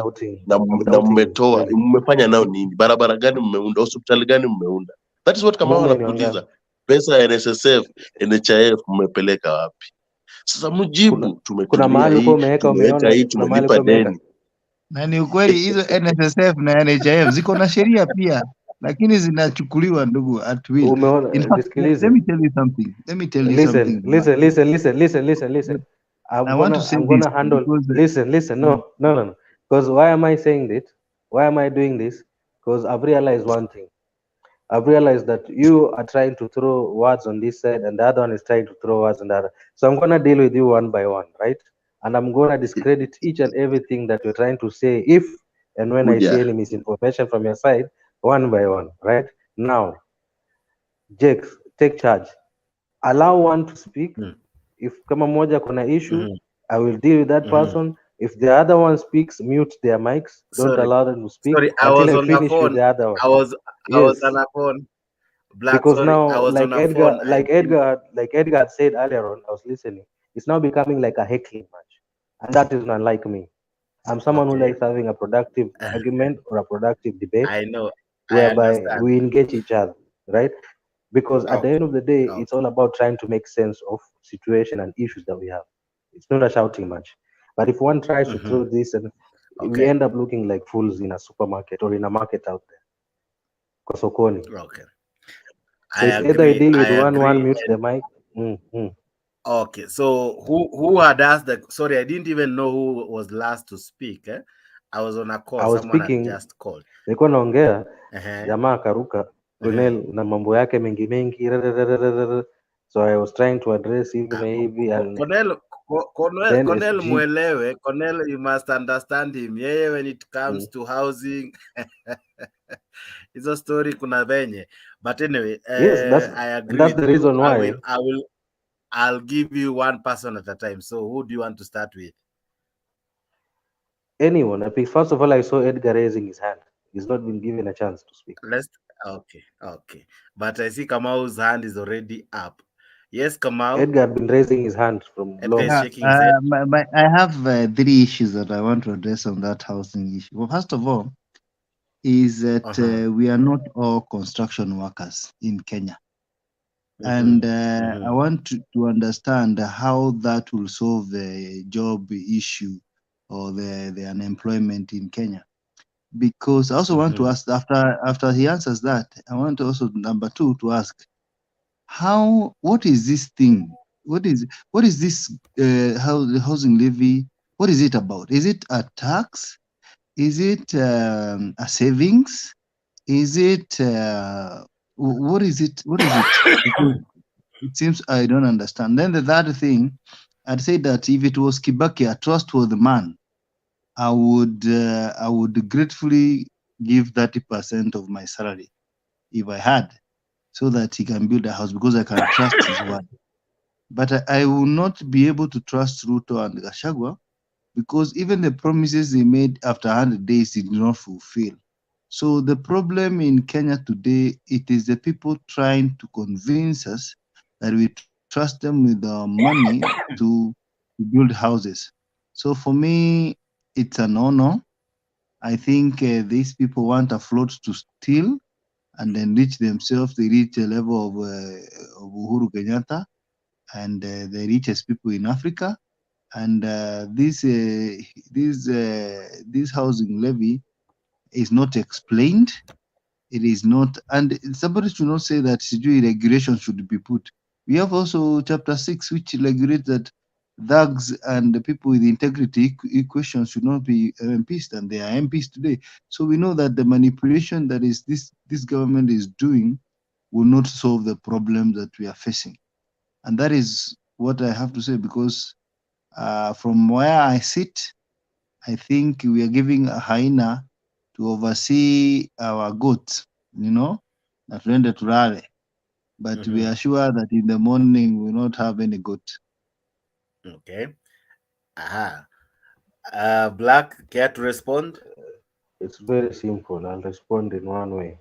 I think umesikia hapo kulikuwa na committee yenye wako nachukua reports of public participation and wame retreat kwenda kuona venye watazi include ama kufanya amendments into the bill in time for the second reading. Among them would be to make that policy, or rather that deduction, to be voluntary. So a person like you mwenye ana believe kwamba pesa yake itaibiwa can voluntarily decide against it or not to have that deduction. Black, let me just first cut you short there. If you listened closely to the first clip I played, they said voluntary really won't be the option, because they had tried that in 2018 before and it didn't work. So maybe they may amend to tailor it to fit everybody, those who are paid high to pay still high, those who are paid lows to, so that factor of 3% can work. But I don't think it will be voluntary. It will still be mandatory. So you can play that clip again. Yeah, it will still be mandatory if you listen to the first yesterday. Play that clip. So could I Okay. Someone is speaking. Is it Edgar? I'm not sure. Edgar, you're the one speaking? Okay. Now, from the clip that I'm about to play, listen to what who exactly explained it. I think it's Hinga or the presenter. I'm not sure, but let's listen in. Contained in the finance bill before the second reading on Thursday. PS for Housing and Urban Development Charles Hinga challenged Parliament's Finance Committee to use its powers to make the necessary changes on the bill with the input garnered through 2 weeks of public participation. The PS at the same time maintained that the levy will be beneficial to employee contributors as the fund will not be subjected to tax on maturity. Brenda Wanga reports now on the seemingly softening stance of the government.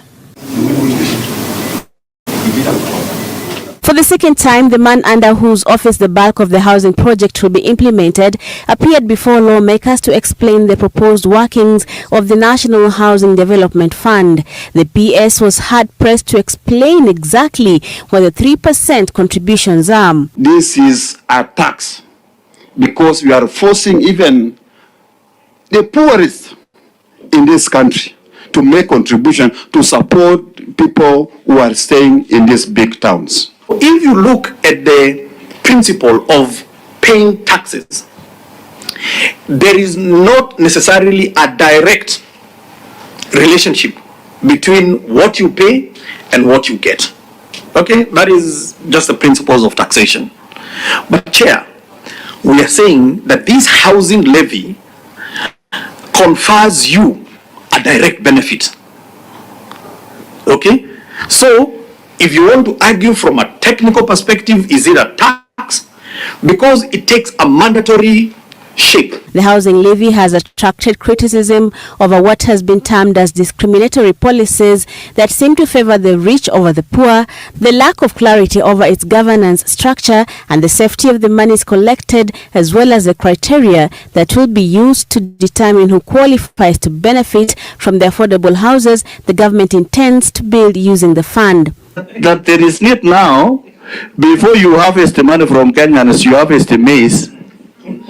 First of all, build the store, fill the granary to become smooth, so that when you bring the maize and beans and what, you already have a store. While previously the government has maintained that the finance bill would be approved without changes, the PS appears to be amenable to a few tweaks here and there. That we may disagree on the approach, and there are contentious issues in the bill that needs to be cured, and I hope that this committee will cure them.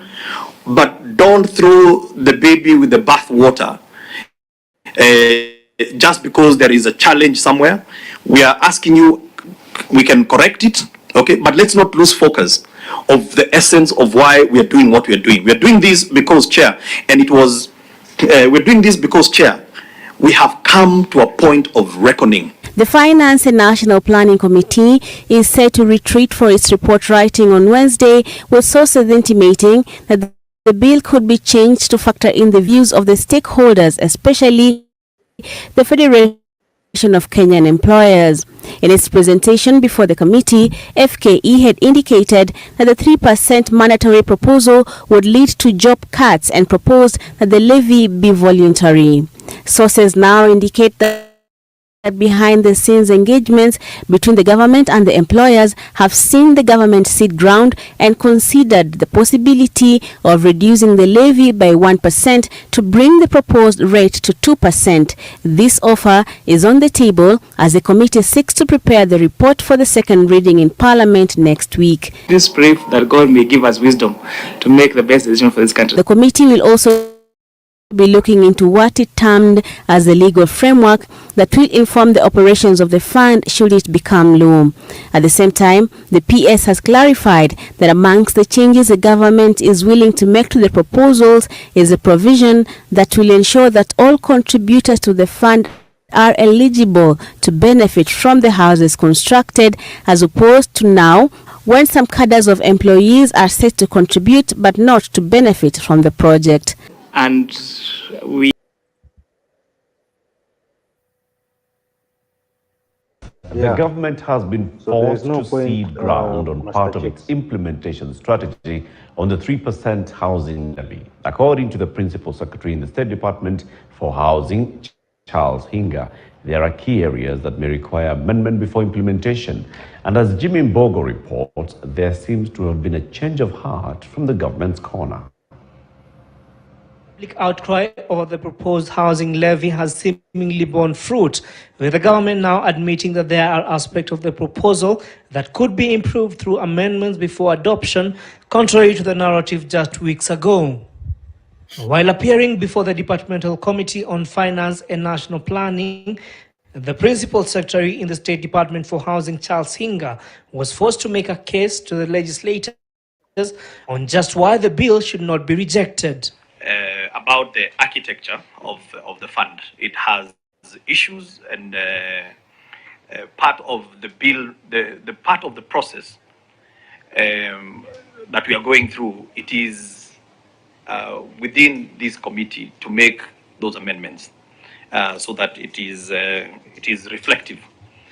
The lawmakers further seeking clarification on why low-income earners should be forced to pay 3%, while those who make more than 83,000 shillings were only paying a mere 2,500 shillings, an equivalent of below the 3%.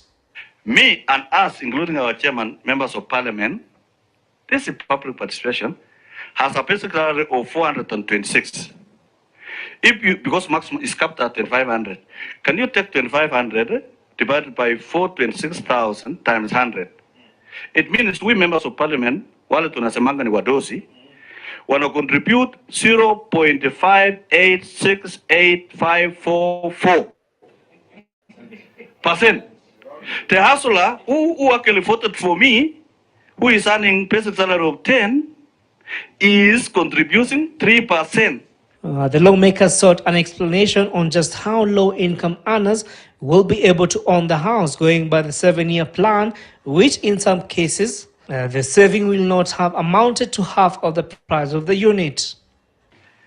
You are talked about contribution for 25 years or 30 years. Take, for example, an hustler who earns 10,000 basic salary. 3% is 300. Employer matches with 300, becomes 600. 600 times 25 times 12 months gives you 180,000. So will that guy qualify for a house which is 600? That house, and that is true, because once you contribute the money, the fund goes into it's what is called pooling of money. The money is used to offtake the investor. Then we put you in a house where you continue now paying, okay?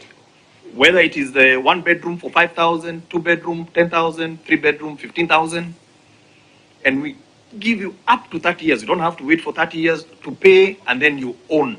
Hinga further called on the MPs not to reject the bill in totality, but asked them to amend the clauses that they would see as unconstitutional to avoid the matter landing back to court, noting that voluntary contribution could not work due to low collection, as was the case in the 2018-2019 proposal.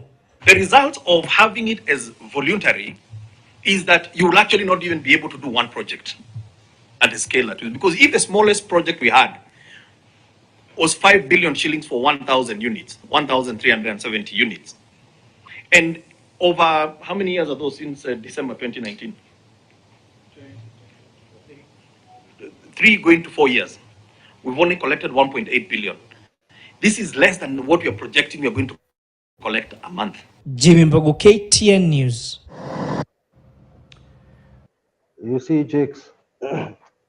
You see, when you listen to those two media stations, when you listen to these two media stations, one is Citizen and KTN, same place, same guys, but different ways they packaged that news. I think I liked KTN's better because at least they got the maths right, they got the explanation right, and it was clear to understand. But that, again, Jakes, that was Hinga's point of view. Mind you, Hinga is not going to parliament to vote anything. He was trying to explain what those members of parliament were actually questioning, you see? And that's why he said, just a moment, and he acknowledged that there are some issues that in that financial bill that is that may require some amendments, and that the MPs should amend what they believe should be amended instead of throwing the whole bill out.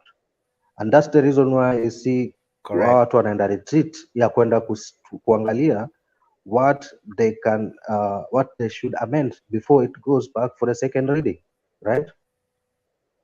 Okay. Yes, so whatever those MPs were talking about is exactly from the reports that they received from the public participation, and that's what they are going to do in regards to amending the bill, isn't it? Hinga was just trying to negotiate from his point of view as a PS to try and get as much from the financial bill as it is as possible without losing it in entirety. I don't know if I'm making sense to you. From the MP side, point of view, you see they raised very pertinent issues, which is true. Like that's an issue that I had Ashley here talking a lot of times. That why should an MP pay 2,500? That's like the way it was calculated very correctly by that member of parliament. It will be 0.58%, whereas a hustler is who's earning 10k and a katwa so tatu is 3%. So why should a hustler being paid 10k atoe 3%, ambao 300, na MP mwenye ana earn more than 400k anakatwa 25 because that's the maximum mtu anaweza kukatwa, which is less than 3%. Now, sorry, I need those to are say some of the those are some forgot of the things, issues that sorry, I the forgot to MPs say have this found. during the show. I forgot to say this during the show, and I'm sorry, nimekukata. We will be having, I think today is Wednesday, Thursday, and Friday. We'll have a special edition here at Mutembei on that particular issue, the the financial bill 2023. Ladies and gentlemen, those of us watching, please tune in. We are working to have special groups coming in, trying to explain and trying to debate over the same. So today Wednesday, we are already at 2 a.m. Today, Wednesday, Thursday, and Friday, this issue will try to polish up. So Black and SG and many of you try to come in, and let's try to debate. Also read, as I've said, read. Come with your what do you call it? With your own knowledge of the subject matter, not the hearsay of others. Wewe mwenyewe. It's a lengthy document, but yesterday, I think, or the day before Jana, I posted 2 links: the KPMG one that is slightly edited and the lengthier version of it. So tomorrow, Wednesday, Thursday, and Friday, we will have that. And then on Saturday, we have an interesting program. You don't want to miss that one. It will be not politics, but something interesting. I don't want to kumwaga mtama. So, but anyway, that is that. So tomorrow, Wednesday, Thursday, and I forgot I was to begin with that and still advertise it during the show. Lakini as Black, you have noted, leo show imekuwa tricky tu sana. But anyway, so sorry for interrupting, but I just needed to bring that in and go ahead. Yeah, so I think there have been a lot of misinformation in between, or what are not misinformation, tuseme misunderstanding, kutoelewa. So as it is, that finance bill is the way it was, haitakuwa hivyo by the time it's being voted for. It's gonna be totally different. That's why there's always a first reading and second reading. In between there are amendments. And that's the reason why there's a committee that usually takes these reports and puts in from public participation and try to see how they can amend them. So tusidanganyane kumisinformiana huko nje. Someone is asking all the time. Our show normally begins at 10 p.m. every day, Kenyan time. So calculate from yours. If right now is 2:21 a.m., rework back your time. Kama kwenye saizi ni saa ngapi, rework back until ujiulize saa 4 ya Kenya ni saa ngapi ya kwenyu.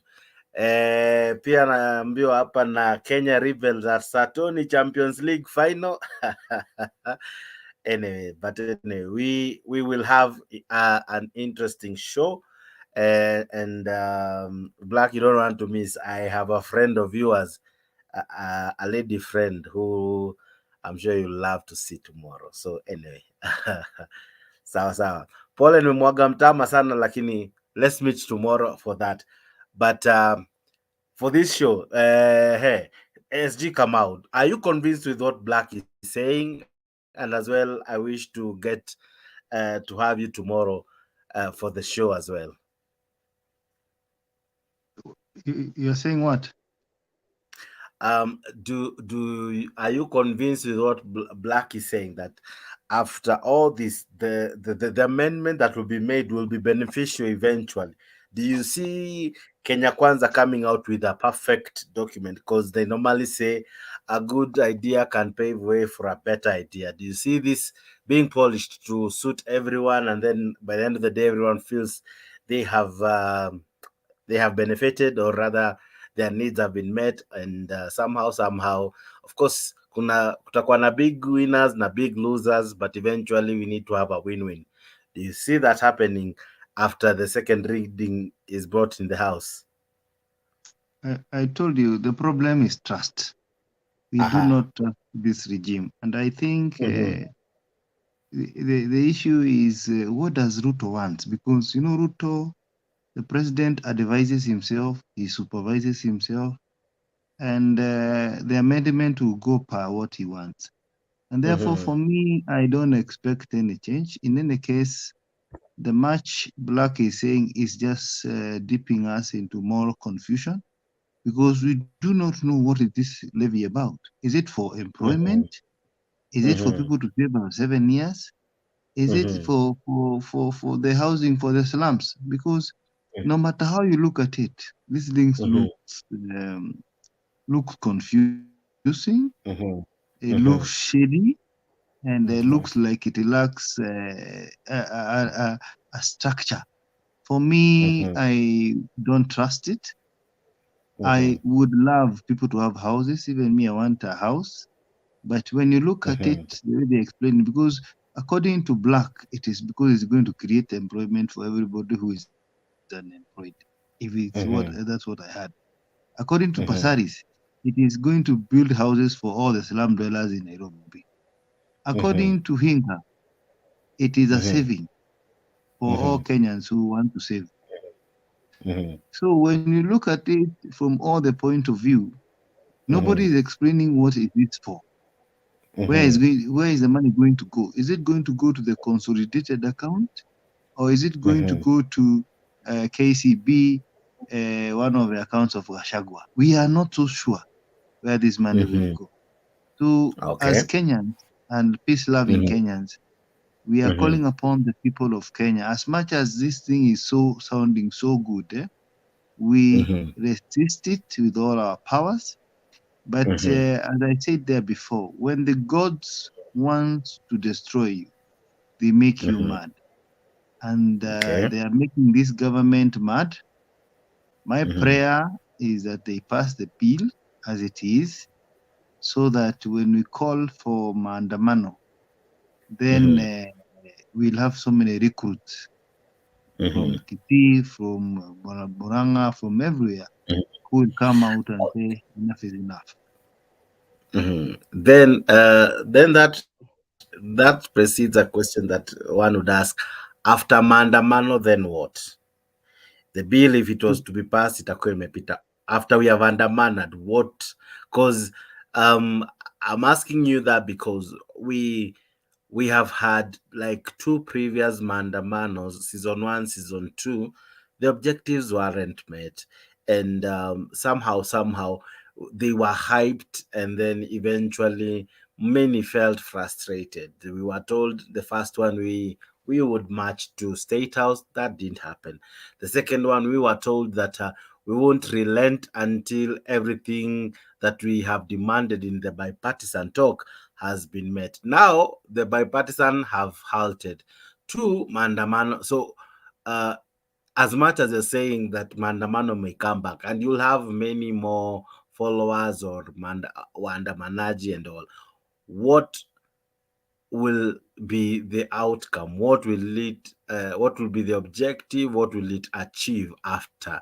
Because the sun will rise that day of maandamano and it will set. After sunset, what will you have achieved as maandamano brigade? Maandamano is a constitutional right. Picketing That and is what I democracy. have no problem. The outcome, what you're asking, the outcome, it might not be felt immediately. In fact, for us to obtain the multi-party system or the multi-party democracy, people had andamana for more than 10 years. And for us to have a devolution, people had andamana for another 10 years. So for me, it is just to voice your word. Even if you go home, you shout the whole day and then go home and nothing happens, your voice will be heard. Maandamano is not a Kenyan issue. It has always happened everywhere in the world. In fact, in the US, maandamano are daily. So for me, I think what I'm trying to say is that we have a right, according to Constitution, to say no to this kind of draconian and punitive finance bill. Whether they listen or not, we'll have said it. And whatever result will happen after maandamano, it is only God who knows.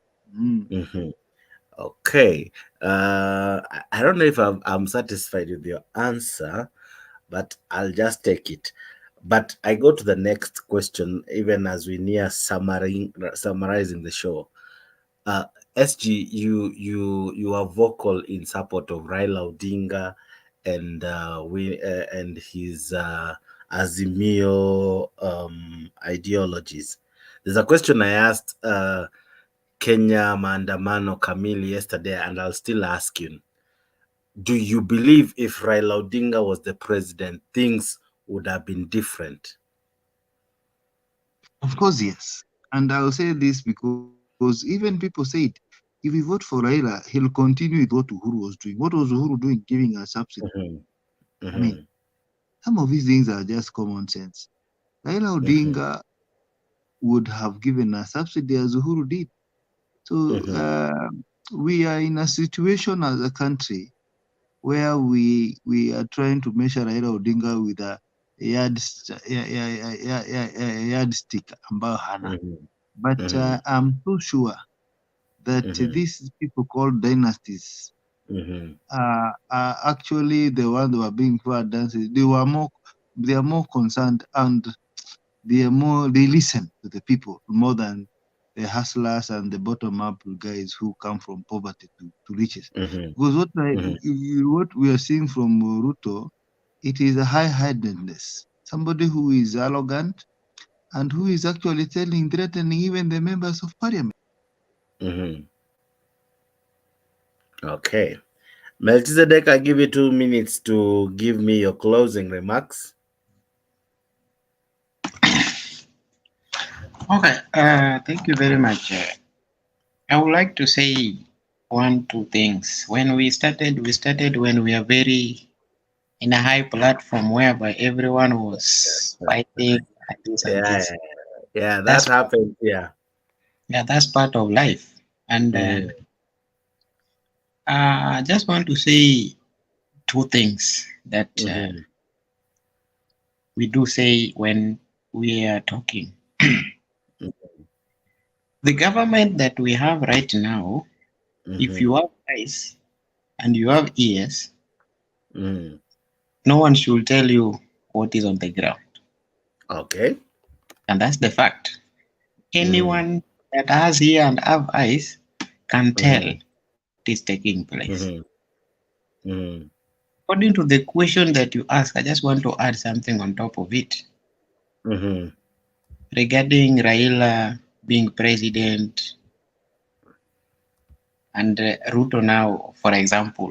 Now, if Raila was the president, recently, you see what he did when he went to this kind of, not because he is coming from that side, but what he did tells a good example of a leader. supporting and showing that is very interested to help the poor Kenyans. When we are looking the history and everything that this guy did, it tells, even if he has some bad side of him, he can be a good leader that can help Kenyans to have a little bit easier life that we are living today. When you see Ruto is somehow like, if he could have just be the straightforward person, he can be the best ever. But the problem that we have with Ruto is one. It's a lie. You know, if you lie too much, you unatoa hiyo trust ambayo watu wako nayo. Kama wewe ni mtu ambaye anataka kusaidia watu, at least unafanya moja watu waone ya kwamba this is what this guy did and it is perfect. Even if we stand in front of him tukuambia ya kwamba wewe hatukutaki, you have something to show. But out of all the promises that this guy did, none has happened. Okay. Even you yourself, you can tell, none has happened. And it's continue doing all this. Regarding maandamano, when we are supporting maandamano, it's a constitutional right. Everyone say that. But just, I want to tell you something hidden that some people doesn't understand.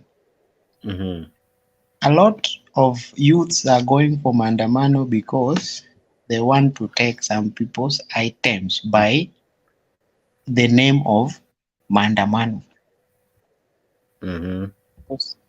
If you are angry, you have not eaten anything. You want to walk from Embakasi to town without food and without water.